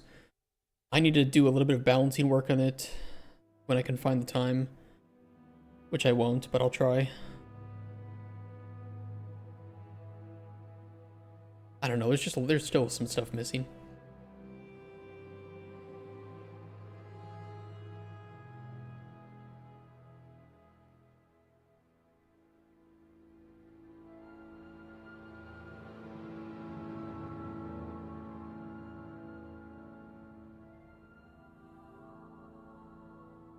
Well, if we can find some...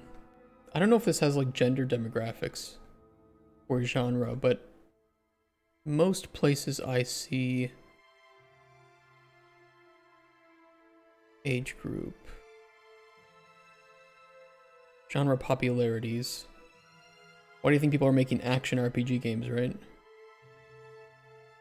You can see it there. RPG is pretty much equal, as you can see here.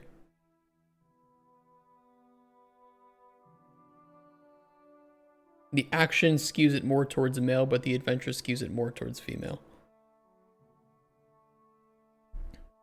Which is why I think when it all comes down to it, it's primarily pretty much equal.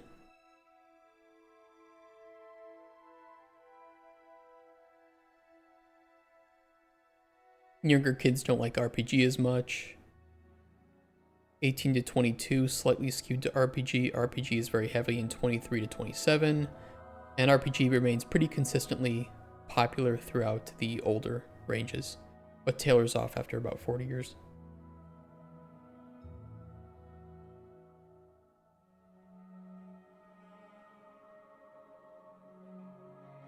The old people like casual. That makes sense though. So that's why I think that our game as a mid-core RPG game, really just kind of fits within that mid to late 20s to 40s, split between male and female. Which is a pretty big audience, to be fair. It's a very, very big audience.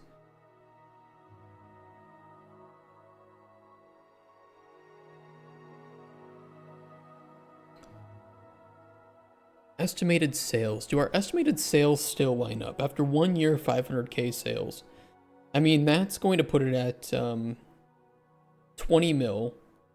After Steam's cut, we're looking at 14. Which for a 5 mil funding and probably another 2 mil spent marketing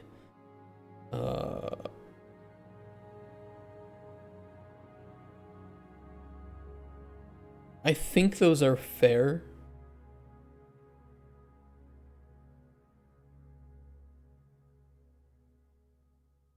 I think those are fair.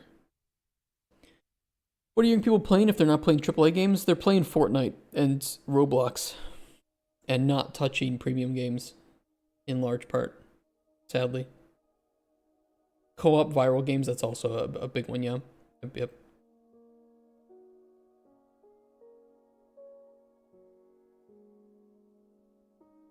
They're playing whatever the streamers are playing.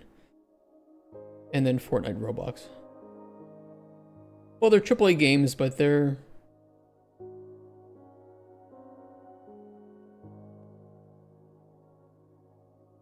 ecosystems. I think Fortnite and Roblox should be considered as ecosystems.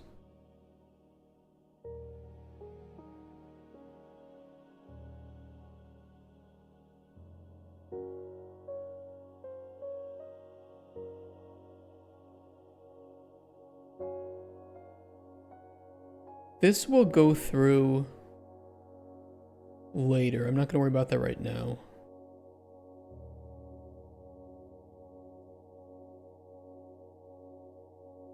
We can get some new images, though. That would be nice.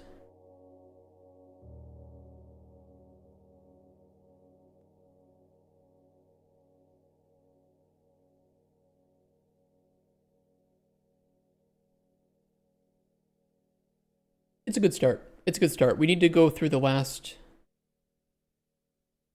bit too.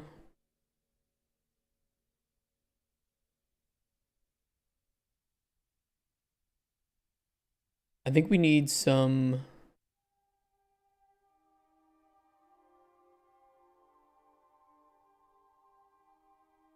We'll need a slide for the budget, in my opinion.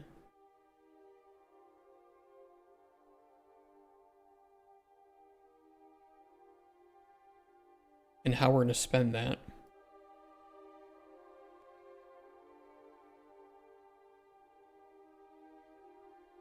What is zero bug policy? How are you doing, Thano? A zero bug policy is a way of production that we focus more on fixing bugs immediately after implementing a new feature than jumping onto the next feature. So our polishing phase can focus primarily on user experience and the bugs that fell through the cracks that we didn't notice. And it does mean that our general production of features is a little bit slower, but it also means that by the end of certain milestones, we have a much more stable release, and our backlog is very trimmed down. So it's like programmers make a feature and they immediately test it, and they do thorough testing of it. And they fix the bugs right then and there, and then we jump to next feature. It's one thing you would see AAA games change, or you think that is more of a consumer problem. There's a bit of both. I think AAA games just need to be less expensive. The moment games become cheaper to make, the moment that they can start to take risks, and they won't have to cater to such a large audience, meaning that they can be something riskier and more interesting.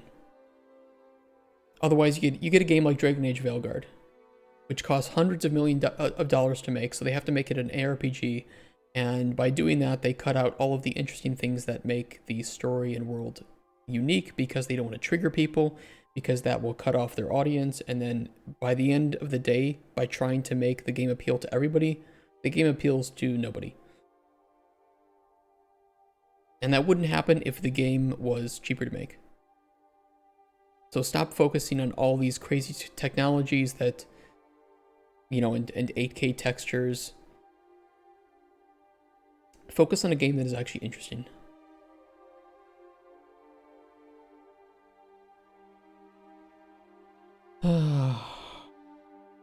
Yeah, we need one for team as well.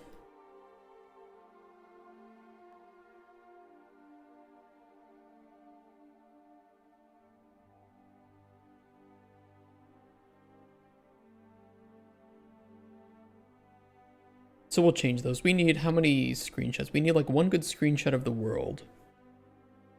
of something.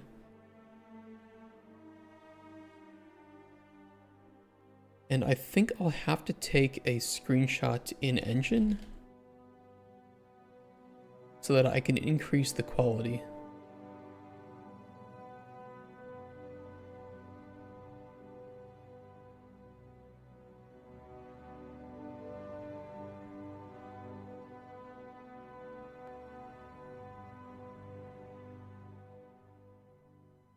You can take high-res screenshots in Unreal. And because this will be printed out on paper, I need the higher res version of that.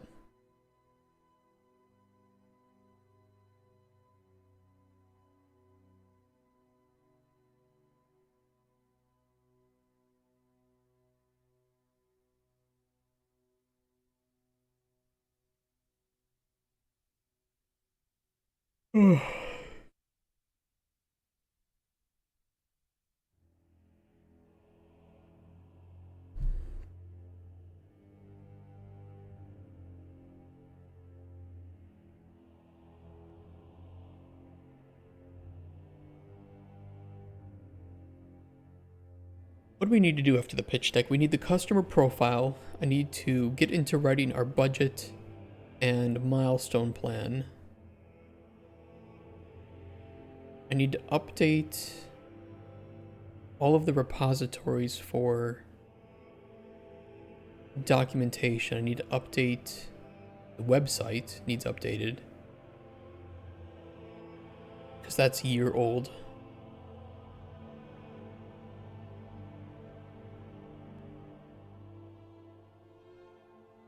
31% of Steam users are female. Well, that considers the fact that we will get an equal amount of people on Steam. Like, we will randomly be picking on Steam. If you randomly pick users on Steam, you will get 31% female.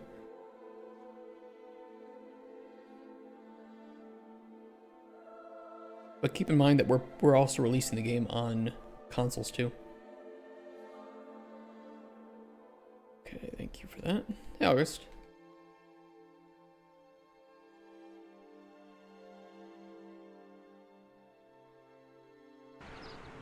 I don't care about...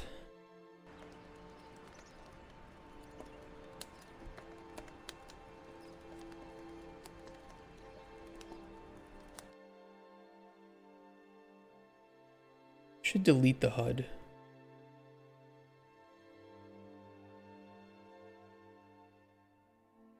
I think high-res screenshot will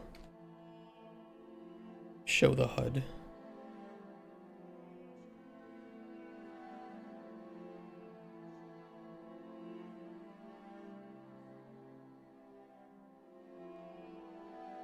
I'm gonna see though.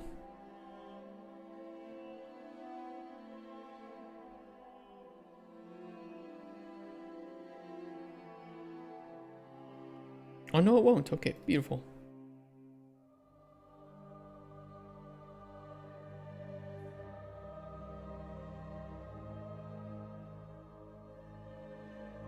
Awesome then, I don't need to worry.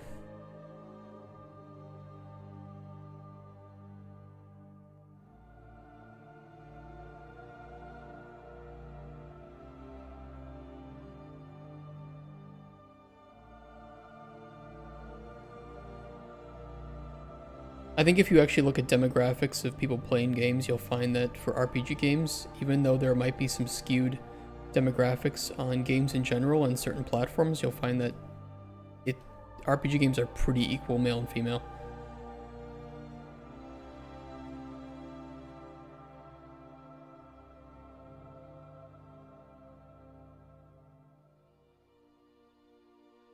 I always like this shot.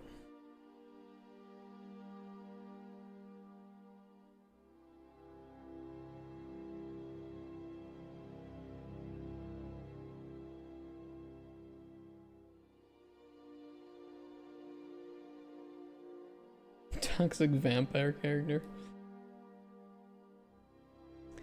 Not a bad thought.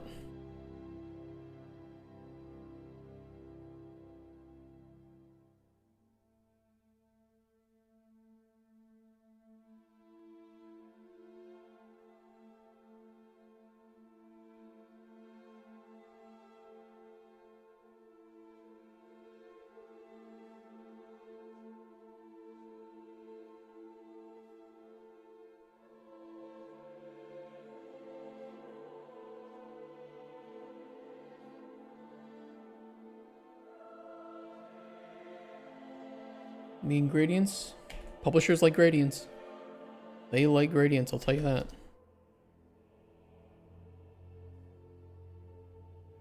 If you don't have $5 million bucks, I'm not pitching it to you.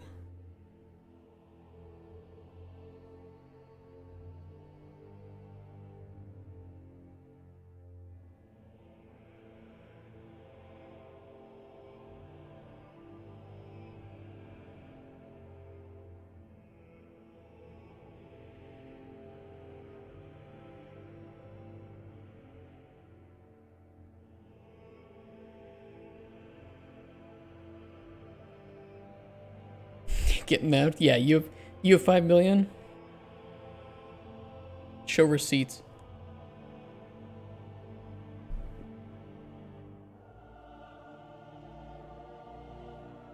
I'm okay with that.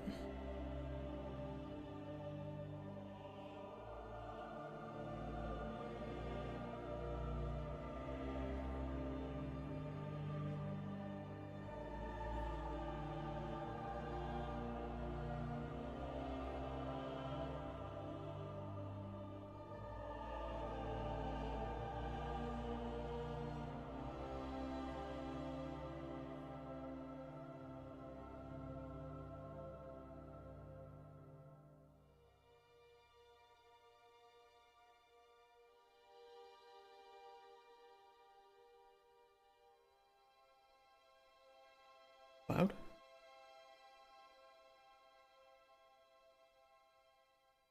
Just looks weird from the image. That's fine, whatever. Don't care. Didn't ask, don't care. I like the picture of the piggy in the background. Weechsoft, thank you for the follow. Sorry, I had a window over, so I had to minimize that to see it. Thank you guys for all the follows we get. Every little bit of metric helps to convince publishers. Ugh. Okay, there's a few things I need to do here. I gotta set up the scene.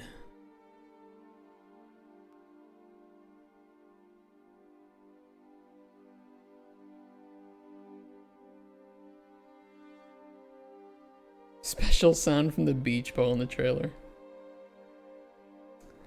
Sir, do you not want me to get funding? Is that your goal?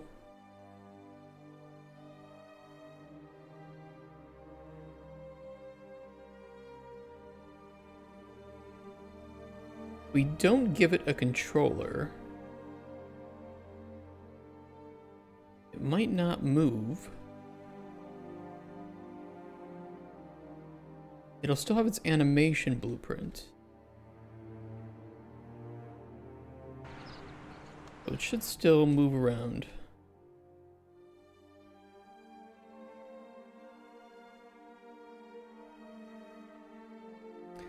I'll delete some of the grass from it too. How much percentage do you expect to give away in exchange for funding? Well, as we don't have regular investors, I can get away with giving away a little bit more. I'd like to do somewhere around 30%, but I think that it'll end up being a little bit higher. But because we don't have any investors to repay, if we meet our sales target of 1 million copies at 40 PPU, you know, we're looking at 40 million minus 12, 28, minus some taxes, 25, split between two. We're still walking away with over 10 million if we split the money two ways there. And the 10 million will be able to afford us the next game and even a bit more. So if we can meet sales targets, we're going to be okay. UE5 is 5% at that point, so 10 million is still a solid number if we have to split 50-50.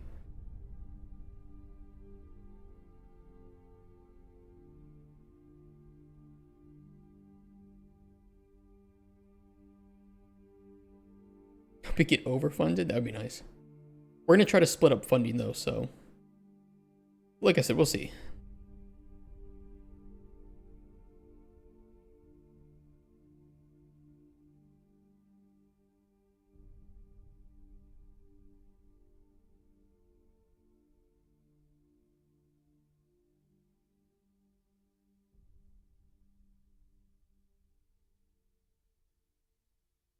Seems like a lot of risk. It's not that much. 1 million copies is certainly ambitious. Yes, it is. Yes, it is. That's why you make a good fucking game, right? I'm not making 2D platform over here. Metroidvania.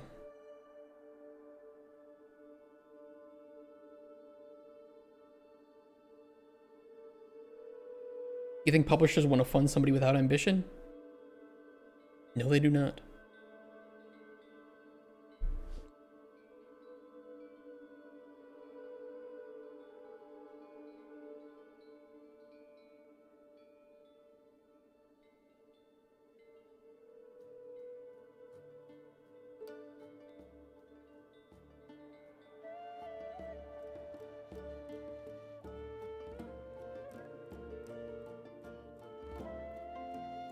You'd be surprised. Taxes are on net, so you can write off employee salaries on taxes, which is where most of our money is going to be going.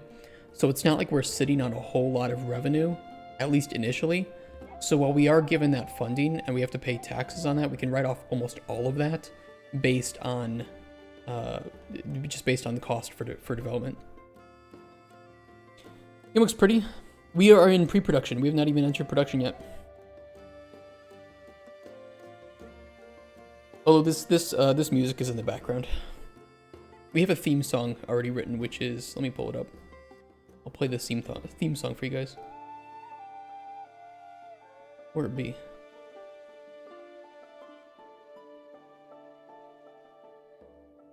I'm gonna find it.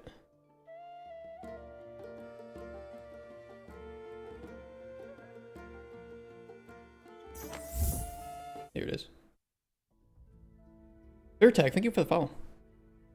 Like to be fully funded. I don't see investors going below 60. You'd be surprised.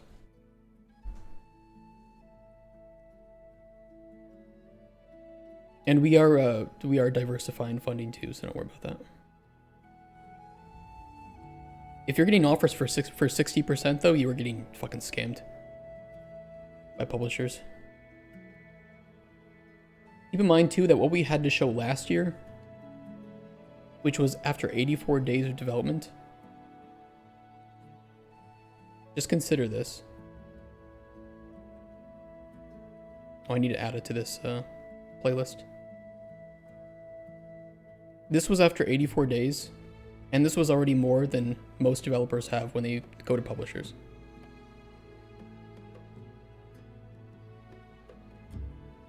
We're 1 year later than this. This was May 14th. And we've added a shit ton of mechanics. How many people are working on this? 1.5. But we plan to scale up to 25 people roughly full-time and then outsource where needed to accommodate that. God, the bitrate was horrible for this recording.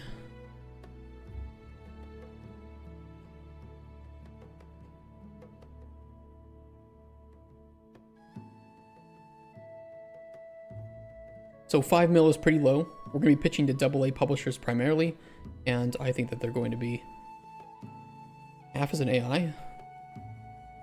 No, it's my colleague who has a full-time job. We have no AI usage in our game. None. Why can't I replace that image? Fuck.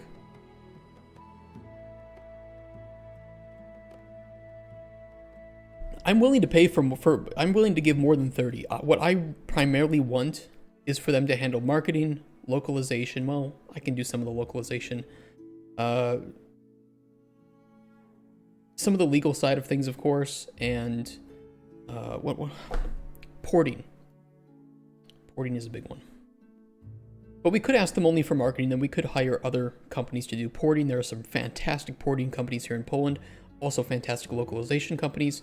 So if we want to sell the publisher a deal for just marketing, we can, and then handle porting and localization on our own.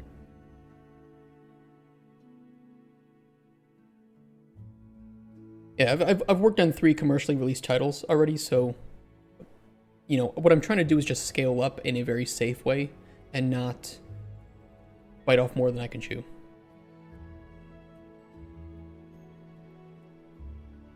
It's a cute photo.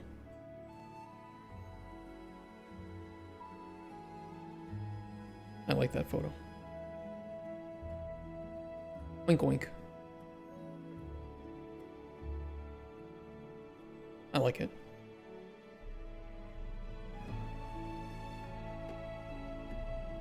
This is our main theme song, by the way.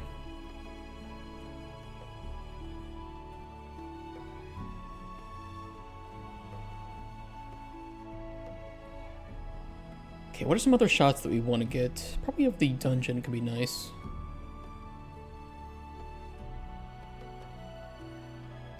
Be at nighttime.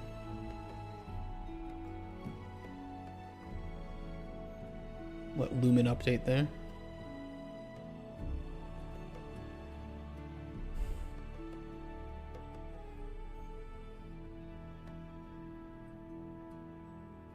Say I because you want all the credit. I try not to say I because it just isn't factual.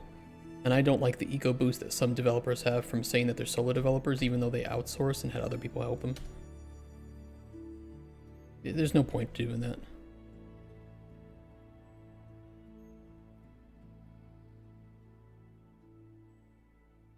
I just want to estimate you need $5 million to fund this. A combination of the features that you have, the level of quality that you expect, the scope of the game, how many, like NPCs we want to have, how much it might cost to make one NPC. It just, you have to add it up over and over. I know I haven't made the budget spreadsheet this year, but I'm estimating $4 to $5 million. So this will get updated when I have that better number. But last year was about $3 million, and I'm expecting that we'll boost it up to $4 million.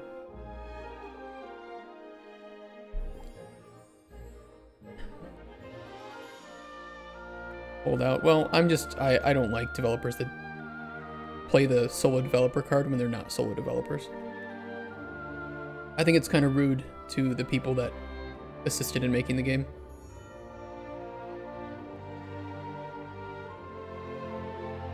And hours required for tasks adds up very quickly. It really does. It really, really does. Salaries are expensive, especially if you want to pay people well and you want to get good workers. I could hire juniors and regulars, make a shit game, pay a lot of money, have to take a lot of investment, ruin my scheduling, be one year late to the production, and only sell maximum 100,000 copies. Or I could actually put the thought and care behind the budgeting and the planning and get people who know what they're doing so that I don't have to micromanage them, pay them well so that they feel happy, don't overwork them so that they aren't burned out and have poor health, and make a game in a reasonable amount of time that actually pushes the market forward in some way. That's the goal. It's hard work, but we can do it.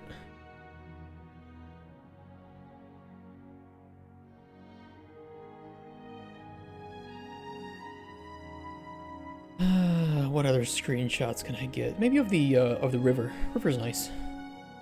We'll get some underwater screenshots too, because I think underwater looks pretty cool.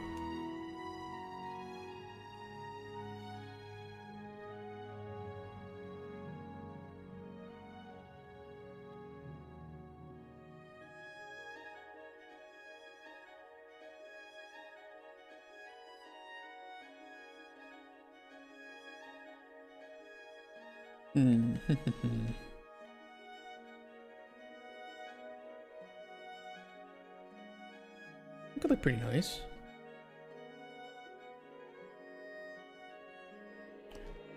This is Skyrim. The song. Okay, yeah, the song is Skyrim. Yeah, I'm just listening to my streaming playlist in the background.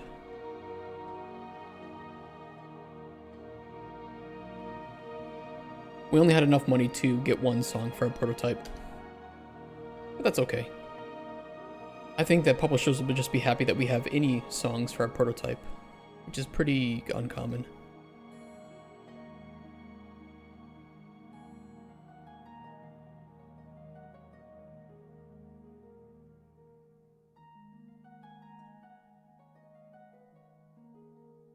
Yeah, that works fine.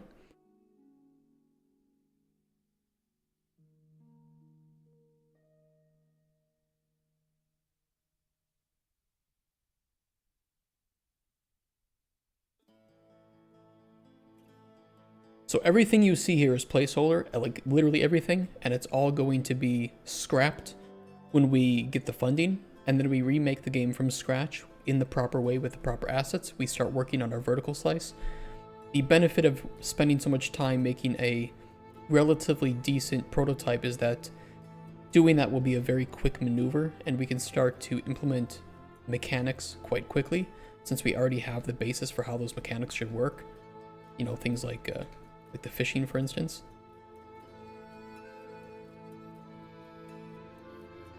We roughly know how it should feel, how it should look, and we can just jump on implementing that properly with the right assets and feel to it.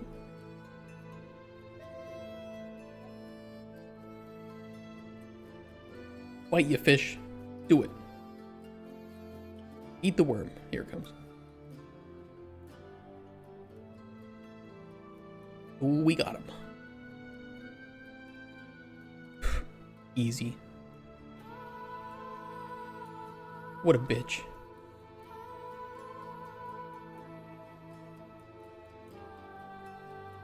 Okay, where's our next screenshot that we want? I like the little fairy ring in the tower. Looks kind of cute. A little bit hard to see though.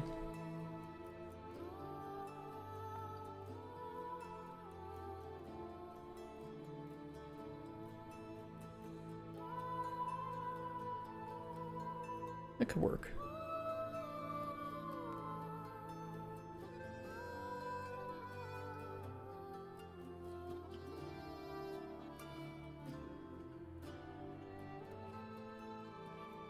There's publishing deals weren't secret, so I could actually assess. Well, you need to budget your game first before you know how much to ask for.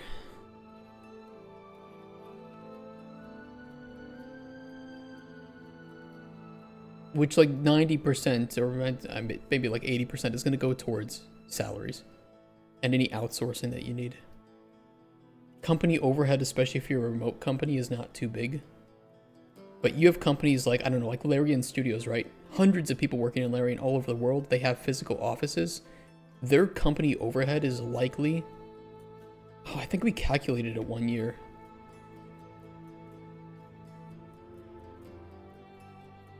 I think I estimated they're spending like 25 million or 20, probably closer to 30 million now with the increase in team size per year or something. That doesn't sound right.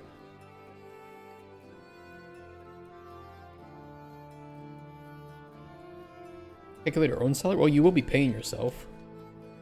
You're working in a team. At least they have 470 employees as of 2024. I mean, just take a look at this. 470. Average salary of, let's say, 60,000.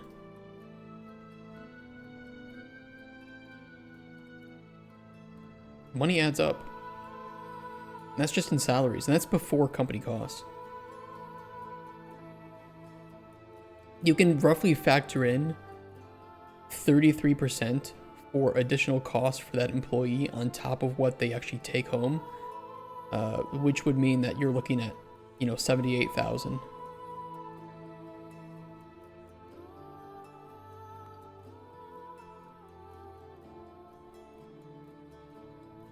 Game takes 5 years to make.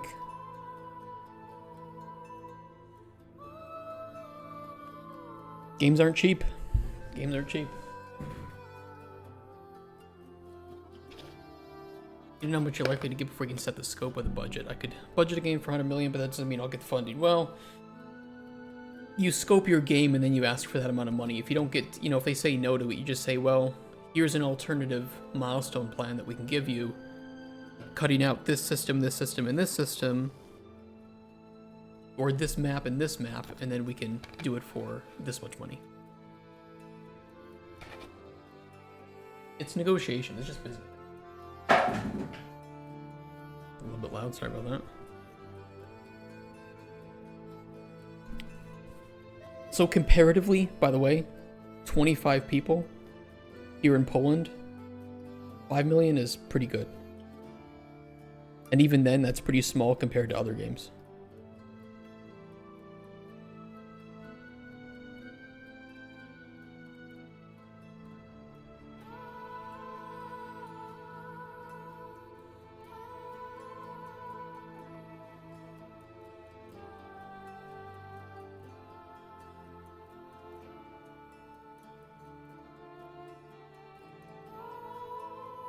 many backgrounds do we need?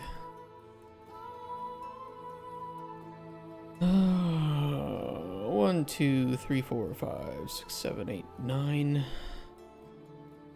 Okay. We'll get some shit. Maybe I can get one from up in the tower too.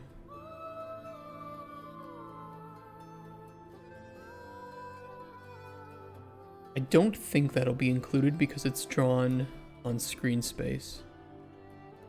It might be okay. Although I'm not going to get that side anyway. I'll get over here. Looks better.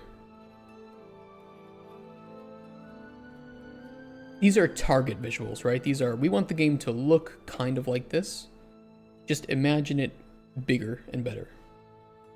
Because they're going to be asking, well, how do you plan to spend $5 million? You know, I can be the jackass and I can say salaries. But really they want to know, you know, where is it going? How big is this game going to be? What's the rough scope of it? How many biomes do you intend to have? What's the size of a biome? How many mechanics? How much content in the mechanics? How many NPCs? How much does one NPC? Very fast. I hope not.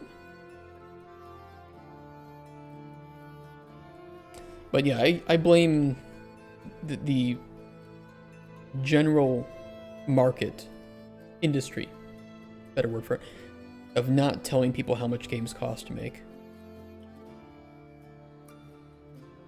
There's a lot of secrecy behind all that. And it is kind of annoying.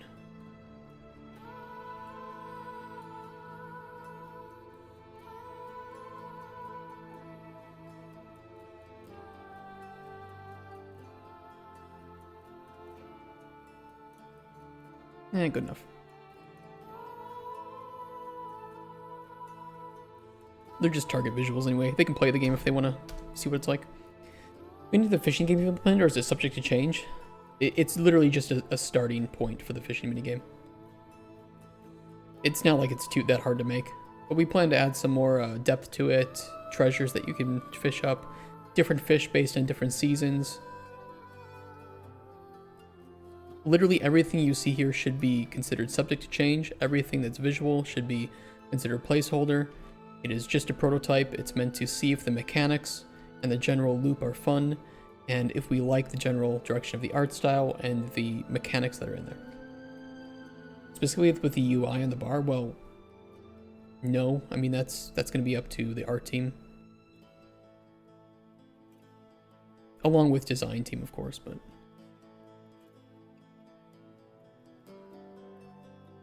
you know what I mean.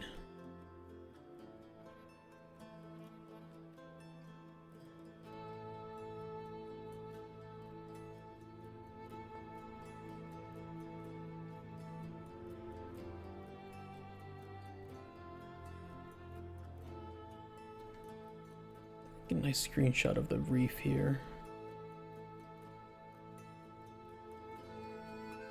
What will be my day-to-day? That is a very good question, and actually that is one that publishers will ask. For sure, because they'll want to know what I plan to do. My plan is to hire people to handle the business side, and I will be day-to-day creative director. And game director, because we're only going to work on one game at a time, right? So somebody else can do the bullshit numbers and paperwork, legal shit. I want to be in there with the team in the trenches.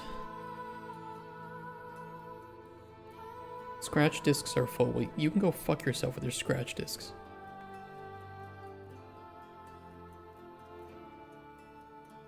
How do I change the scratch disc? You're using the C drive. Why are you doing that? You're stupid. Don't use the C drive, please. Are you dumb?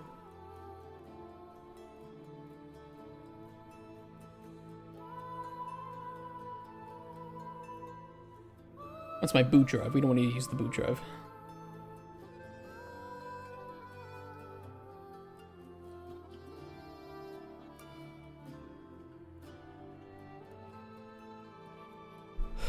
Don't open that.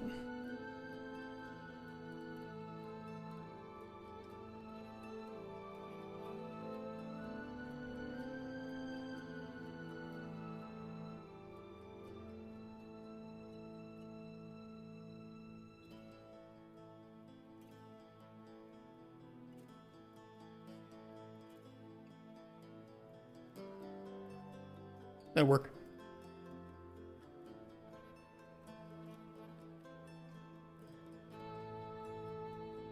I don't know how well some of the nighttime scenes will look if we get screenshots. I think they're going to look pretty shit, especially when printed out. They're going to be darker. We need to be a little bit careful with that.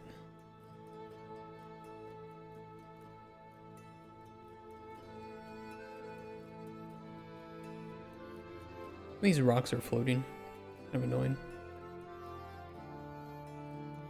Won't fix. Play makes something looks horrible. Are you dumb? Well, we will have a very honest team. You know, I'm not gonna say we're gonna say things are dumb, but we might just say, yeah, I don't like how that looks.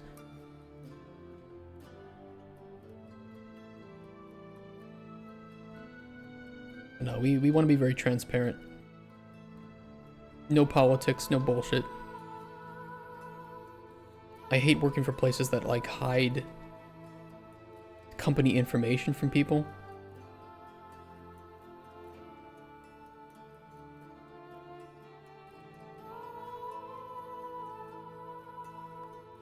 Better grass rendering distance.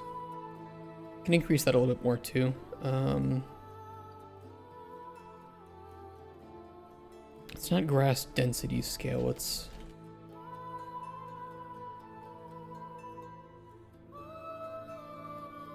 Is it density scale? No, wait, it's cold distance scale. Increase that to 6. Better.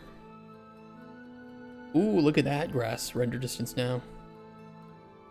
That, my friends, is what nanite can do very well. Even though there's a lot of overdraw, it can still handle pretty decently.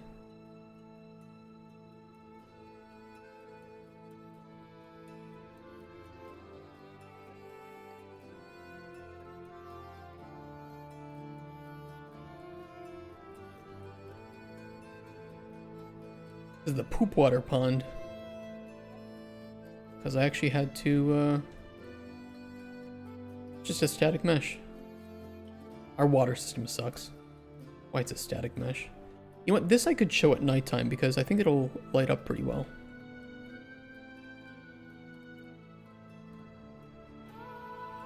Maybe... I boost up the nighttime brightness.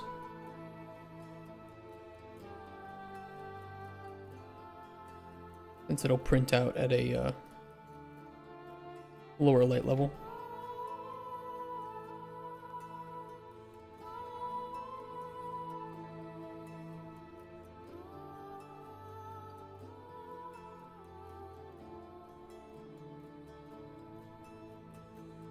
That'll be good with the planet in the background.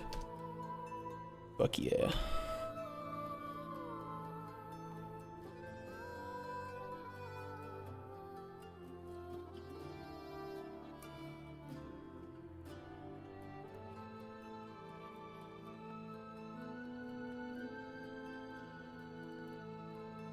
No, I'm not too worried with pitching this year. Last year we were able to convince publishers that, you know, they were willing to give us like 1 mil, but we were asking for more than that. We barely had our gameplay loop prototyped. This year we talk to the right people, we make the right pitch. I don't see any problem.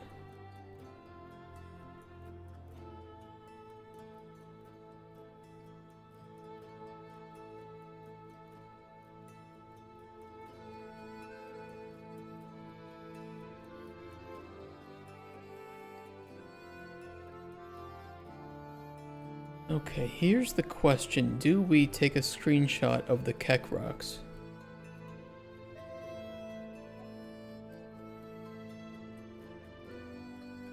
Is this how we suss out the good and bad publishers?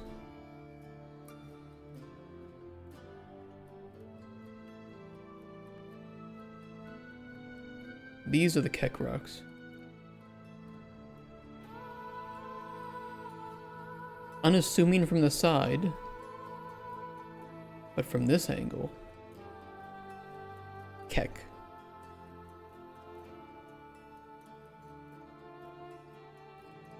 Awfully tempting.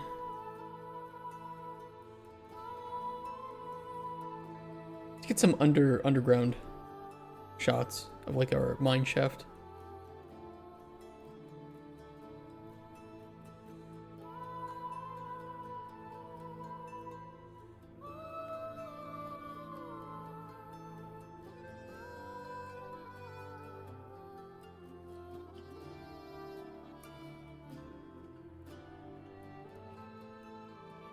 Hey Simon, where's your key? I'm gonna come. You want a game key? I'll get you one.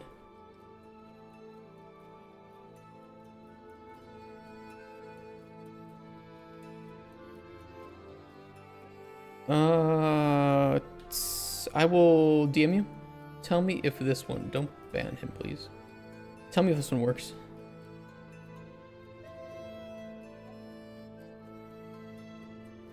If anybody else wants a game key to test the game on Steam, let me know.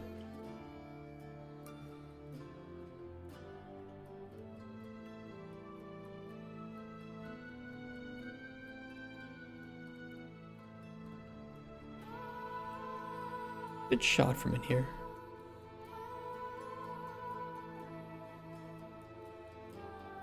Very colorful game.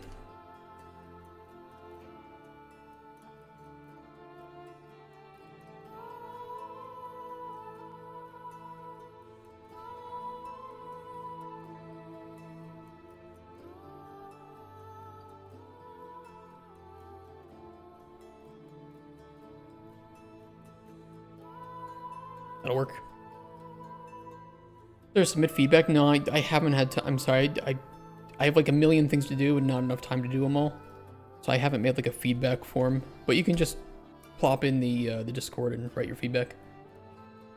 We have a forum for the game, and there's a thread in there.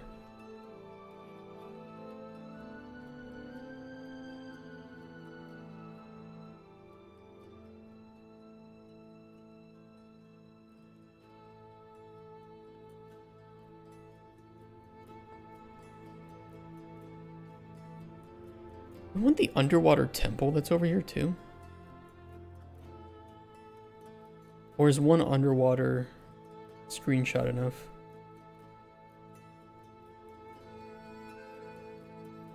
We have snow as well.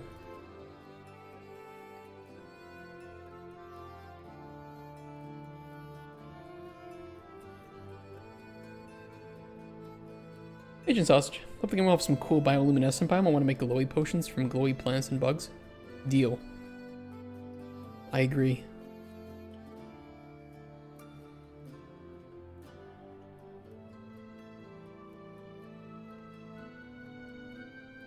I hate these stairs. These stairs are just the right height that they don't match the player's walk-up distance. You like the snow? Ideally, you know, things of course would be not green underneath. That's the plan.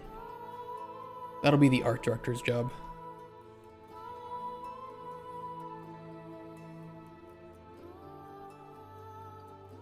Crunchy step noise. Agree.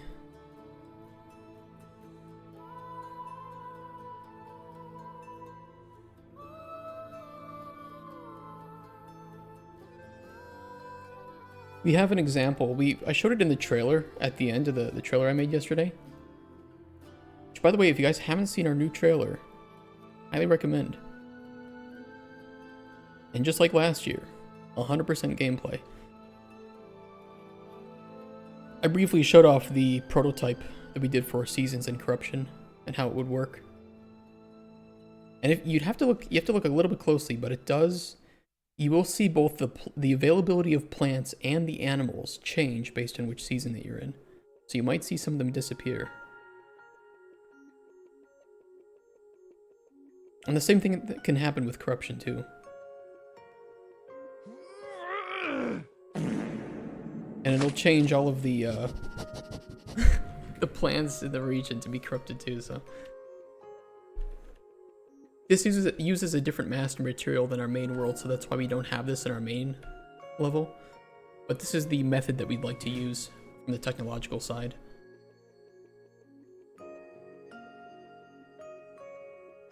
Mr. President, wake up. And then we had some additional prototypes of ideas that also aren't part of our main level.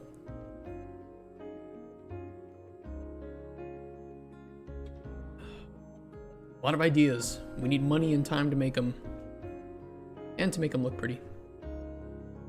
This will be one of the first steps, though, is I want to hire a art director to work on our beautiful corner and our master material, which thankfully should be pretty cheap. So my plan is to pitch to publishers for partial funding for Vertical Slice, and that way we can start to work on the core aspects. So I need a combat designer, a programmer, and a lead artist who can just work on doing the things that I can't do myself very well, which is the combat design and the, of course, anything art related. And that'll be very cheap. I think that we can pitch initial cost like 50,000 US dollars or euros to get that accomplished, which will solve most of our unknowns or things that I think are pretty weak in the prototype. That's the plan. And if we do go for Vertical Slice funding, that will be about like 700,000, 800,000 US dollars, I think. We can do it a lot cheaper than the rest of production.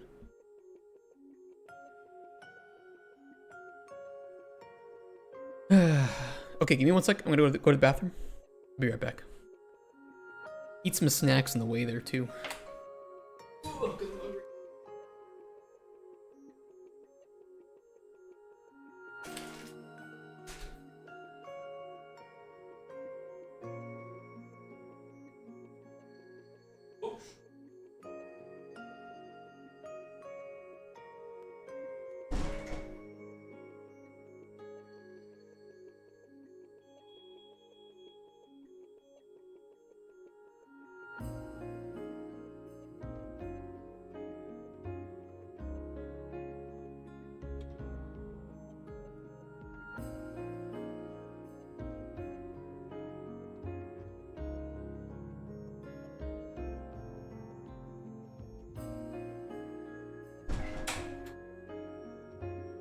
Never mind, somebody's using it.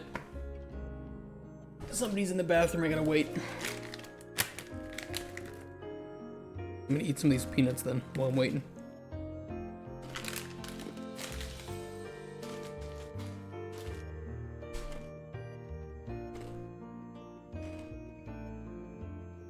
Yummy, yummy.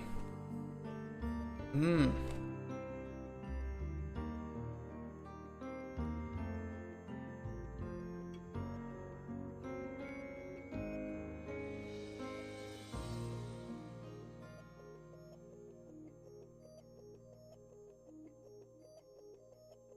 You nutses? What are you, fucking Gollum?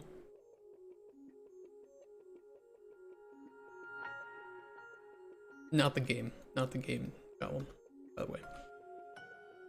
Don't be like the game Gollum.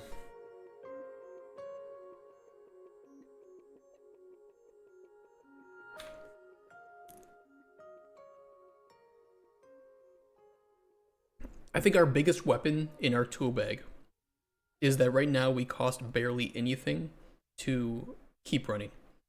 Most studios, especially if they're an established studio, they will already have a team of, 20, 30 people, let's say, for like a AA production or something, that they need to pay in order to keep the game moving forward. 20 to 30 is pretty low too. So, keep in mind that if we're paying here, like in Poland, just cheaper than west of Poland, 30 people times a pretty decent salary of, let's say, average. I mean, if you're paying netto 9,000 average between all team members, you're probably paying about 14,000 behind the scenes as a company.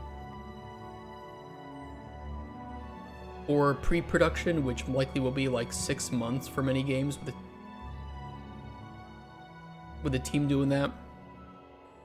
Hey, 420.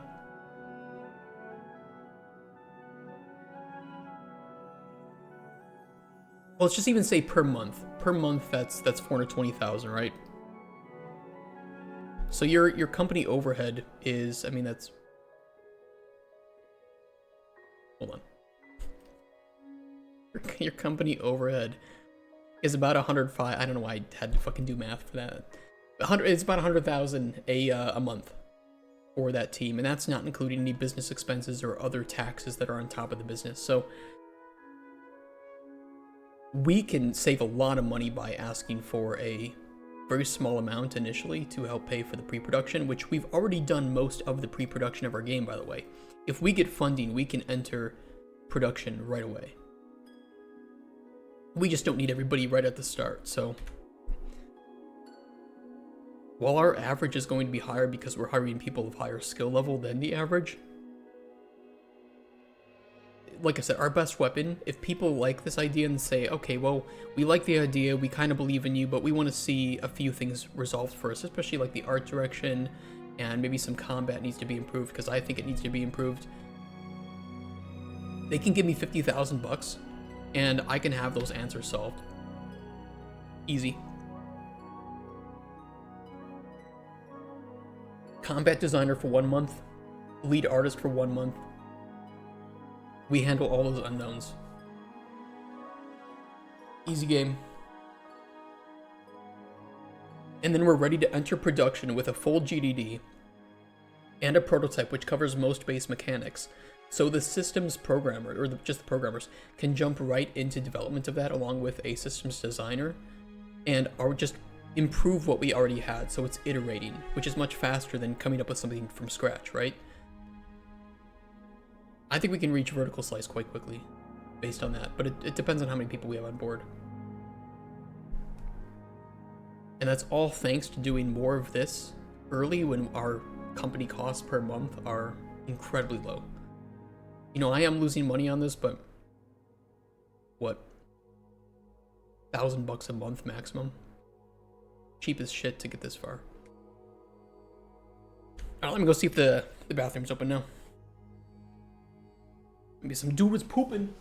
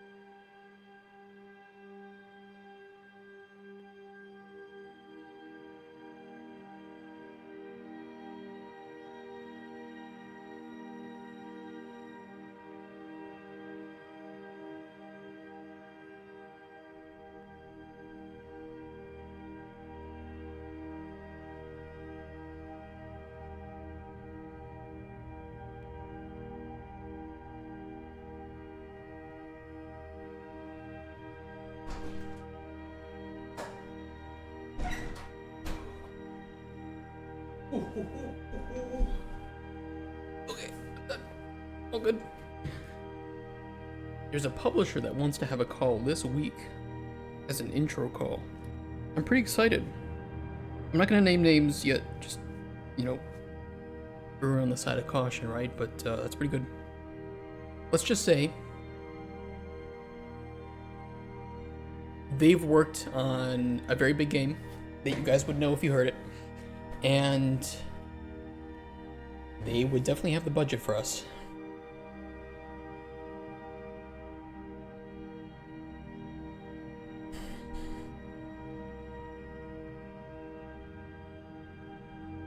And I've heard some pretty good things about their support. You know, they're very accommodating and they don't get involved in the creative process too much. They want to relinquish that freedom to people with strong visions. So I'm hopeful. Microsoft. It's not Microsoft Bethesda. I'll probably reach out to Xbox Game Studios at some point, but you know, do I want to end up like high-rise studios? I don't know. Make good game, get fucked over anyway.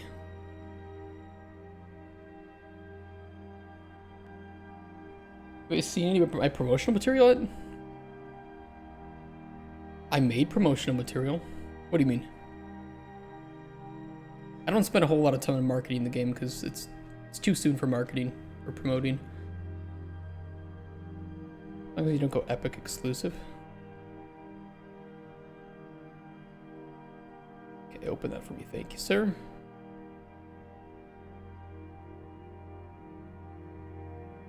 I already got a screenshot of the dungeon. Yeah, we kind of did. Hold on. First, someone's talked to you. Have they seen your GD? No, they haven't seen anything yet. It's just a preliminary call to talk about like the studio and who we are, what our goals are.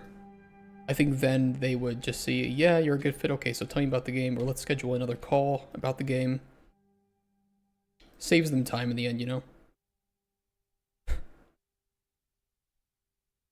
Well.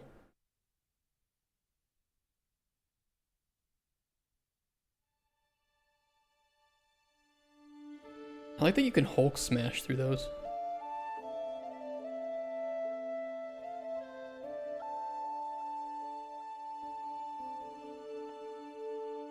I am 100% getting the Doom power up in the screenshot.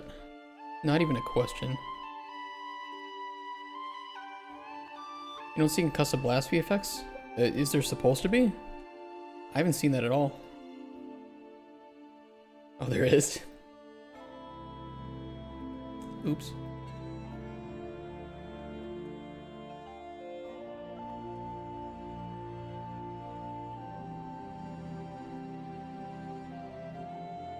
Maybe something got overwritten or something? I don't know.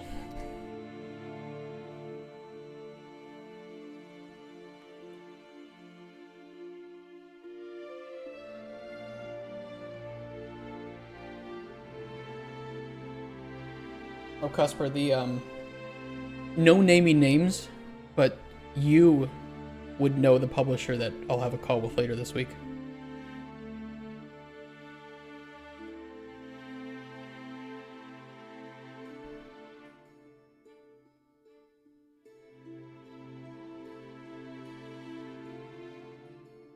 Indeed. They were very fast to respond.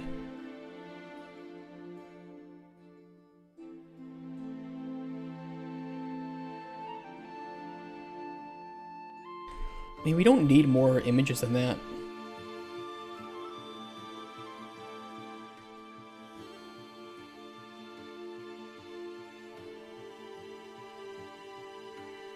You have experience with indie too? I hope they'll like us. I hope they'll like what we're trying to do.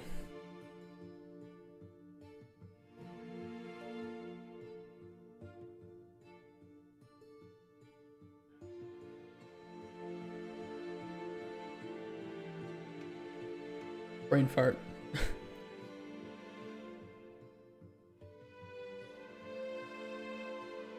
Always plan which color Lambo you're buying. I think the first thing I did if I had the money would be take a honeymoon. Because I deserve it. A Bugatti? Oh shit. A plane? Or like a private jet? The microjet? Just like a little Cessna. This is the microjet.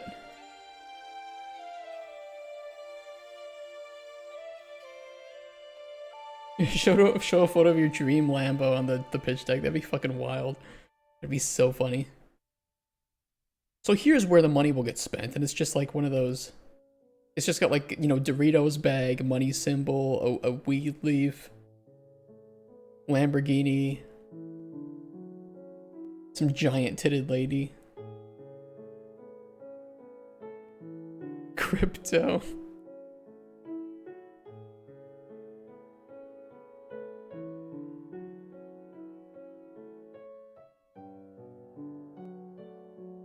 Where did the little piggy go? I thought we exported piggy.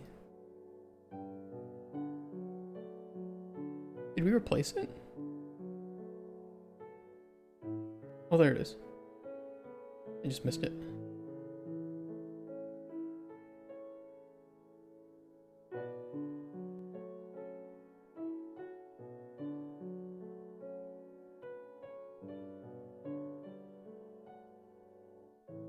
Look how much this one's gonna change, watch. Wow. Incredible.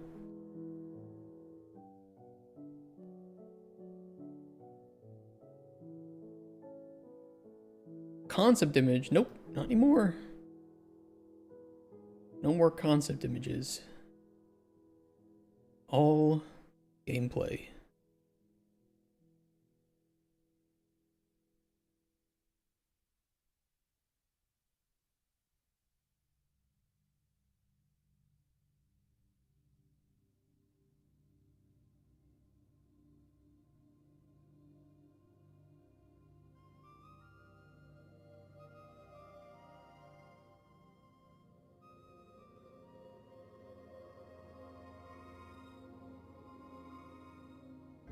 What was that? What was that game that we watched a video on recently? You guys had me watch the video of the guy who was like given investment money by somebody, and it was like a dream come true. And he just walked away with the money. He spent it all on gambling, right? It made me so angry.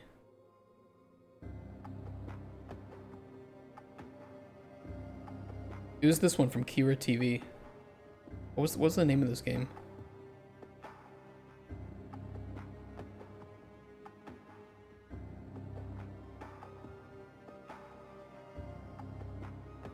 Titan Reach. That was the one. That's what will happen to us. God, that infuriated me. He was given the perfect opportunity. Yeah, it was an angel.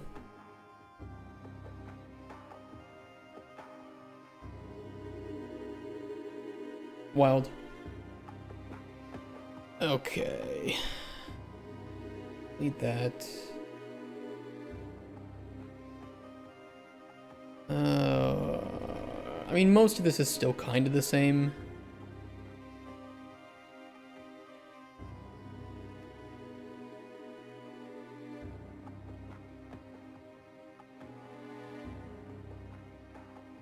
But I need to finalize the budget and the team before we can put it in here, so I don't know how much more we can do on that right now. I forgot to bring my binder to work with our initial estimates. Scared of receiving funding because you'll just get burnt out? Well, gotta be healthier than that. I don't want to burn out. Healthy development practices.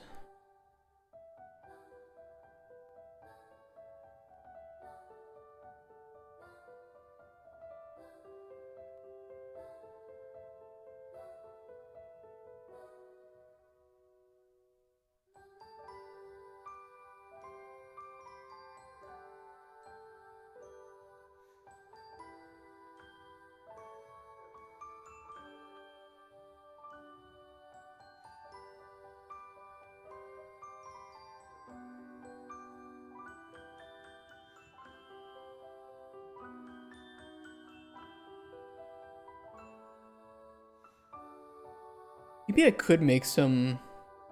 I'm just trying to, like, reading this. I think I could make some deep dive videos. If I have time before this initial set of pitching, I always have time after initial set of pitching, but I like to make some deep dives into the systems of the game. Explain how our narrative is branching, how our alchemy system works. Things like that. Does I get a fever once some tension is released or pass out? No. No, that sounds pretty unhealthy.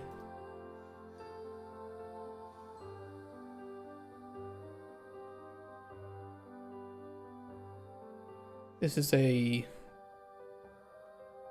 mainly do talking slide. A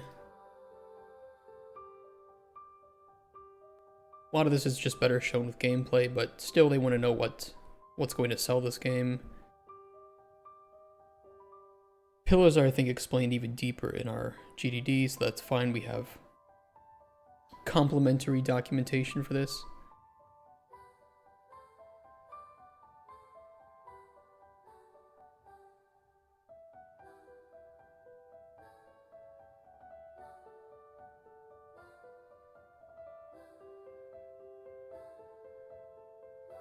Fine, this is something I'm testing out. We'll see how well it works. Sales and marketing is pretty okay. This just needs to be updated. We'll do that tomorrow, I think. I think that was the plan tomorrow anyway. I could work on the customer profile then.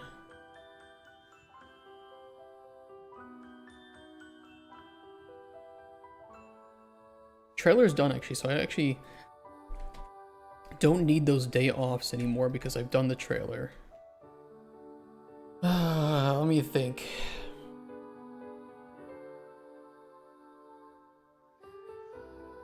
I could update the website though on those days.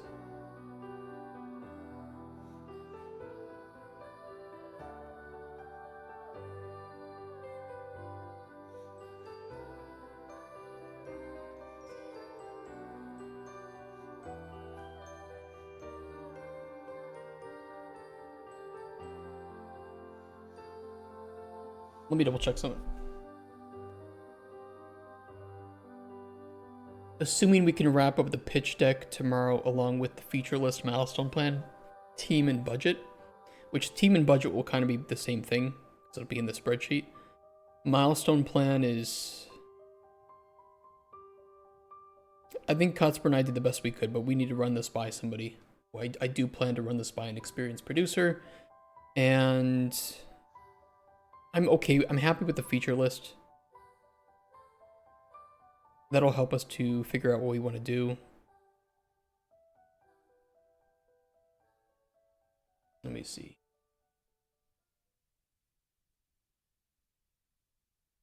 Cauldron. GDD pitch deck, one-pager trailer, build, budget, feature list, milestone plan, customer profile. Okay, GDD is mostly done. Needs a small update on like lore. Pitch deck is, we're almost done with that, at least until we need to come back and reiterate on it after some initial feedback from publishers. One pager is also good. Trailer's done. Build is still getting some updates here and there, but it's on Steam, so that's our main focus of that is done. Budget, feature list, milestone plan will be done tomorrow. Customer profile. I've never done a customer profile. I actually don't know what we should do for a customer profile.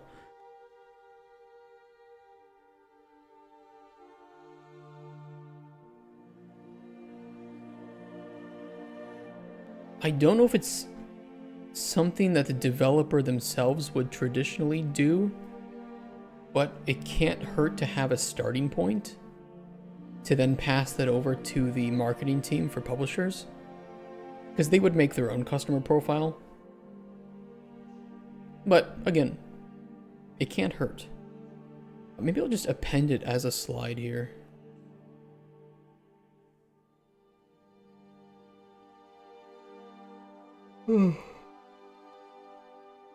More detailed. It pretty much is more detailed. It's just we need to make like a fake persona, and that person, that fake person, will be our golden customer, right?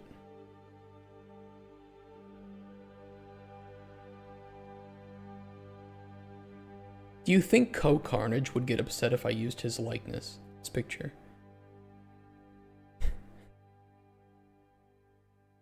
He'd probably find it endearing.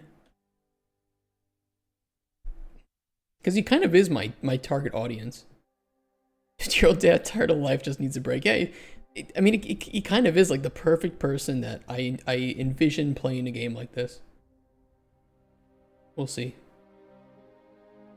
Don't get mad at me, Ko. He's a nice dude. I don't think he'd be upset.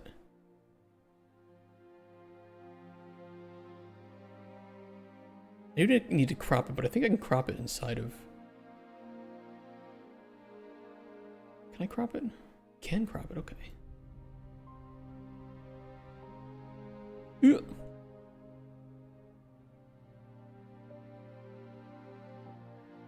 We like Ko. Ko Carnage is great. Cool dude. How do I... Okay, there we go.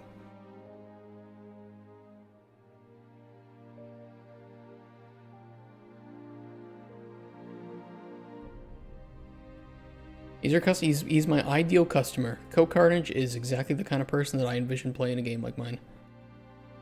Lover of old school RPGs, likes taking games at their own pace, even if they're a bit slower. Doesn't want overly complex games that waste his time. Always games that, you know, treat you as an intelligent person.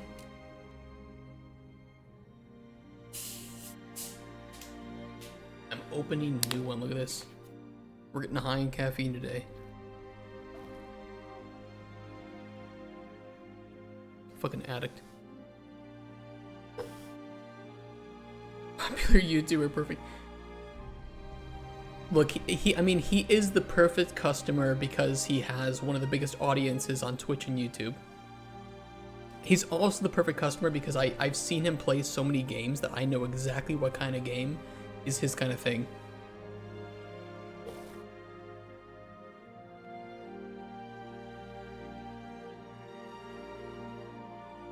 He's the kind of guy that, like me, sits down and plays Stalker, which is one of his favorite franchises, and just likes how the game doesn't hold his hand, and he's okay with it being not the most enjoyable to watch on stream. He plays it because he loves it.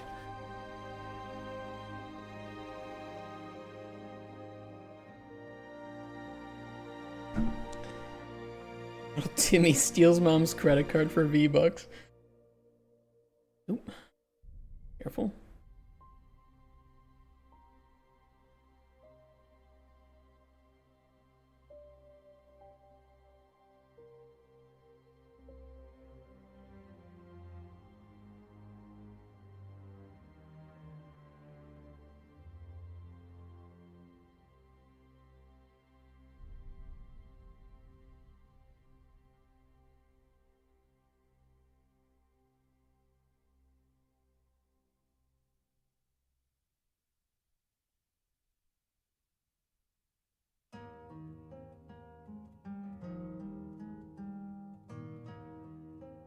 The perfect customer. Okay, what things do we want to include here? We need to include occupation, for sure.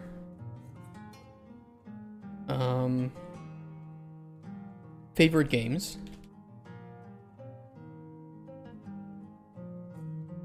Amount of time spent on games in a week.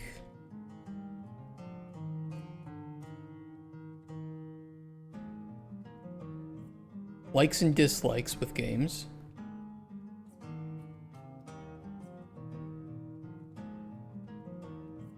Age.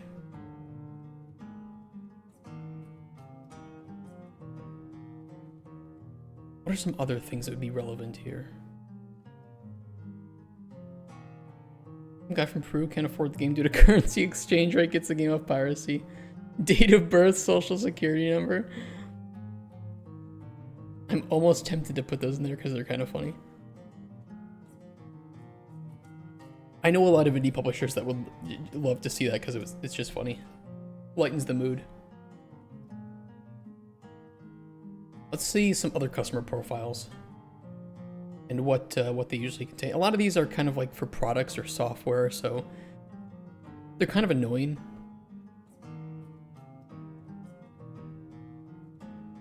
Age, location, income, turnover. What is turnover? Challenges, income. Income would be nice. Yeah, I think income is pretty good.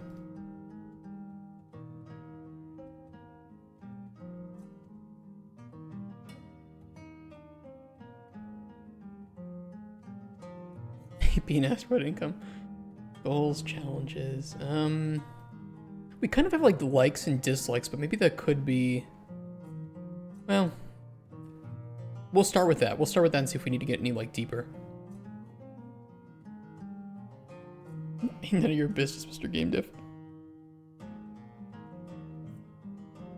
Income, favorites, visits. These are not really relevant to us. Frustrations, motivations. Quote.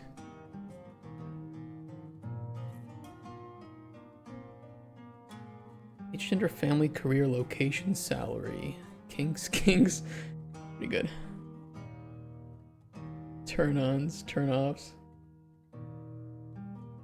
Price sensitivity? Yeah, I can't fucking answer that. Like I said, this is just like meant to be a starting point.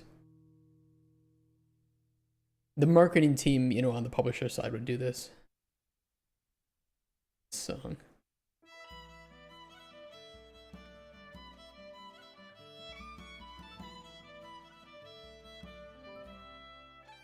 I don't know if job title is really relevant to us. It's more relevant to like software usage or product, not so much game. I mean, I think it would be relevant if we were making a game like Euro Truck Sim. You know, where it's like we want people who are truckers. I mean, what would my ideal candidate be for job title? Mau Mau from Apothecary Diaries?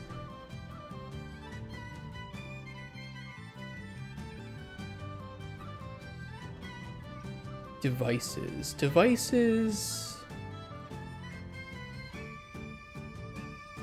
Devices could be pretty good.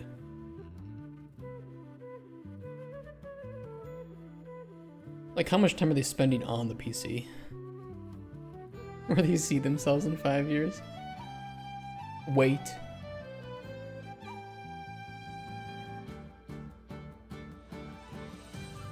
Favorite cop body cam YouTube channels? I can't be the only one that likes watching those, right?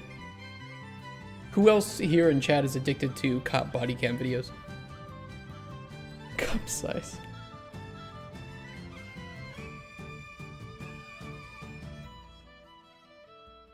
Yeah, this is pretty good. I think it's pretty good. Can I make it look nice?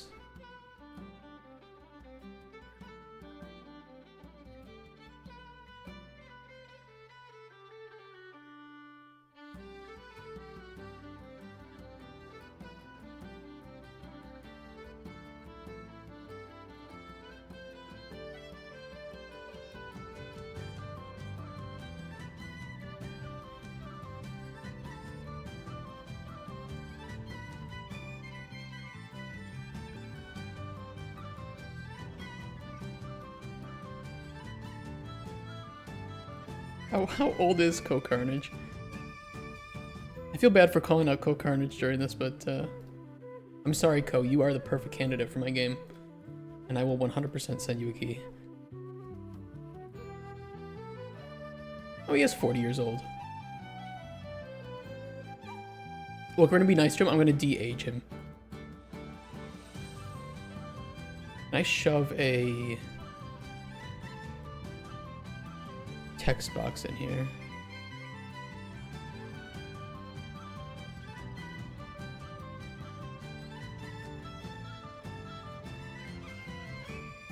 Oops.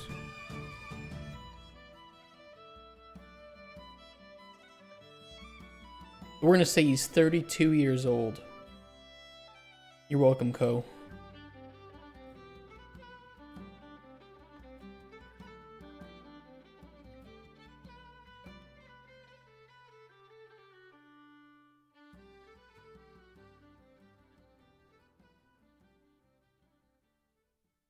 Now he can't hate me for using his likeness. No, I'm just gonna center it. Fuck it.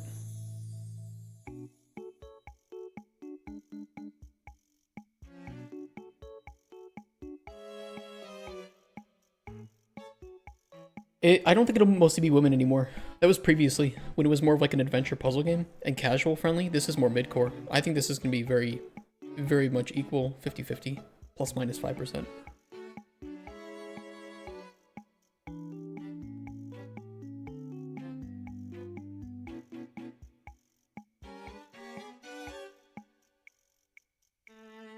Okay, occupation.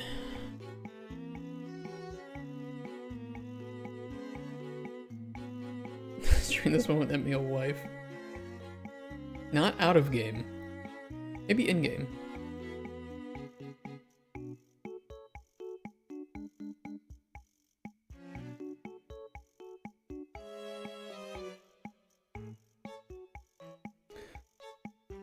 What is our occupation of our customer?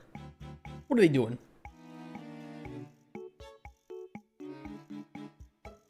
We just call them, should we just say wage slave?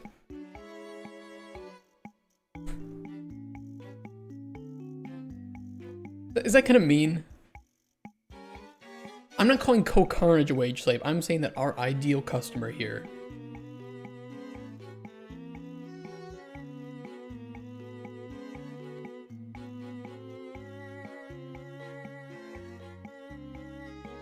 White collar worker? That's a better way to put it.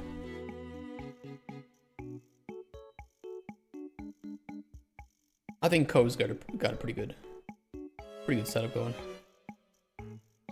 Life goals. Him and PewDiePie. You know, I never would have thought that PewDiePie, of all people, would get out of the YouTube cesspit and become like super chill and also have like a really awesome life that isn't just built around owning like tons of cars and being like a nuisance. Good for him though. Shout out to Pewds.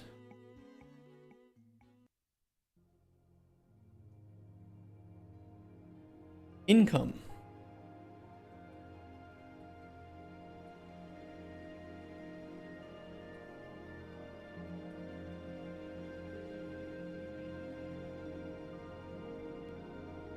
What's an average income these days? What's the average income of a living income USA?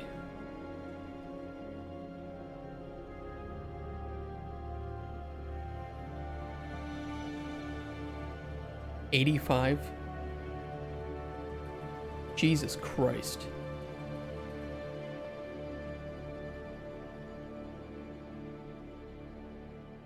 That's most major US cities though, to be fair.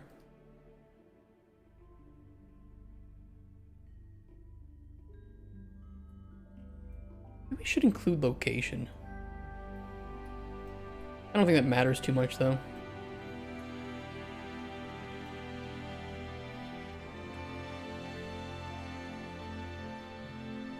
Go with Wisconsin because I know some of these places.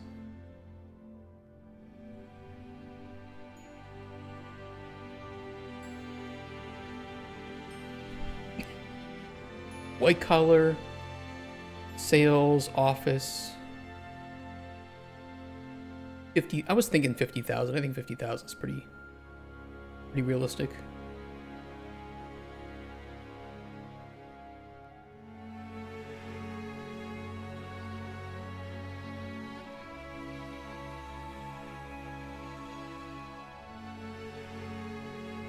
I think like 45 to 50,000.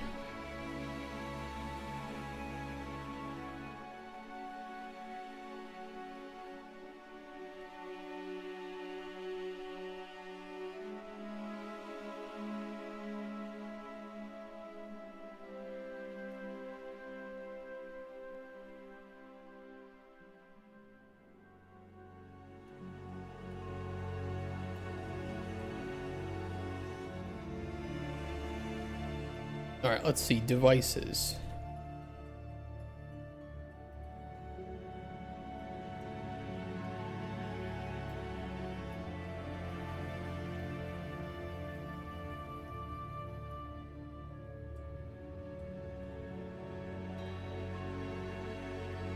Do we have like time to spend game? Oh yeah, I do have amount of time spent on games in a week, okay.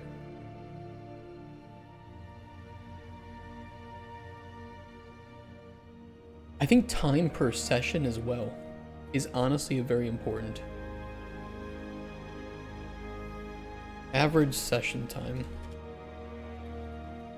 That's pretty big. That's pretty big for a gameplay loop.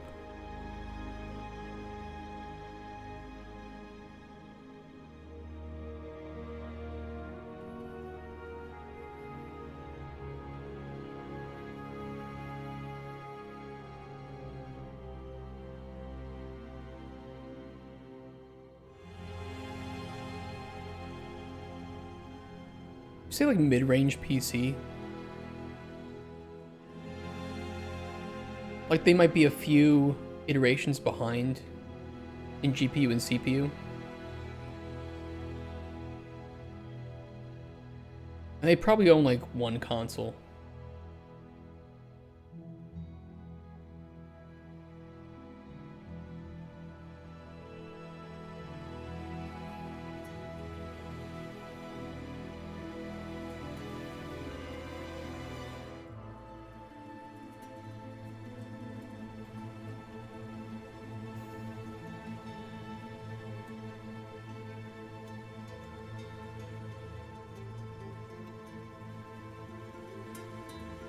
I think that's halfway decent. Favorite games. That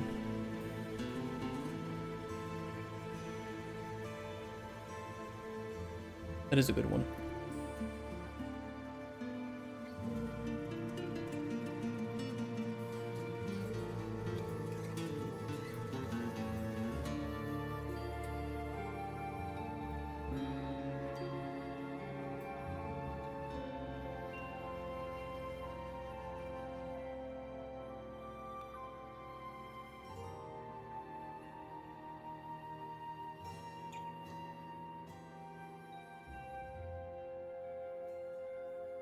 Dragon Age Origins, Stardew Valley with the wife. You know, they're looking for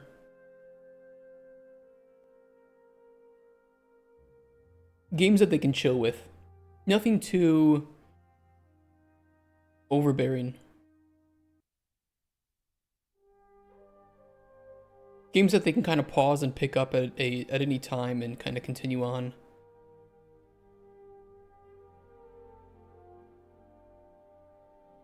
Choices, consequences.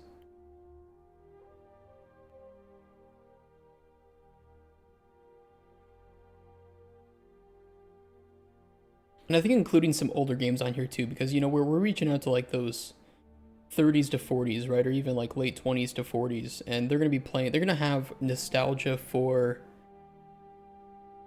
older games.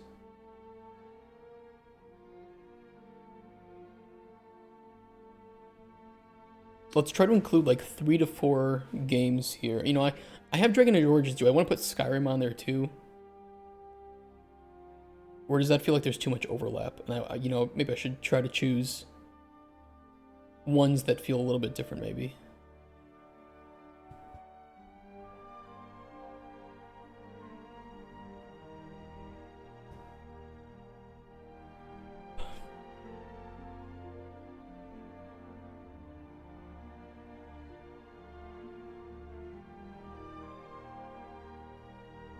$45-50K a year is a lot, though.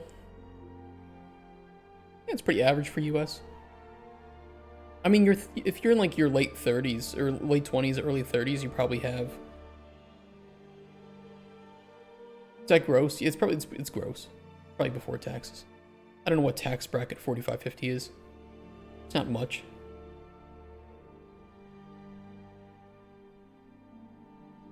Probably not sole household earner. Oh, favorite games.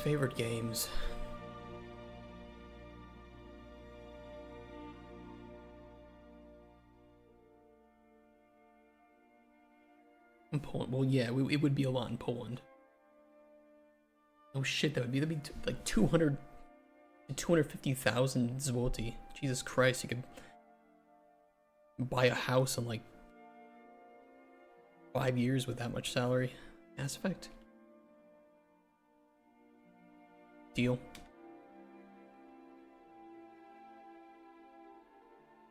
What's one more that feels similar but What are these people playing? Dragon Age Origins, Stardew Valley with the wife, Mass Effect. What else are they nostalgic about?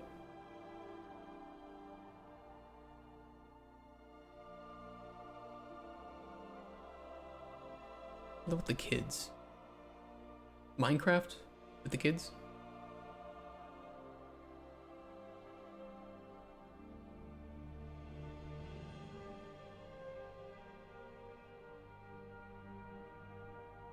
Kind of a console game.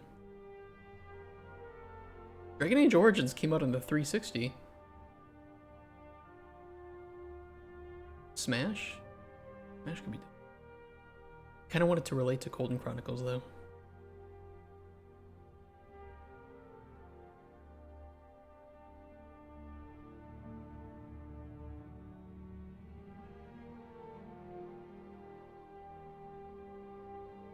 If this person is 32, if our ideal candidate is 32, you know full well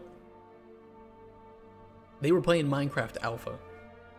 They were modding the shit out of 1.7.10. And they're probably sitting down and playing game. My dad was just randomly playing Minecraft this weekend. Okay? Now my dad is much older than 32, but he was playing modded Minecraft.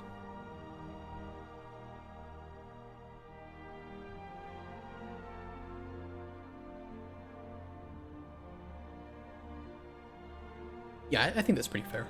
That's pretty accurate. Yearn for the mines from time. Yeah, I can't blame you. I'm in the same position.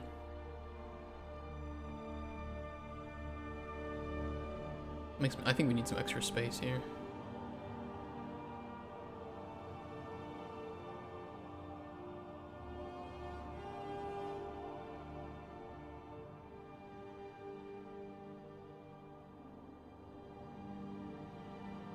Okay. Amount of time spent on games in a week, average session time. Recently that clone, but not really, called Vintage Story. I've heard people talking about that. What the fuck is it? What the fuck is Vintage Story? I don't see it. Where's Vintage Story? Not on Steam? Self-published? Why would you not be on Steam? The fuck are you thinking? In this day and age? Yeah, this was made by a programmer.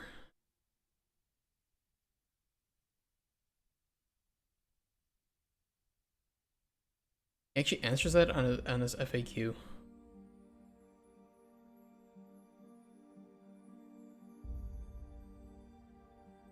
Where's their FO? There it is. See, Steam's 30% revenue cut is unreasonably high. I mean, if you have a good game and if you can get the word of mouth out, people will buy it off of Steam, but I'll tell you what. You know how many people bought Factorial before it was on Steam? A shit ton. Thank you, Marty, for the follow. How many people bought Factorial when it was on Steam? A shit ton. Ori, I'm doing well. Or you? Restrictive refund policy? Yeah, I agree with that. Forced updates to the restrictions on concurrent play on the Steam account. Fair enough. Doing fine financially, money will not accelerate development. Yeah, fair. Try my game? Not right now. I'm preparing our pitch deck. So ain't nobody got time for that.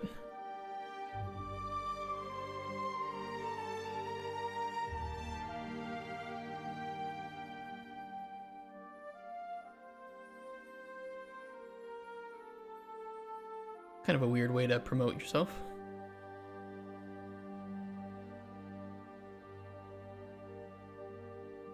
I think I will continue working on this slide if it's all the same.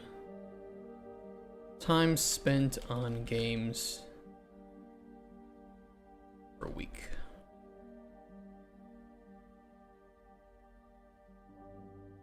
Yeah, I wouldn't do that, sir.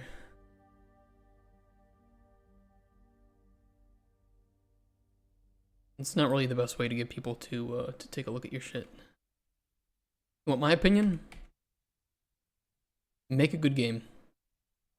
Share screenshots and videos. Throw away Twitch account. It was made 4 days ago. Yeah. Why do people think that that's actually going to get them views, support? why would they do that?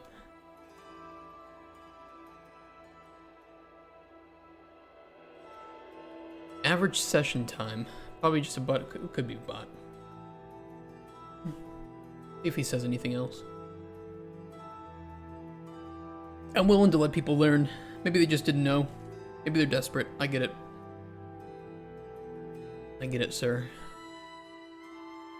Time spent on games per week.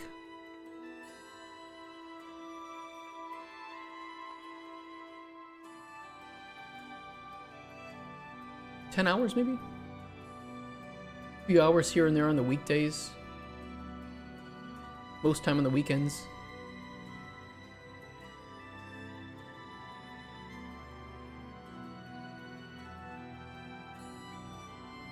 You're considered an addict at least 2 hours a day, plus 5+ hours on the weekend. That's an addict? I don't want to know what the fuck that I am then. Because I probably play, I spend...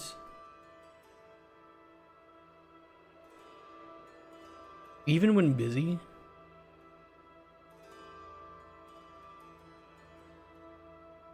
$30 to $40 hours a week.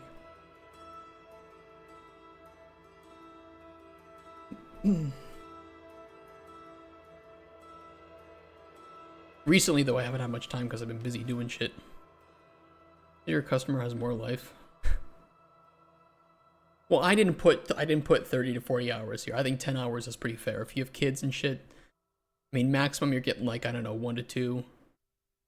I think average session time, honestly, is probably going to be hour and a half.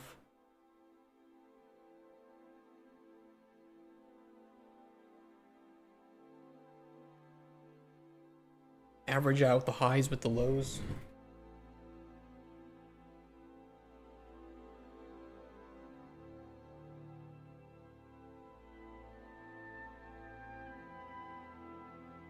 Phone on the toilet. We'll see. This is just, I think this is a starting point, right?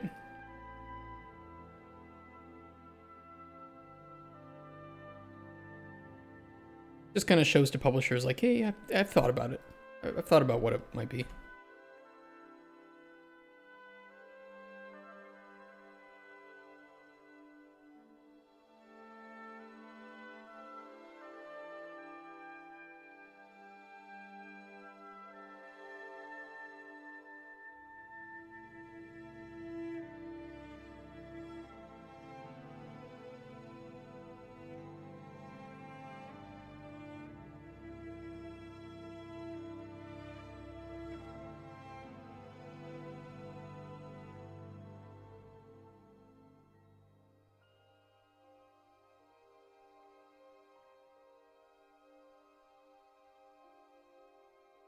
That's where the data came from, my ass. Actually, it is.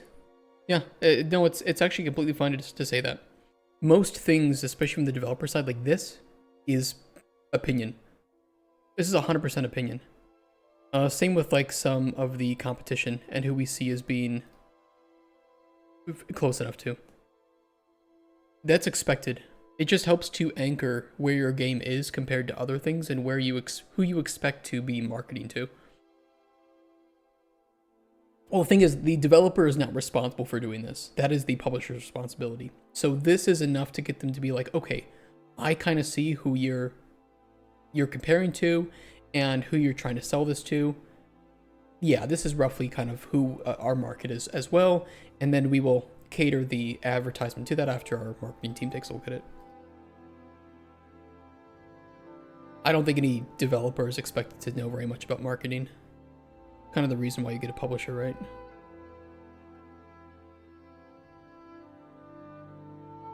I mean, customer profile is the standard terminology for that.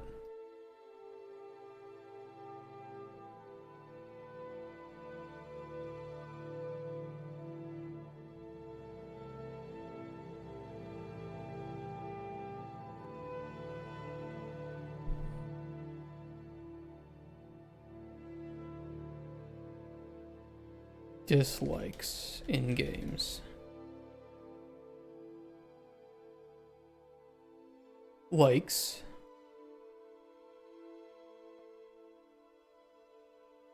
Being able to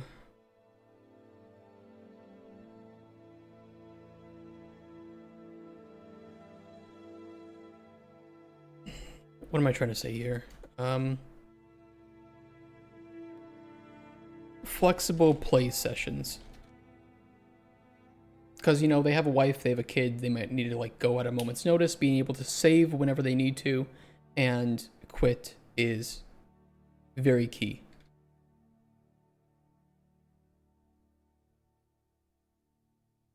What else would they like beyond that?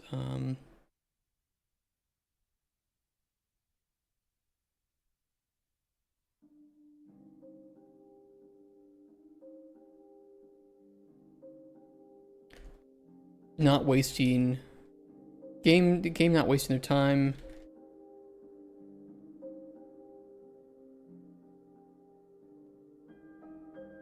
To the point type of content, yeah.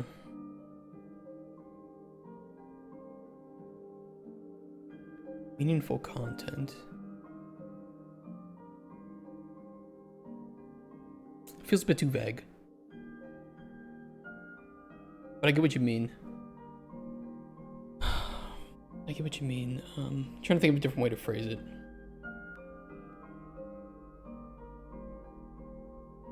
People actually do customer profiles? Yes. I don't think this is 100% necessary to get funding, by the way. But it certainly won't hurt. At minimum, it won't hurt. At best, it will help a little bit. Because it shows that you've thought about who you are actually making this game for. And it's not just yourself. Sorry, but, you know, that's one sale versus the rest of the world. Plus, you can generate Steam keys, so you're not going to buy your own game.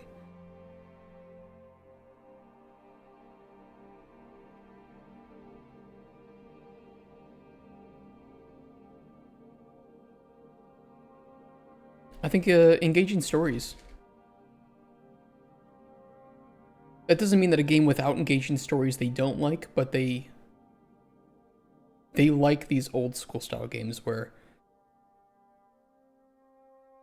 those stories are key to the way that the game plays. Experience tailored to his skill level. Maybe like a difficulty / gameplay customization.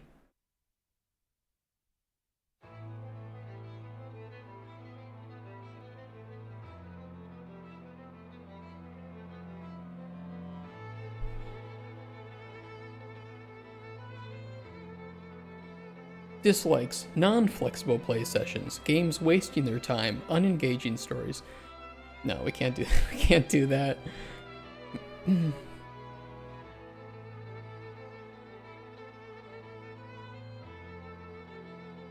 Stressful games. Overly stressful games.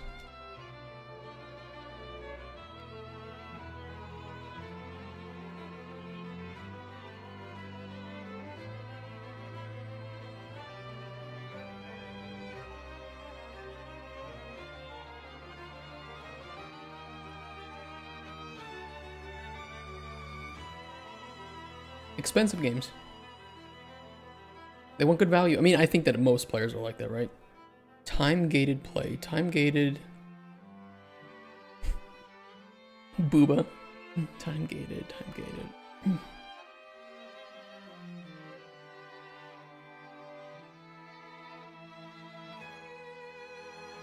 I feel like forever games. Like forever live service games.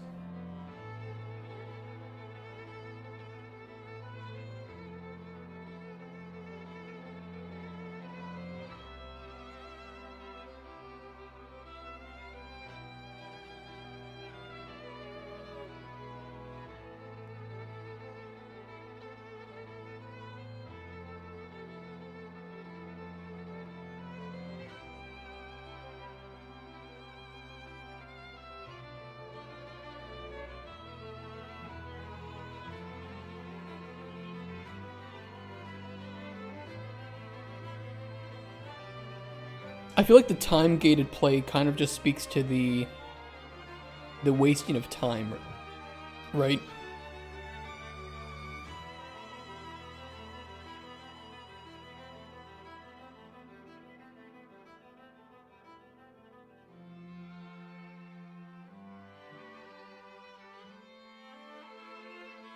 For somebody like this who's like white collar, only has average session time of 1.5, what's... Actually, Darkest Dungeon, honestly, is a good example of this.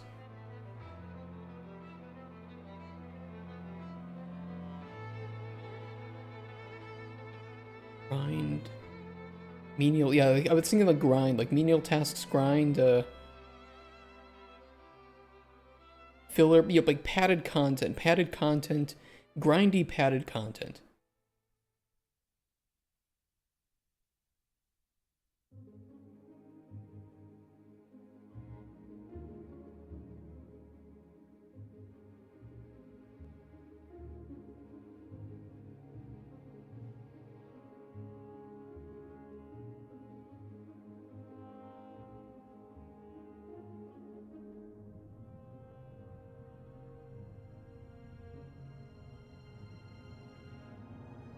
I think that's fair.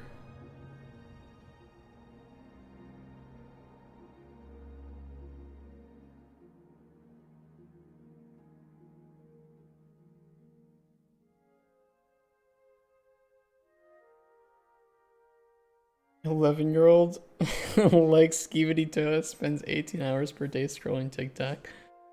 Oh fuck, dude, if you ever catch me making a game where that's my ideal customer profile, I think that I give you full permission to just just swap me at that point. Order a hit squad.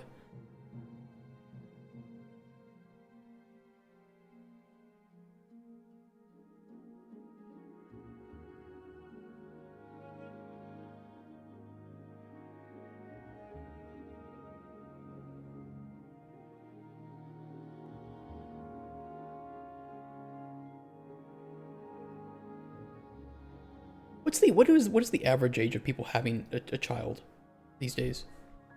Average age of first child in the US.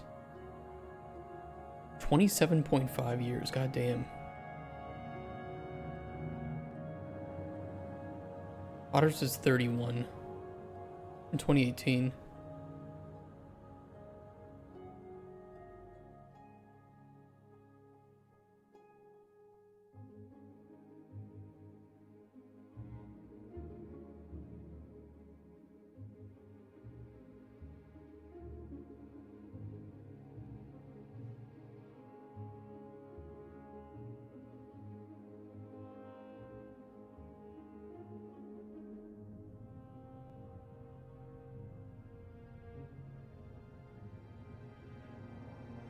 Yeah, I mean, I think that's pretty fair then, considering the age.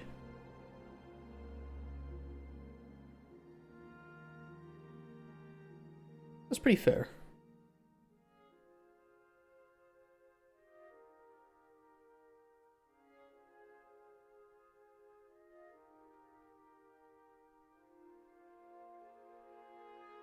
Looks good to me.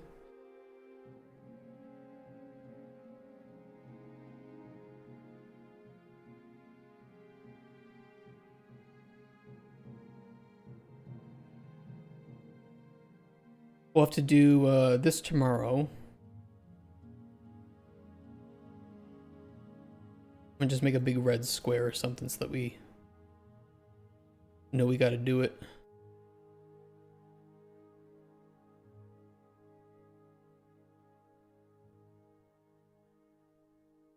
Sales and marketing are probably okay. Market analysis, we're gonna see how that works. We'll see if publishers like that. Some might not. It is what it is. Inspiration looks pretty good now. Pillars are fine-ish. I mean, they're fine. Selling points, activities, core gameplay.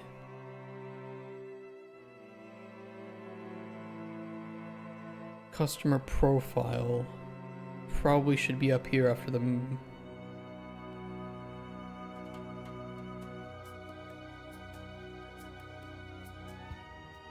I'm gonna do it after the market analysis. Customer profile, let me go into sales and marketing.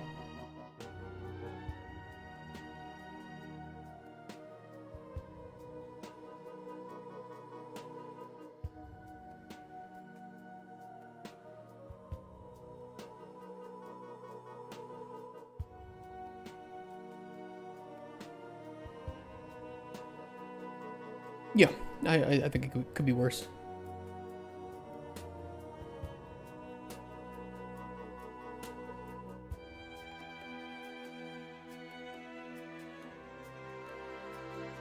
We do have the competing products here in the one sheet.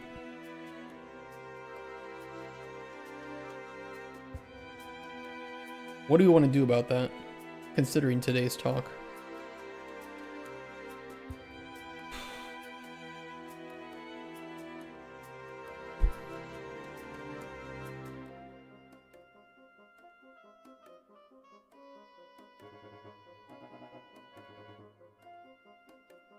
I mean, is it egotistical if I just delete the competing product section?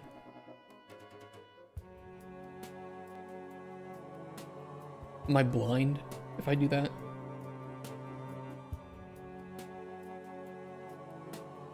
Or as the cultured say, retarded?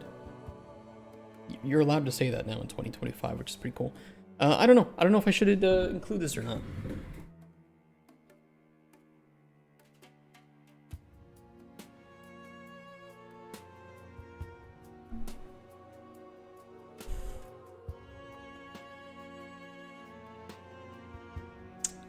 Real direct competition.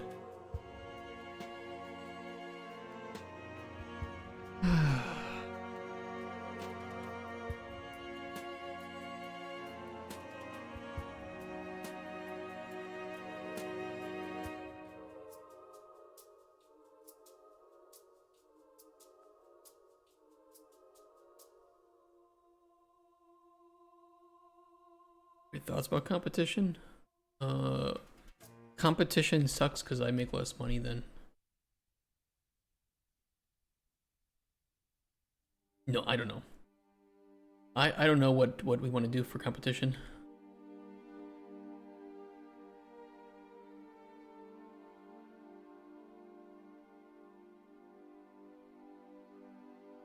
Technically that trademark is pending.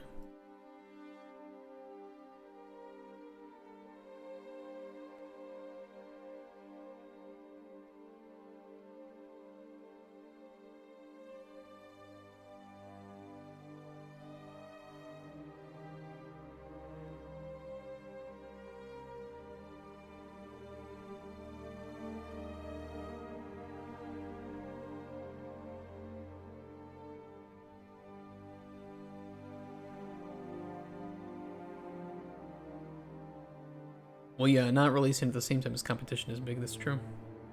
Products which share a similar niche, but I don't think they are significant competition. No, they're not. I feel the same way. And I feel bad because I feel the same way. Like it feels wrong. But I can't place any game that is actually a direct competitor. Not really.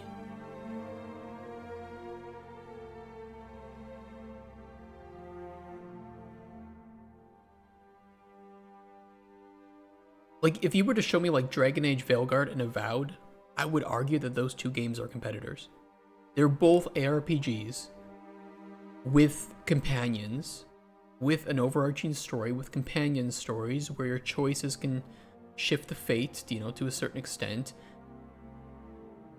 That's easy. That's an easy one. But Mr. President, it's like kind of like generally just RPG games, like you said. Any other open world RPG game is technically our competition. You know, I guess the one good thing is that there aren't that many open world RPGs releasing, you know, every year, right? Where's Steam?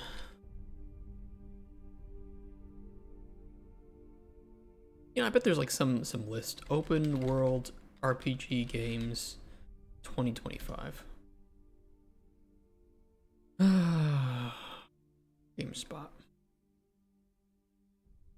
ACD2, Avowed, those did release very close to each other. I read Yakuza. Monster Hunter Wilds. February was big. February had a lot of games release. Suikoden. I never played those. Xenoblade Chronicles, but that's only on the Switch, so that wouldn't be a competitor to us necessarily, apart from limited funds. Atomfall. That was disappointing, right? Atomfall? It was like just kind of like okay.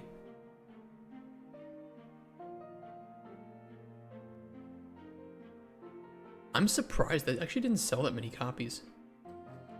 Suikoden is so good, almost Final Fantasy level. I'll have to check it out. Was this game free on Game Pass? Is that the reason why it doesn't have very many sales?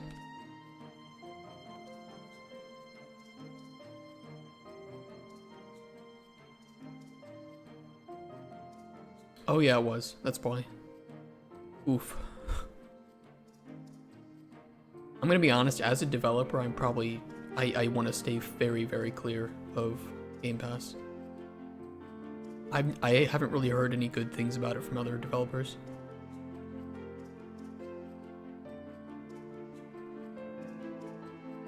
I mean, some of these games came out like a long time ago, like Octopath Traveler 2, so at a certain point, putting it on Game Pass is just going to increase your visibility, or like another sequel or something. That's fair at that point. Things were free some month from the most unreal of game stores that ate some sales. Lunar Remastered. Never played those either. Fantasy Life I? What the f... Another Switch game? Buy this on the Switch and then pay $20 more to get the upgrade for Switch 2. Well, don't want to pay 70 coins for a game that was at some point free to grab. I mean, look, I'll tell you what, Octopath Traveler is 100% a great game, but I hate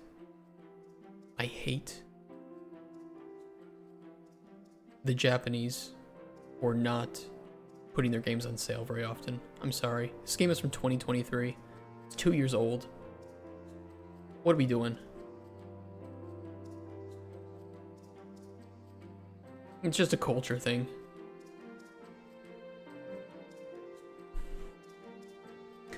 Dragon Quest 1 and 2 HD remake. That's pretty cool. Elden Ring Night Rain. That comes out at the end of the month, right? Or end of next month? When does Night Rain come out? End of next month. Expedition 33 comes out on Friday this month. Or this week, sorry. This week, Friday, is Expedition 33. The new Fable game. Outer Worlds 2. They showed some gameplay of Outer Worlds 2 recently. We could watch that if you guys want. I have nothing else to work on today just because I can't do these 3 until we have the budget, and I don't have my binder here to work on that. So we can just be kind of lazy for another 45 minutes. Hour and 45 minutes until Oblivion Remaster stream comes online. Ugh. Vampire Masquerade Bloodlines 2. Oh boy. That could be exciting. Borderlands 4. Hopefully with better writing. Dragon Quest Moonlighter 2. Another Rune Factory. I feel like that's missing some games.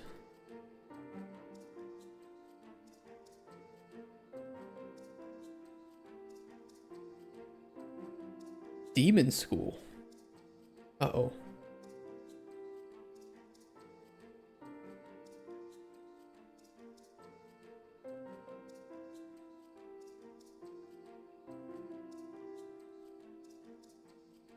Solasta 2. You know, I played the Solasta 2 demo. A little bit janky. A little bit janky. I really enjoyed the first Solasta.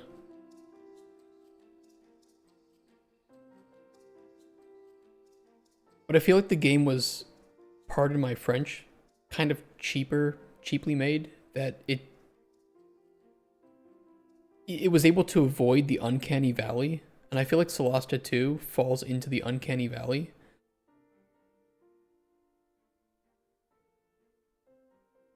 I don't know. I hope that they'll iterate on feedback, because I feel like Solasta 1 was more enjoyable to play than Solasta 2. 2's demo was.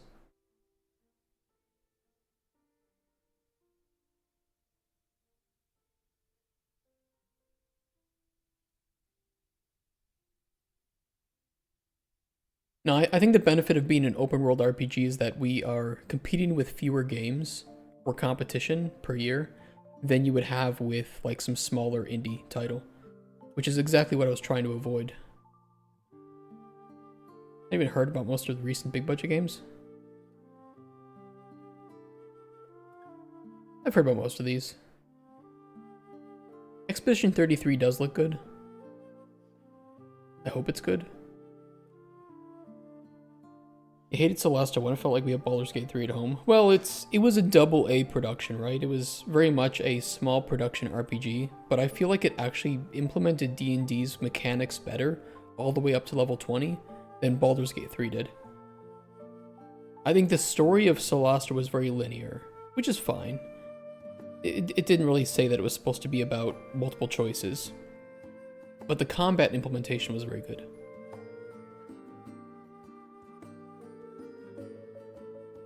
It was fun. It was fun.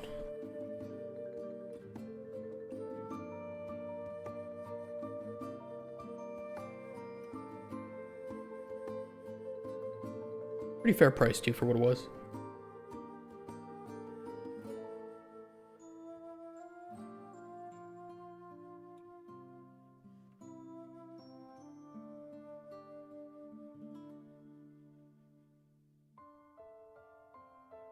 We'll see what they do with the second game.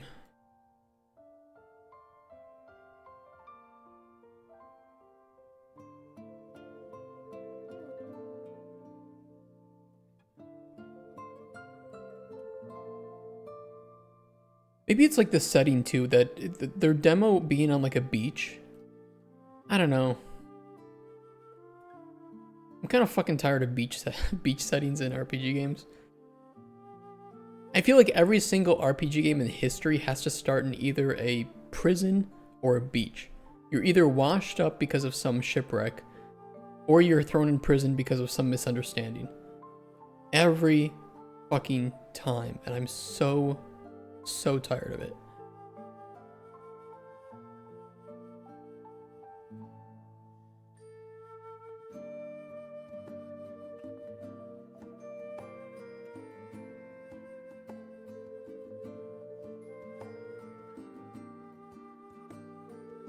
I'll still play it though, whenever this comes out. I'm a sucker for turn-based RPGs. I'm playing through Rogue Trader right now, as kind of like my first actual lore-driven Warhammer game. So there's been a lot to learn. It's pretty fun. I think it's pretty fun. I like Owlcat. They do some cool stuff with RPGs.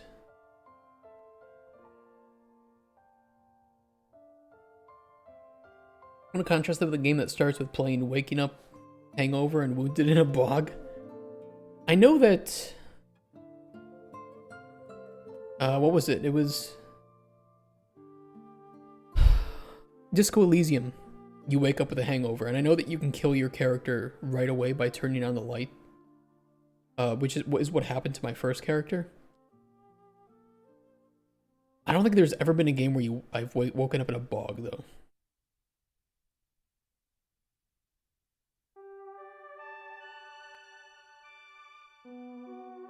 It does kind of remind me of Uncharted 2. Oh, this one didn't. The Legacy of Thieves collection doesn't include Uncharted 2. How the fuck can people play this when you don't have Uncharted 1, 2, and 3? It's crazy to me. But I know Uncharted 2, I like that you woke up in... Spoilers, by the way. You woke up wounded with a train hanging off a cliff. That was great. That's a very memorable opening.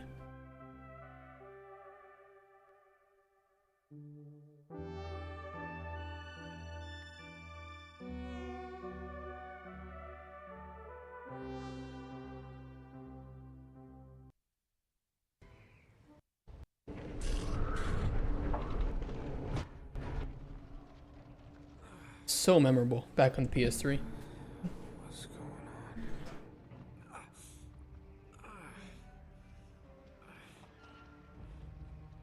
That's my blood. That's my blood. That's a lot of my blood.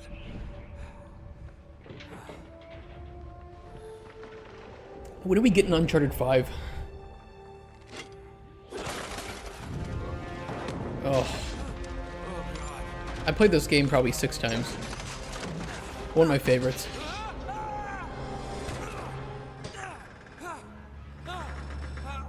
So good. Shopkeeper Simulator game, but instead of a grocery store, it's a brothel. Shopkeeper Simulator, but instead of a grocery store, it's a brothel.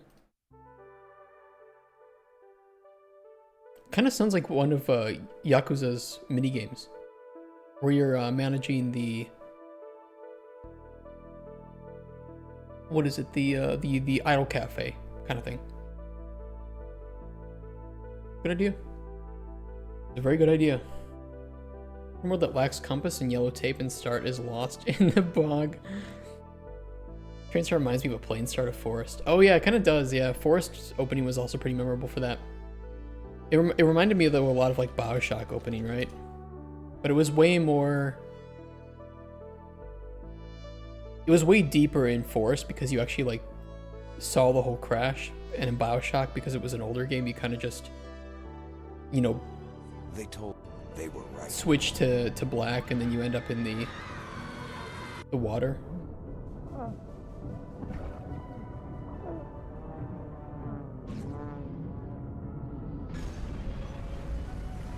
To me, though, the most memorable part of BioShock's opening was the bathysphere ride.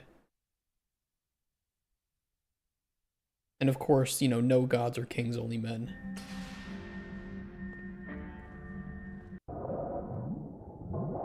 But this has to be one of the best starts for a game ever made. I don't know whose idea was to do this, but whoever was deserves a massive raise. Whoever this old person is now.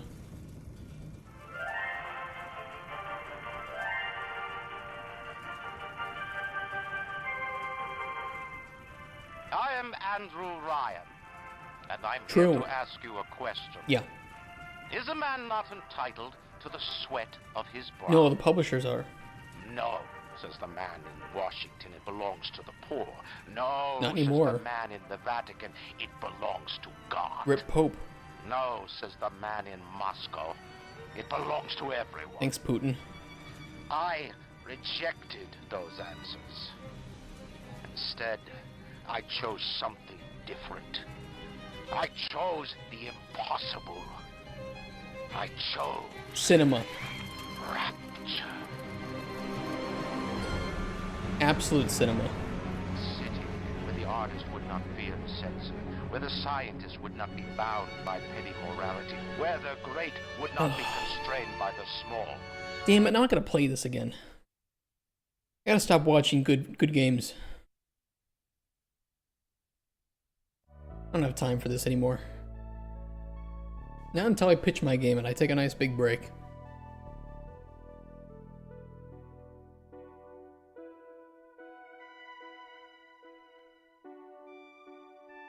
We have an hour and a half to kill.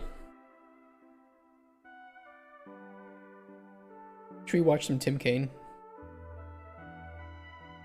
Maybe I'll end the YouTube recording here for the game stuff, and then I can we'll see what we want to do for the next hour and a half until Oblivion Remaster comes online. Thanks for watching on YouTube. Thanks for watching that one.